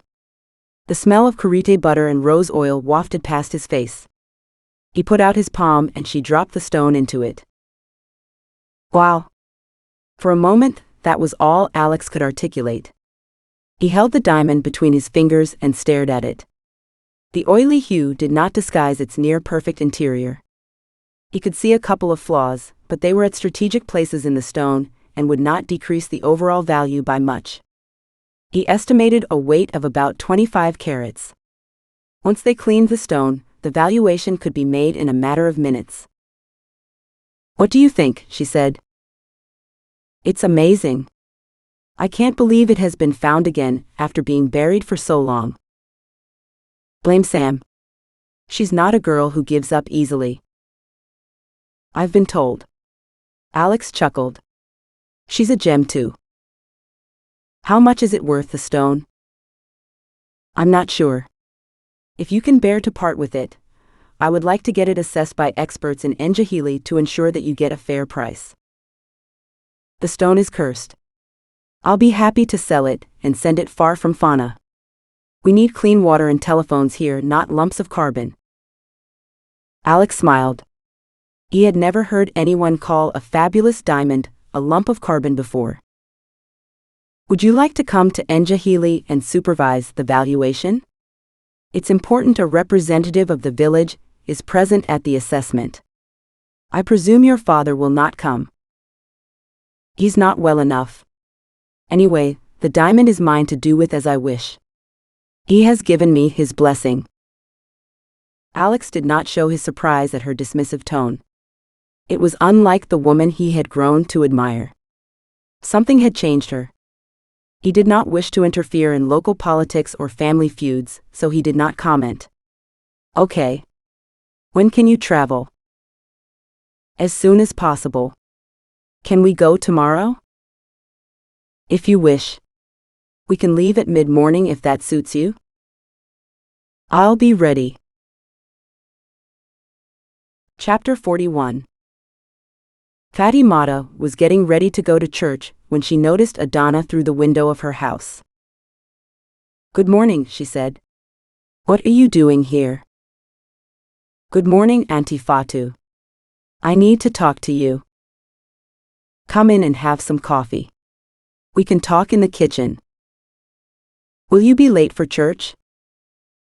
Don't worry about me. I'll say an extra prayer later. It must be important for you to visit at this hour. They sat in the small kitchen which smelt of spices. It was lined with shelves of mysterious bottles containing the potions bequeathed to Fatimata by her father, the witch doctor. How can I help you? Fatu, my father is ill and may be dying. I want to be paramount chief. But my child, that is not possible. Because I am unclean. But what if that were to change? Don't even consider the possibility. It's too dangerous. You are not young enough to use the bondo. The Sowe will not attend you. I can use the hospital in Njahili. Hospital? You'll die. Please don't risk it. The hospital is modern, and Sam told me people do not die there. How does she know this? Sam's a clever person, but she's not from here. I'm willing to try, but first I must be sure you will support me. For paramount chief? Of course. If you are clean, no one would oppose you. But what about your father? He doesn't need to find out. I'm going to Njahili with Mr. Simmons to sell a diamond for funds to help the kingdom. I'll have the procedure done while I am there. Are you sure about this? It's a big step and you can't go back. Fatu, what future do I have otherwise? I've decided to go ahead. Alex Simmons packed his bag and took it outside to the veranda. Sam and Fergus were still at the breakfast table, and he joined them for a cup of coffee before his trip to Njahili. I'd like you to finish mining the pothole before you come to town, he said. Don't forget to leave a record of the production with the chief, so that we can square the accounts after I get the diamonds valued and sold. I left you a sheet to fill out. I have already noted the diamonds retrieved from the terrace before today. Can you leave the weighing scale here, please? We'll bring it with us too. Sure. And well done on the exploration. The work has paid for itself. I'll make some sections of the terrace based on the pitting we have already done, and narrow down the area that we should mine, said Sam. Great. Ah, here's Adana. We'd better leave right away. Adana dropped her bag beside the car and came to the veranda to say goodbye. Sam gave her a big hug. Can you please drop in and see my father while I am gone? He has been asking to see you. Of course. Is he any better? No, unfortunately his lungs are badly congested. Fatu has been trying to ease his breathing, but his lungs are weakening. He needs some relief. The last few days have taken their toll on him. Good luck in Njahili. I hope the valuation goes well, said Fergus. Thank you. I'll be back soon and everything will be okay. Alex and Adana got into the car and drove off. What did she mean, said Sam. By what? That everything will be okay. I guess she was referring to the money for Fona. Sam had her doubts, but she needed to concentrate on the final phase of exploration. She got to work drawing sections of the terrace from north to south and east to west using her notes and those taken by Tamba. She tutted at his terrible drawing, but he had recorded the important data, so she extrapolated from that. The bedrock sloped into the northern sector of the gravels where they had found the diamonds. She traced contours onto the map, showing the depth of the bedrock, and selected the best area for them to continue digging. Any progress? Said Fergus. It'll be straightforward to mine the last part of the pothole. I don't think we have reached the deepest part yet, so we may yet find more diamonds. Fantastic. We'll start again tomorrow. Do you have any plans for today? Do you fancy taking another trip to the diamond fields? I was hoping to recce the geology of the diggings. You have a one-track mind, Miss Harris. So do I, but it's a different recording. Take me to the mines and I may dance to your tune later. Okay, it's a deal. He squeezed her shoulder. Shall we go? Give me a minute to put this stuff away and get my gear. Yes, Bwana. Sam couldn't wait to explore the diggings. She had vivid memories of their first visit to the site and the extraordinary panorama that lay below them. This sort of experience was a rare opportunity for any geologist. She would not miss it. When they reached Mono, They took a winding side road which meandered down the hillside until they reached the flats.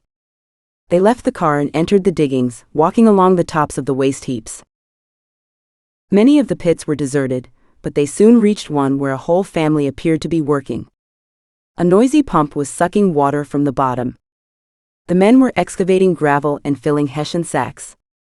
Ragged, skinny children heaved the sacks up the slope and emptied them beside a group of women who sieved the material through ancient holy sifters. The children surrounded her, chirping in their high voices, asking for money and touching her white skin. They had open sores and snotty noses. Sam's romantic notions of Africa had long faded, but the extreme poverty was grueling to see close up. She gave them some sweets she had bought in Fona. They examined them with suspicion until Sam showed them how to unwrap them and popped one into her mouth. Soon all of them were sucking enthusiastically with big smiles. Amongst them was an albino child with sunburn on his face and arms. Some of his burns were deep and weeping. "Poor little mite," said Fergus. "Albinos don't survive for long here. They get skin cancer." "That's awful. Why don't they cover him up?" "Many people believe albinos are the devil's work. Gangs kill them to steal body parts for voodoo." Sam gasped. The boy stepped back in fright at her reaction, and she tried to reassure him by smiling. Then she remembered that she had an old long-sleeved t-shirt in her rucksack. She took it out and offered it to him. He shrunk back from her, but she crouched down and held the garment out again. He grabbed it and moved away to put it on. The sleeves hung over his hands. The women laughed at him, but he modeled it, strutting along the top of the waste heaps. They called him back to work. They washed and sieved the material from the pit, but they had no luck finding any diamonds. Sam examined the walls of the pit to see if she could help by recommending where to dig. The material was not fresh, being a mixture of sand and gravels of all shapes and sizes. She wondered how often the same material had been washed. The ragged sieves they were using meant that a diamond could easily slip through no matter how many times they processed the material. "The chances of them finding anything here are slim," she said. "They should look for fresh material somewhere else." "I doubt there are any spots left. Every inch of this place belongs to someone, and violent fights erupt if anyone trespasses," said Fergus. "I'm surprised they haven't invaded the terraces at Fona. That is tribal land. The locals would chase off any invader before they could start digging." They stayed a while longer, watching the vain attempts at finding a stone back and heartbreaking work. As they turned to leave, the albino boy offered Sam his hand to shake. She looked into his burned face and gave him a wink. Taking off her hat, she placed it on his head. He beamed, tying the string tightly under his chin. His long white eyelashes stood out against his pink cheeks. Fergus shook his head. "You can't help everyone, Sam." "No, but I could help him." He shrugged.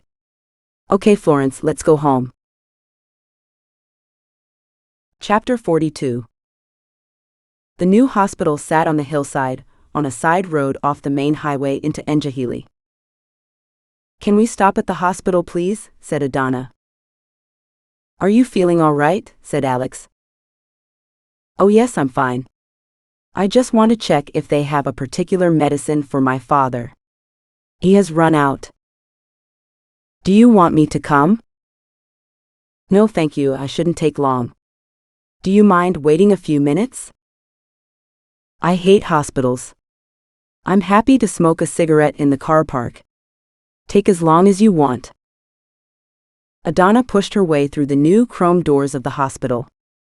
In front of her, the imposing reception desk was staffed by 5 formidable-looking women. She chose the woman with the least terrifying expression and approached her. "Good afternoon, Auntie." "Good afternoon, madam. How can I help you?" "I wish to talk to someone about an operation." "Is the matter urgent?" "Yes, it is." "What sort of operation?" Adana blushed and gazed at the floor. She searched for the right words but found the hard stare of the receptionist intimidating. She wrung her hands and looked imploringly at the woman whose expression changed to one of sympathy. I think Dr. Kamara is free. I will ask him if he can see you. Please wait in the reception area. The woman whispered something to her companion, who winced.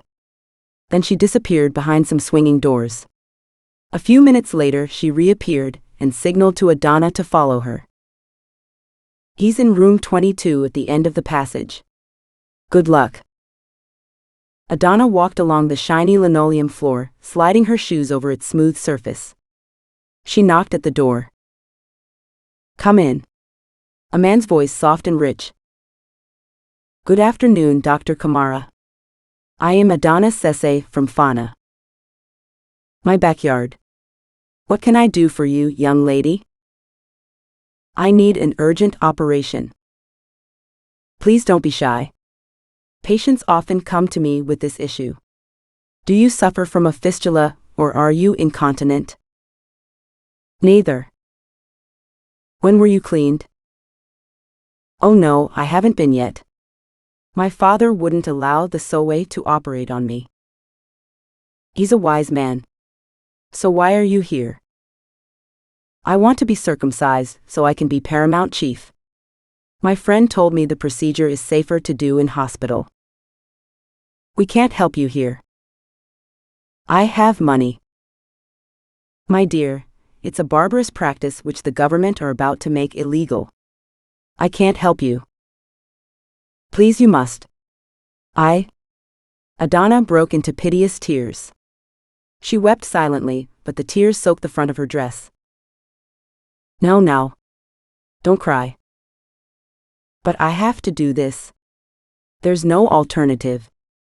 The only way I can change our kingdom is from the inside. If I don't become chief, they will elect someone who doesn't permit change. It's a big sacrifice. One I am prepared to make. The doctor peered into her face and sighed. I understand your position. My family is from Mono. A female paramount chief would be an excellent change. Perhaps we can do something. Wait here.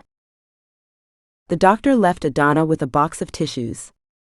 After a few minutes, he returned with another doctor. This is Dr. Muhammad. He's an expert in this field.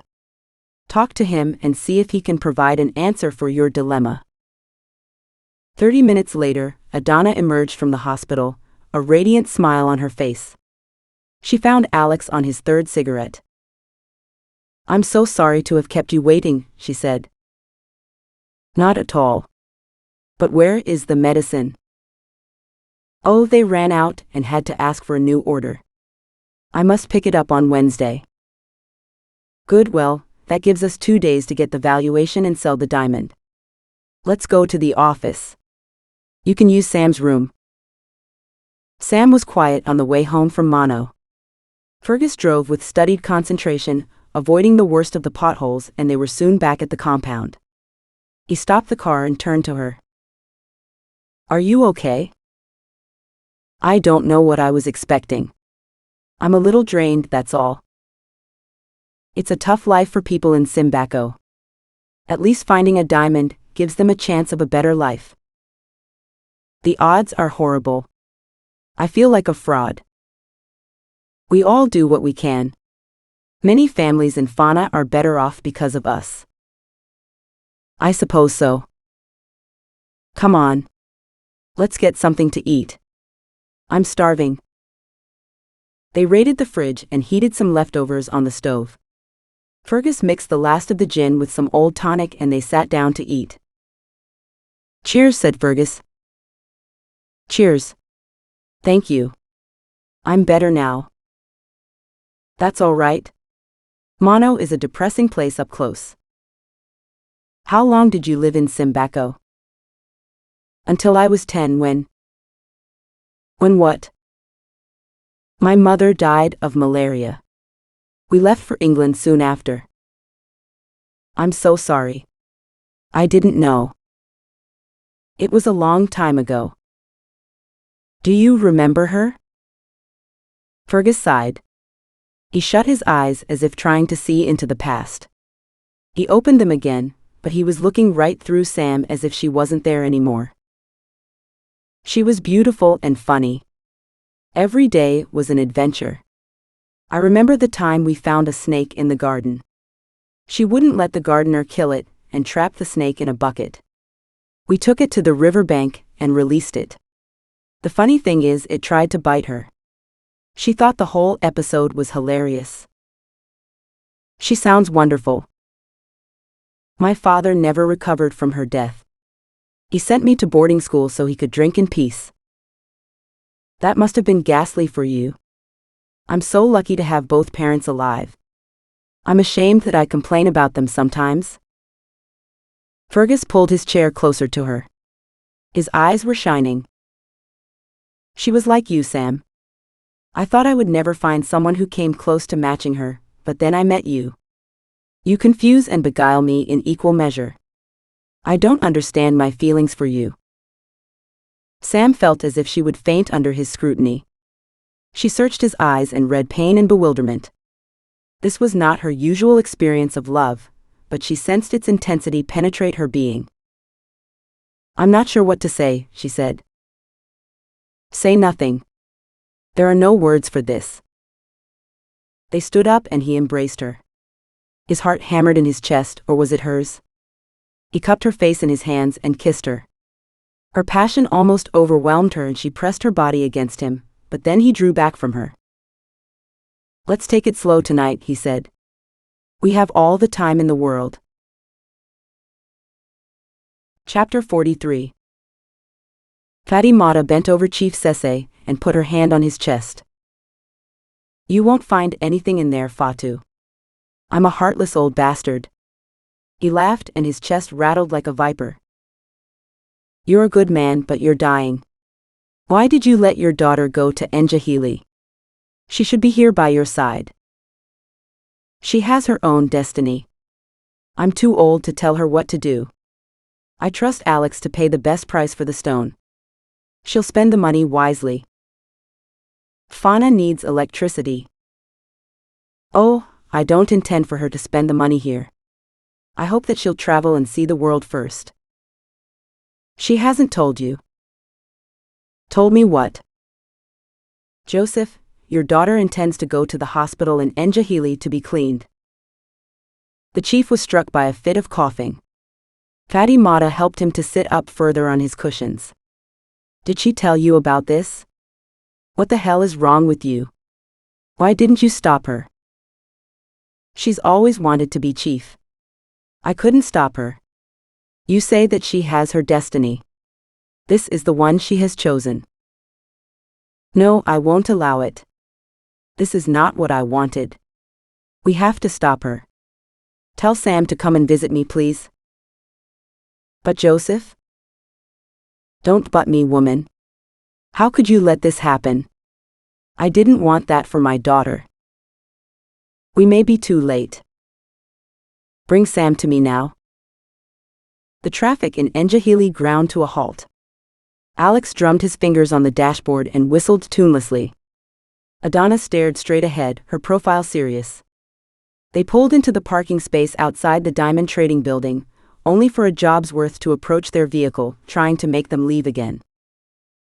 Only bona fide buyers and sellers may park here, he said, flapping his hands. You must leave. Alex ignored him, got out of the car and gave him a couple of dollars. He led Adana into the hallway. Ah, you are buying a diamond for your engagement. You should have told me. Adana laughed. It's not that funny, said Alex. Sorry? I didn't mean to be rude. I'm only kidding. Relax. Today is just the beginning. First, we have to get the diamond cleaned. How do we do that? They boil the diamond in acid. Really? Yes, hydrofluoric and nitric. Dangerous, but effective. You won't recognize the diamond when they've finished. Cleaning will reveal whether any flaws are hiding under the dirt. They descended the stairs to the basement and entered a grimy office inhabited by a dwarf who was sitting on a beanbag stuffed on top of an antique spindle-back chair. His legs stuck out in front of him, and he had pince-nez glasses balanced on the end of his short nose. He leered at Adana for a good 10 seconds. "Good morning, Alex. I see you've brought your niece with you today." Alex ignored the jibe. "Good morning, Nelson. May I present Adana Sese, the daughter of Chief Joseph Sese, Paramount Chief of Fona." The dwarf's eyes widened and he blushed. "My apologies, madam. To what do I owe this honor?" "We'd like you to clean a diamond for us and organize an auction. It's an urgent matter. Can you schedule the process for today?" "It depends. Show me." Adana reached into her bag and deposited the diamond on the table in front of Nelson. His mouth fell open and he poked at it. "The Star of Simbako? I thought that was a myth." "It's quite real. Can you help us?" said Alex. "Absolutely. Come tomorrow morning and I'll have it ready." "I presume you'll advise the traders about the auction?" "They'll be here." Nelson took out some electric scales and placed the diamond on the plate. The digital scale showed 24.6 carats. He whistled in admiration and took out some forms which he filled in triplicate. "Please check the weight and provenance. I need you to sign here and here. Then we will register the diamond with the state, and royalties will be due." "I understand." Alex picked up the pen. "Not you," said Nelson. Alex handed the pen to Adana, who read the papers and signed at the bottom. "Is that all?" she said. "For now. The most important part happens tomorrow." When Sam and Fergus came home from the project that evening, Fatty Mata was waiting for them. They were both in high spirits, having found another 5 good-sized diamonds in the pit. The sight of Fatty Mata sitting at the table with her arms folded and a grim expression on her face took the wind out of their sails. Fergus rolled his eyes at Sam, who shrugged. "Good evening, Auntie Fatu," said Fergus. "Good evening, Mr. Fergus and Miss Sam." "Are we late?" said Sam. "No, dinner is ready in 5 minutes, but I've bad news." "What has happened?" said Fergus. "The chief is dying." "But I thought he was getting better," said Sam. "No, he's fighting, but he will die. I've done my best, but his body is too weak." "That's terrible. Should we call in and check on him?" said Fergus. "He wants to see Sam." "Me? Why?" "I don't know. You should go in the morning when he is stronger." "I'll go first thing tomorrow." "What about me?" said Fergus. "He didn't ask for you." She stood up and disappeared into the kitchen, where the clanking of pots and pans indicated her disinterest in continuing the conversation. "What about Adana?" "We should call her before he gets worse," said Sam. "I'll go to the telephone exchange right now." "Aren't they closed?" "Damn, I forgot. I'll drop you off at the compound in the morning and go straight there." "What about the sat phone?" Alex took it to Njahili to get fixed. Fatty Mata came out with the dinner, which she placed on the table without ceremony. "I must go now," she said. "I want to talk to the doctor." "Can I take you?" "No, Sar is coming now. Leave the plates in the kitchen. I'll wash them tomorrow." Just then, the lights of the jeep appeared at the gate. Fatty Mata waddled down the stairs to the car and struggled in. Sar gave them a wave and drove away. "We should fill out the register. I want to take the sheet to the chief tomorrow so he can sign it. Otherwise they'll be seen as illegal and the state can confiscate them," said Sam. "That's true. If he dies, we can sell the diamonds to benefit the community. I'll get the scales." They tipped the diamonds out onto the table and weighed them one by one, noting their size and color on the sheet. Then they put them in the film canister with the others. Neither spoke much. When they had finished, Fergus took Sam's hand, led her into his bedroom and closed the door. Chapter 44. The diamond exchange was still closed when Alex and Adana arrived early the next morning. They went to a local hotel for coffee and returned to find that all the parking spaces were full. "I see the word is out," said Alex. "What word?" "The auction for your diamond." They parked the car down the street outside a local shop. The owner's son promised to look after it for a small tip, and they walked back to the exchange. The place was buzzing with expectation as they entered the hall and descended to the basement. Several people in linen suits hung around outside Nelson's office. They parted to let Adana and Alex enter. "Ah, there you are," said Nelson. "The process was a great success. The Star of Simbako is looking fantastic. Would you like to see?" "Yes, please," said Adana. Nelson spun around on his beanbag and opened a small safe in the wall. He stretched his arm into the back and pulled out a black felt bag with a gold string which he handed to Adana. She took it from him and pulled the string. The bag opened, and she let the diamond fall into her hand. She gasped. "Wow," said Alex. "That's extraordinary." The diamond had lost the oily luster and was now transparent, like a large rounded crystal of quartz. Adana picked up the gem and held it to the light. The stone was almost flawless. "Now it really is a star," she said. "Probably worth more than one," said Alex. "I hope I can afford it." "Are you going to buy the diamond?" "But why are we doing an auction?" "I'll sell it to you with no other bidders," said Adana. "I promised your father that I would pay the correct price. This way, if I'm the top bidder, I can keep my word to him. It'll be worth more when I have it cut and polished. I'll take my profit that way." "Thank you, Alex. You honor him." "The auction room awaits," said Nelson. "I'm ready," said Adana. The next morning, Fergus dropped Sam off at the compound and went to use the telephone. She climbed the stairs of the chief's house and knocked on the door. It was opened by Tamba, who was red-eyed with grief.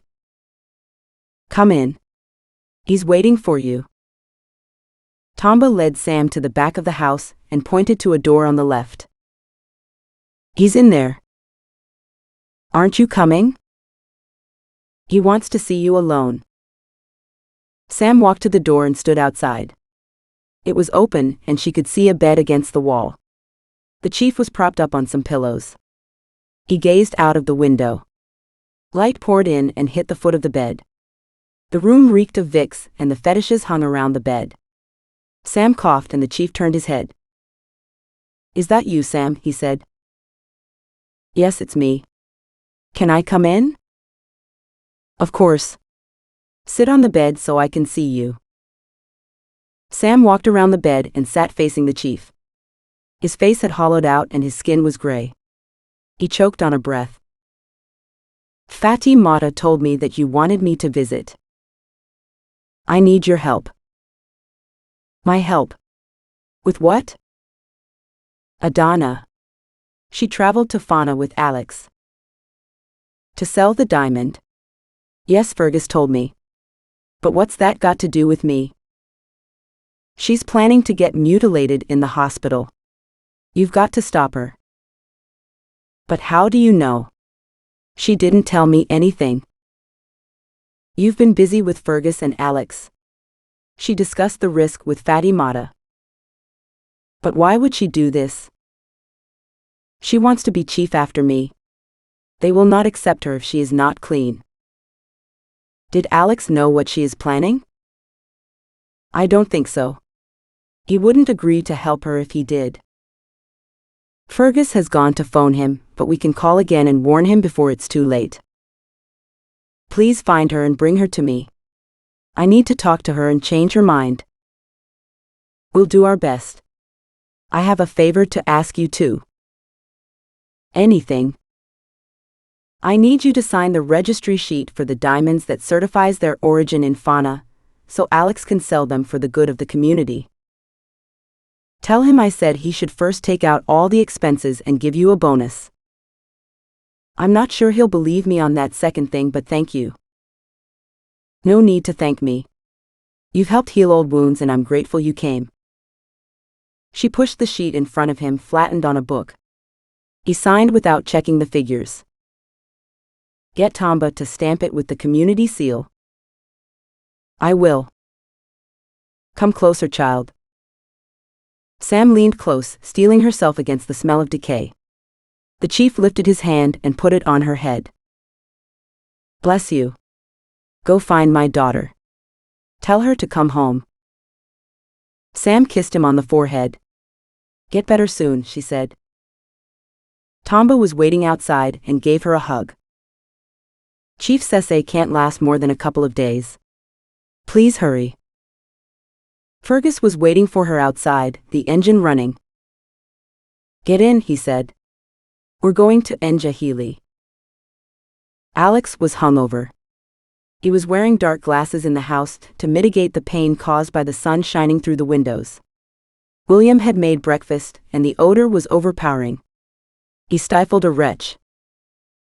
Aren't you going to eat anything? Alex said. No, thank you. I'm not hungry this morning. Maybe the rich food we had last night took away my appetite, said Adana. After the auction, they had gone to the bank where Adana had opened an account in the name of Fona chiefdom. Alex had arranged a transfer of the sale amount minus the government royalty, which they deducted at the diamond exchange, to the account. I need $10,000 in cash, said Adana. I'll give you a check. 10,000? It's dangerous to carry that much around with you. I'll get a taxi and deliver the money tomorrow. I'm staying with my family for a couple of days. They had then gone to a restaurant to celebrate the sale.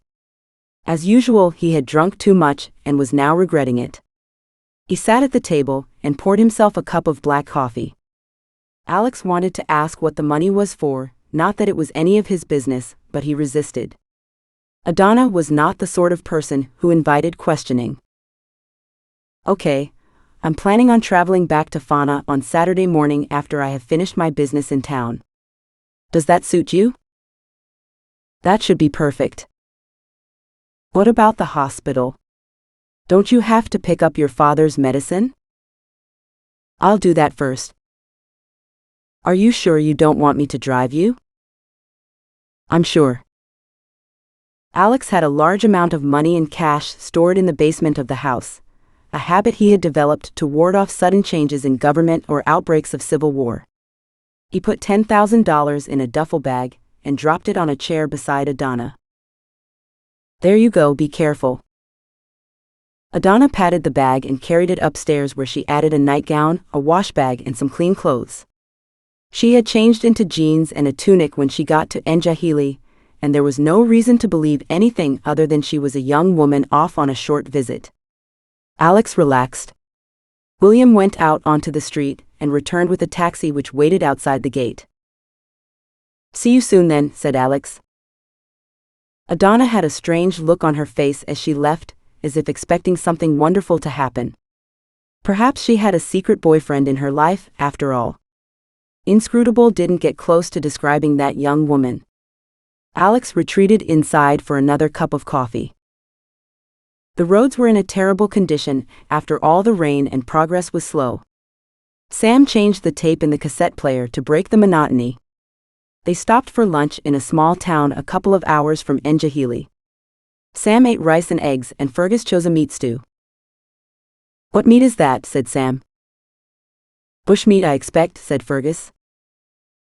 Bushmeat. Better not to ask. Could be anything, but it won't be monkeyed this far from the forest. I'll stick with the eggs.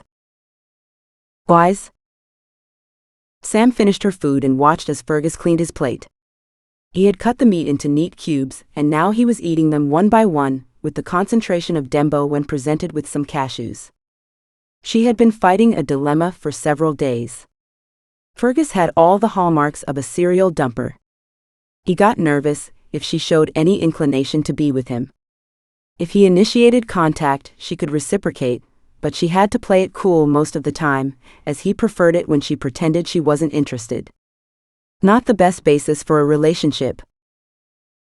They might not get another chance to chat privately with Alex and Adana around though, so it was now or never. She leaned forward and put her hand on his arm.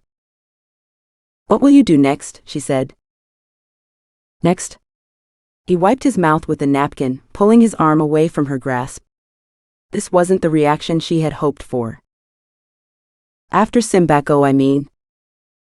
"Oh, I'm sure Alex will have some scheme going to keep me busy." "And if not?" "Home, I guess." "Why do you ask?" Sam panicked. There was no good answer to that one that didn't involve opening herself up to rejection. Why were men so difficult? Why couldn't she just tell him that she wanted to be with him, without being rejected out of hand as a defense mechanism? Why was talking to Fergus annoyingly like looking in a mirror when it came to commitment? She had probably lost Simon due to her habit of running off to foreign parts every time things got tricky. No reason. Just wondering. But she saw from his expression that she had triggered the fight or flight mechanism.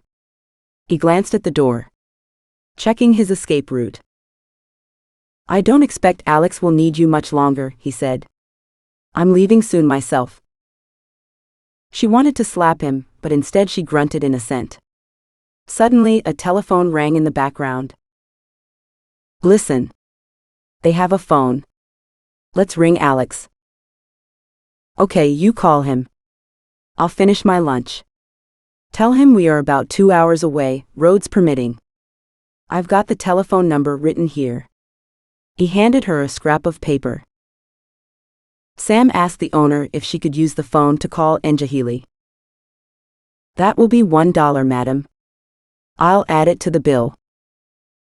He showed her into a back room. "You make a local call from here.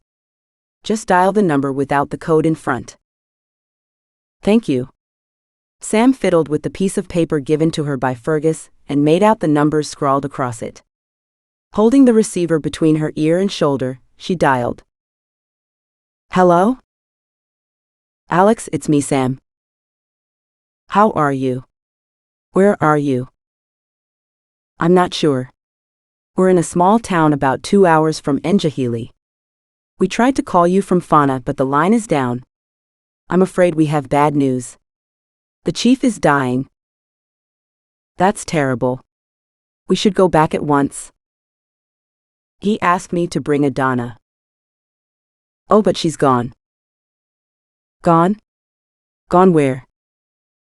"I think she went to visit a friend." "Oh, and to the hospital." "The hospital? What for?" A cold sweat crept up her back. "She said she had to collect medicine for her father." "But? Okay, we'll see you later." Sam hung up. The chief was right. They would be too late. She was panicking, and her lunch invaded her throat. The toilet was beside the phone booth. She only just made it to the bowl before being sick. Afterwards, she stood holding on to the basin and looking at her reflection in horror.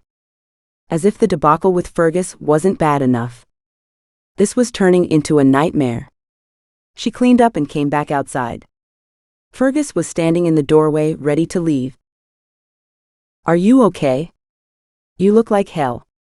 He put his hand on her shoulder. "I've paid the bill. We should leave." Sam began to cry. "It's all my fault," she said. "What's happened? Is the chief dead?" Sam forced herself to speak. "No, Adana may be in danger. I may have done something terrible." Chapter 45. Adana stood outside the hospital and gazed up at the gleaming structure. The coming operation petrified her, but nothing would impede her ambitions. As if she would share power with someone like Tamba. No one understood her. Now she had the means to escape from the destiny enforced on her by her father, and to forge her own path. Fona would be hers now. She approached the reception desk again. "I have an appointment for surgery at midday with Dr. Muhammad. I wish to pay now." "Of course, madam. What is your name?" "Adana Sese." The receptionist opened a filing cabinet positioned behind the desk. After shuffling through the papers, she found the right one and brought it to Adana. You need to sign here and date it at the bottom. How will you be paying? Cash? Dollars? The woman's right eyebrow rose almost as far as her wig line. Cash? Okay, can you follow me, please? They stepped into a side room where Adana emptied the money onto the table. Please, can you wait here while I fetch the accountant from the back office, she said. Adana sat on the faux leather chair, picking her nails. Her heart rose to her mouth. Waves of panic overwhelmed her. She stood up, intending to leave. At that moment, the receptionist returned with another woman. This is the accountant. She'll check the amount. It's $9,500 in total, please. Adana remained standing when they entered, ready to flee at the least opportunity. Are you okay, dear? Said the receptionist. Adana shook herself. Yes, I thought I'd forgotten something, but I didn't. Have you got the cash? Said the accountant. Once the money had been double-checked and the papers signed, the receptionist led Adana through to an antechamber where she had her blood taken and her vital signs noted. Wait here, dear. You will go straight to the operating theater, because there was a cancellation this morning. I hope you haven't eaten anything today. No, not since last night. Perfect. Wait here. Adana became faint with anticipation and fear. Despite the reassurances from Dr. Muhammad, she could not rid herself of her suspicious fear of hospitals. Sam had told her hospitals were safe though, and she trusted Sam, so she pushed the fear out of her mind. The door opened, and Dr. Muhammad filled the frame. Good morning, my dear. All ready for the big day? My companion, Dr. Bemba, will now send you to sleep, and when you wake up it will all be over. The young anesthetist made Adana lie down on the trolley and covered her with a sheet. Just a sharp prick, she said. Adana felt the anesthetic burn its way through her hand, but before she had time to be alarmed, she had the sensation she was falling into a dark pit. She tried to grab the sides, terrified that Pakute lay at the bottom. There. Let go now and rest. Everything will be fine. The anesthetist held her arms down. She had seen this irrational terror often in first-timers at the hospital. Soon Adana slept though, and they wheeled her into the theater where Dr. Muhammad was having his gloves pulled on. Ready, everyone? This has to be perfect. Okay, let's go. Sam had stopped gabbling, but she still sat on the edge of her seat, willing the car forward. Fergus had not known how to deal with the torrent of emotion, and decided that his best option was to drive to the hospital as fast as he could. The roads fought him, however, wrenching the steering wheel from his hands whenever he tried to speed up. The shock absorbers were getting an unwanted workout due to the uneven pavement too. We'll be there soon. Please hurry. Maybe we can stop her. I don't understand why you feel that you are involved in this. Adana is an adult, and she can make her own decisions. We don't have to agree with them, but it's hardly your fault she planned to do this. But I told her. You told her what? That hospitals were safe. About the big new hospital outside Njahili. So? She didn't do this before because she feared infection or death. Once she realized that modern hospitals didn't kill you, there was no stopping her. But she would have known about it eventually. Perhaps by going now while she is still young, it has saved her from worse trauma. You don't know that. Neither do you. Be reasonable, Sam. The world doesn't revolve around you, no matter what you think. And is that what you believe? That I imagine the world revolves around me? Just a bit. But has it put me off? Sam sulked for a while and put on some Led Zeppelin to cover the silence. Soon they drew up to the hospital.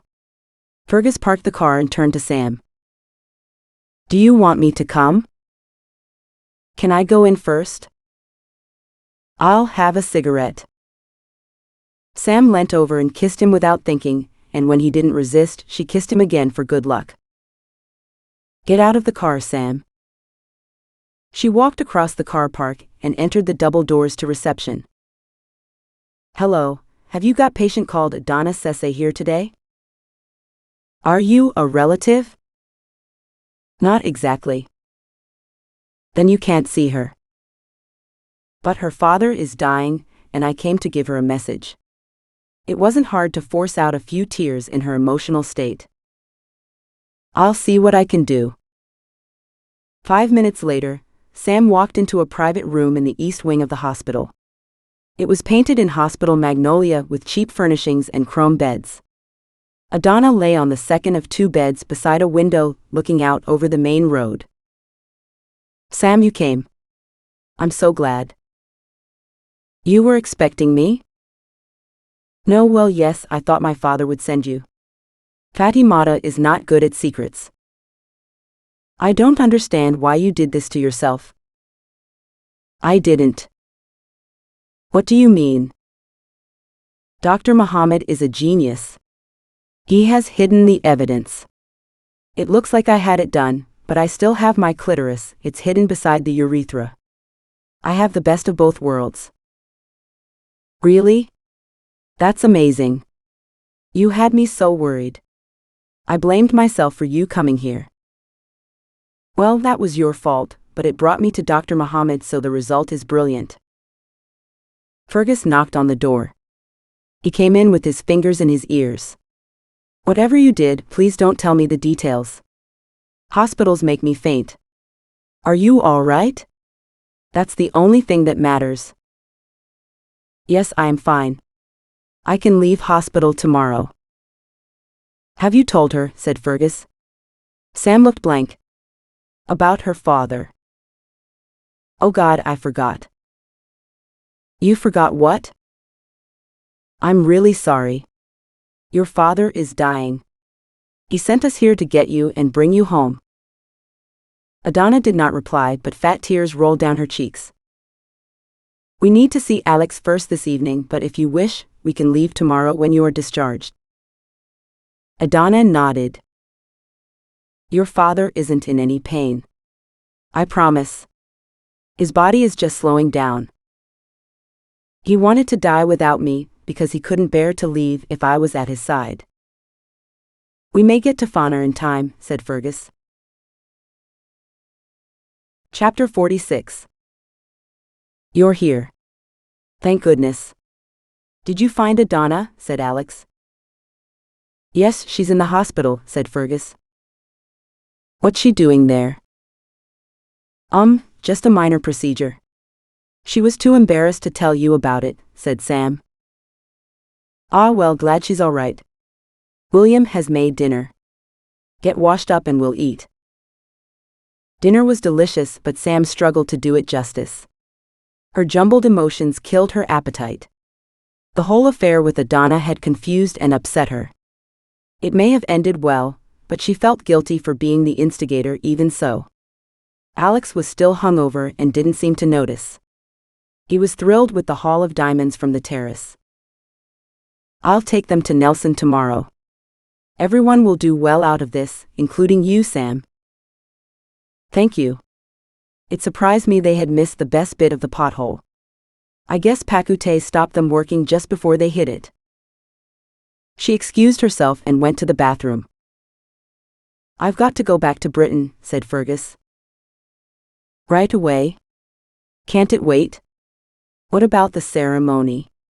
Aren't you coming to Fona?" "No, I can't. Something's come up." Fergus avoided Alex's inquiring look. "Sam? It's Sam, isn't it? That woman amazes me. I can understand Ned falling for her, but I thought you were an eternal bachelor." "I am. At least that's what I thought. I'm panicking, Alex. I need to leave now and think about this." "What about Sam? Does she know you intend to leave?" "I'll tell her this evening." "You're an idiot." "I'm aware of my failings and I don't want to hurt her, but I'm not ready." "Not ready? Are you 16? I married at 21. And you got divorced at 26. Touché. But you are 35, and it's not like you haven't played the field. Do you imagine there are many women like Sam wandering around the planet? You may never get the same chance at happiness. I'm sorry. It will be tough on her, but I can't commit right now. I hope she isn't too heartbroken. It's not like we had a lot of time together.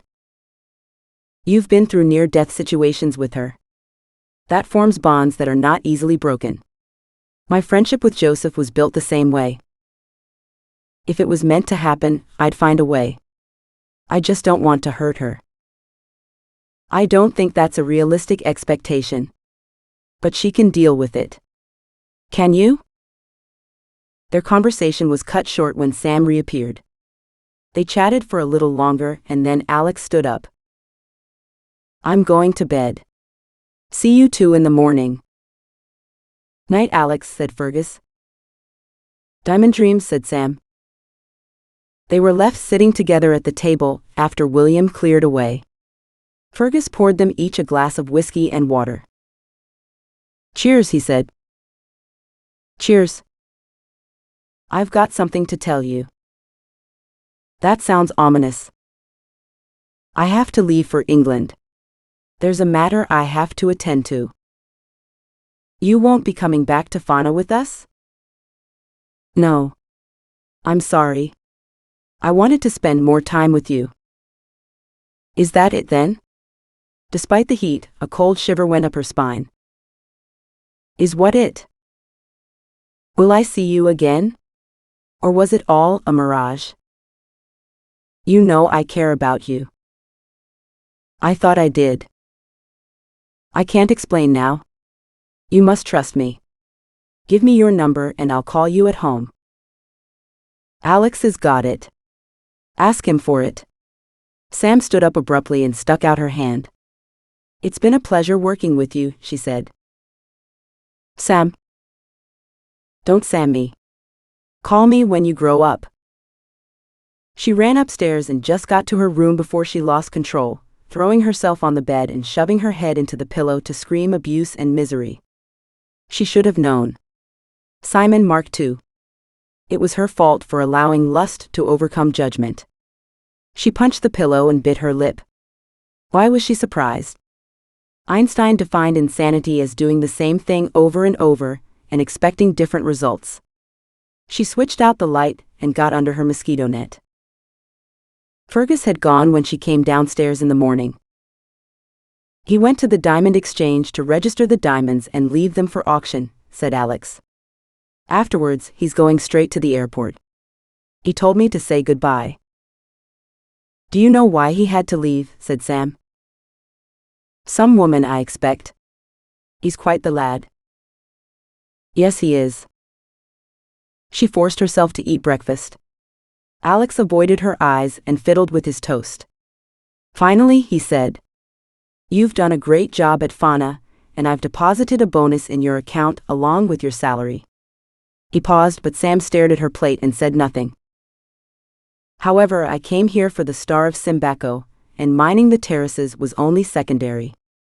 Your success with the first terrace meant that I intended to continue, but the death of my dear friend Joseph will put a stop to that. Adana told me she will not allow any more mining by outside parties at Fona. Oh, I see. I'm afraid it's the end of the line for this project. That's a pity. I enjoyed working with you. Before you go home, I'd like you to come with me to bury the chief and support Adana in her bid to succeed him. You can pick up all your stuff while you are there. I'll organize a plane ticket home for you this morning, business class. Despite her efforts to focus on the wall, he caught her eye, sympathy on his face. I'm sorry. You did a hell of a job. I'll keep you in mind for the next caper. Sam nodded. When are we leaving for Fona? Hello. Hi, darling. Daddy and I were just talking about you. Aren't you due home for a break soon? Yes, I'll be home in a few days. Alex has just gone to buy me a ticket. That's nice. How's it going out there? It's been amazing. Unfortunately, the project has finished. It's too complicated to go into on the phone. I'll tell you when I get home. I'm sorry to hear that. You must be disappointed. But there is good news. Hang on a minute. I'll hand you to Daddy. There was a delay on the line. No doubt her mother was relaying the news. Hello, sweetheart. Sorry to hear about the job. We're looking forward to hearing all about it and seeing your photos. That's all right. There's plenty of work around. That's the spirit. Before you go, I wanted to check something with you. What? The bank called this morning. They wanted to confirm that you're expecting a transfer from Simbako. The thing is, it's for $25,000. Sam gasped. Alex owed her $12.5 for her 10-week shift. Wow. Alex said he'd paid me a bonus, but I wasn't expecting that. How amazing. I'm sure you deserved it. Well done, darling. Thank you, Daddy. It's a long story, but I promise to fill you in when I get home. Look after yourself. I will. See you both soon. Sam put down the phone. $25,000? How much is that in sterling? The day had brightened. Despite herself, she trusted Fergus. Whatever had happened, this was one story that hadn't ended. She was convinced of it. Perhaps he just needed time to digest his feelings for her. The manner of their parting had devastated her, because he had seemed so distant. But she understood his reluctance to change the habits of a lifetime. A man like him was worth waiting for. When Alex came back from the travel agents, she gave him a big hug. Thank you, she said. My father told me about the bonus. He was embarrassed. I meant that to be a surprise. It is. The best surprise I've ever got. He beamed. Let's go to Fona. Chapter 47. Adana waited for them in the reception of the hospital, her face pale. She wobbled on her feet, but her expression radiated triumph and happiness. Alex helped her into the back seat where she curled up like a cat. Sam folded up a jacket and put it under Adana's head. Everything okay, he said. Perfect. Thank you. Despite stops for toilet breaks and lunch, they made good time to Fona and pulled into the compound in late afternoon. Fatimata was waiting on the veranda. She had dressed in white. It was as if a cloud had landed. There was an anguished cry from the back of the car. Adana jumped out and ran to the house. Is he gone? Yes, this morning at dawn. I'm so sorry. Adana sat on the steps with her head in her hands. Sam came and sat beside her. She put an arm around her shoulders. He is gone, said Adana. My father is dead. He was a good man and brave. I owed him my life, said Alex. Fatimata had brought mourning outfits to the house for everyone. Adana helped Sam to put on her red robe and headdress. Today you will be part of the family, she said. Your father was kind and treated me with respect, said Sam. I'll never forget him. After the funeral, Fatimata and the Sowe gathered to discuss the election of the new paramount chief. They held the highest authority in the village, besides the tribal elders who had the final say. They were entitled to put forward their own candidate. Women held equal rank as far as being paramount chief was concerned, and though rare, they sometimes held the position. I think we should recommend Adana, said Fatimata. What are you saying? She can't be chief. And why not? Fatu, you know why not? You are wrong. She has been cleaned and is now worthy of our vote. When did this happen? Why were we not involved? She went to the hospital in Njahili. The hospital? Is she mad? The new hospital, and she is quite sane. She is waiting outside, if you wish to verify the operation. Call her in. I don't believe it. Me neither. No one survives hospital. Fatty Mata opened the door. Adana was standing outside in loose robes tied at the middle. She moved to the center of the room and undid the belt. The robe slid down her shoulder and she stood naked on the floor. The stitches stood out on her healing flesh. She turned so they could all see her. One woman knelt at her feet. Open your legs, she hissed. Please be careful. It's still painful, said Adana. The woman peered at the wound and poked the stitches. Adana flinched, but she did not complain. The Sowe stood up and addressed the group. She is clean. Adana pulled the sides of the robe back across her body and tied the belt in place. Aunties, you know me. You knew my father. I will carry on the work he started. We have money now. Money for water and sewage pipes. Money for electricity. We can bring Fona into this century. Please recommend me as your candidate. I learned honesty from my father, who was in the British Army where it is prized. I promise to spend the money fairly. What about the Bondo? Soon it will not be our choice. The government plans to legislate for a ban on cleaning of young girls. We must move with the times. How many of you have difficulty urinating? Have any of your relatives died during childbirth? Are you suffering with fistulas? Why is this a good thing? We must move into the future and protect our children. I was cleaned in solidarity with the past, your past, but I want our girls to have a future free from pain. There was a sullen silence.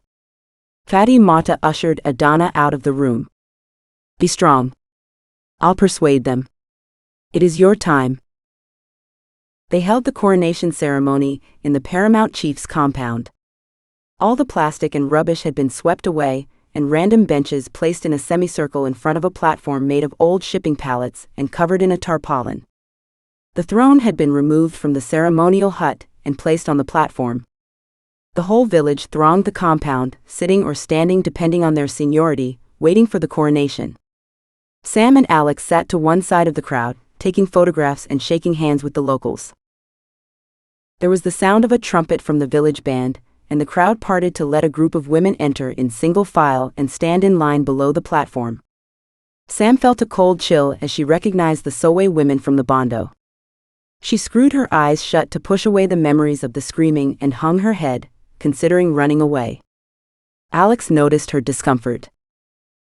Are you okay? Yes, those women in white, the Sowe, they were about to kill me when Fatty Mata arrived. I think you're safe now. They won't touch you here. He reached out and squeezed her hand. She forced out a smile. Then the women sang, and despite herself, she raised her head again to listen to the rousing music. A local band did their best to keep up. Their song silenced the crowd and a hush descended. A procession entered the compound main gate and approached the platform. Adana sat in a sedan chair at its center, an object of such an advanced age that its material was hanging from the sides and threatening to trip its bearers.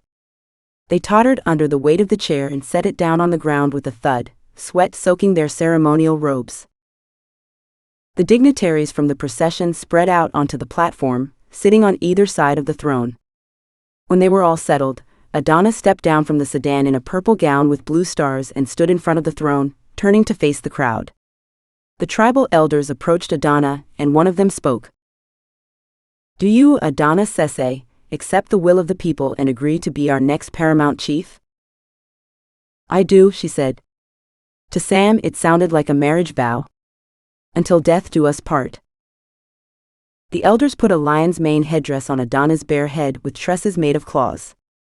They presented her with a staff for one hand and a club for the other. The crowd roared its appreciation as Adana stood in full regalia to acknowledge them. She looks even more dangerous now, said Alex. I wouldn't like to get in her way. Sam felt proud for her friend who had risked all to get what she wanted. It was hard to comprehend her sacrifice, but easy to appreciate it. Tomba lurked on the left of the dais. He was smiling, but only just. He saw Sam and Alex and waved. "Poor old Tomba," said Alex. "No chance of chiefdom for him now." "I thought he wanted Adana," said Sam. "Only to get power." Was that why Fergus wanted her? To get power over her? Did he leave because she was too free? "I think there was more to it," she said. After the ceremony, Sam and Alex went back to the house to take off their robes and put on their everyday clothes. Alex poured himself a drink and sat on the veranda with his feet up. Sam packed her bag, pausing to hold up Hannah's shorts and gaze at their tardy glory. "You girls have a lot to answer for," she said, before folding them up and putting them in her bag. "If it wasn't for those shorts, well, who knows what might have happened." She glanced out of the window and was surprised to see Adana approaching the house. Sam ran downstairs to welcome her friend. "Chief Sese, you are welcome. Come in." "Honestly, Sam, could you be any more formal? Call me Adana, please." "What is it like to be chief? Are you excited?" "More than you can ever imagine. I have a mountain of ideas for this place. Alex tells me you'll be doing your own mining here now."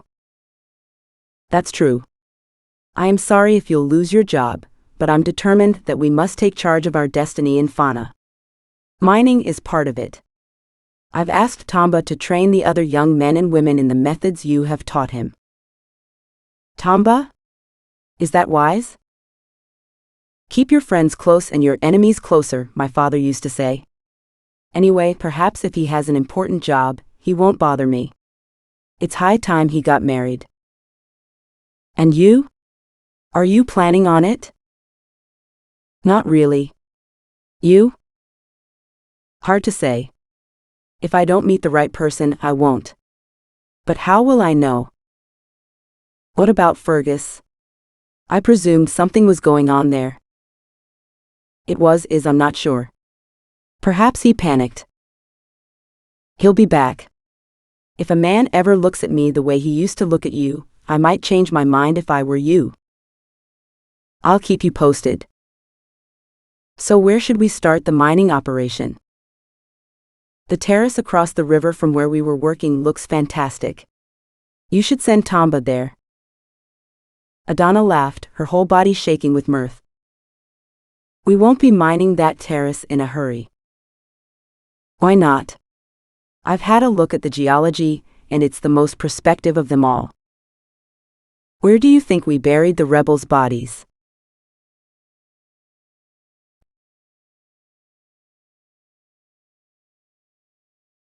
Ending credits. The end. The next book in the series is The Pink Elephants. Thank you for reading my book. If you enjoyed it, won't you please take a moment to leave me a review at your favorite retailer? Thank you. This has been Fool's Gold. Written by P.J. Skinner.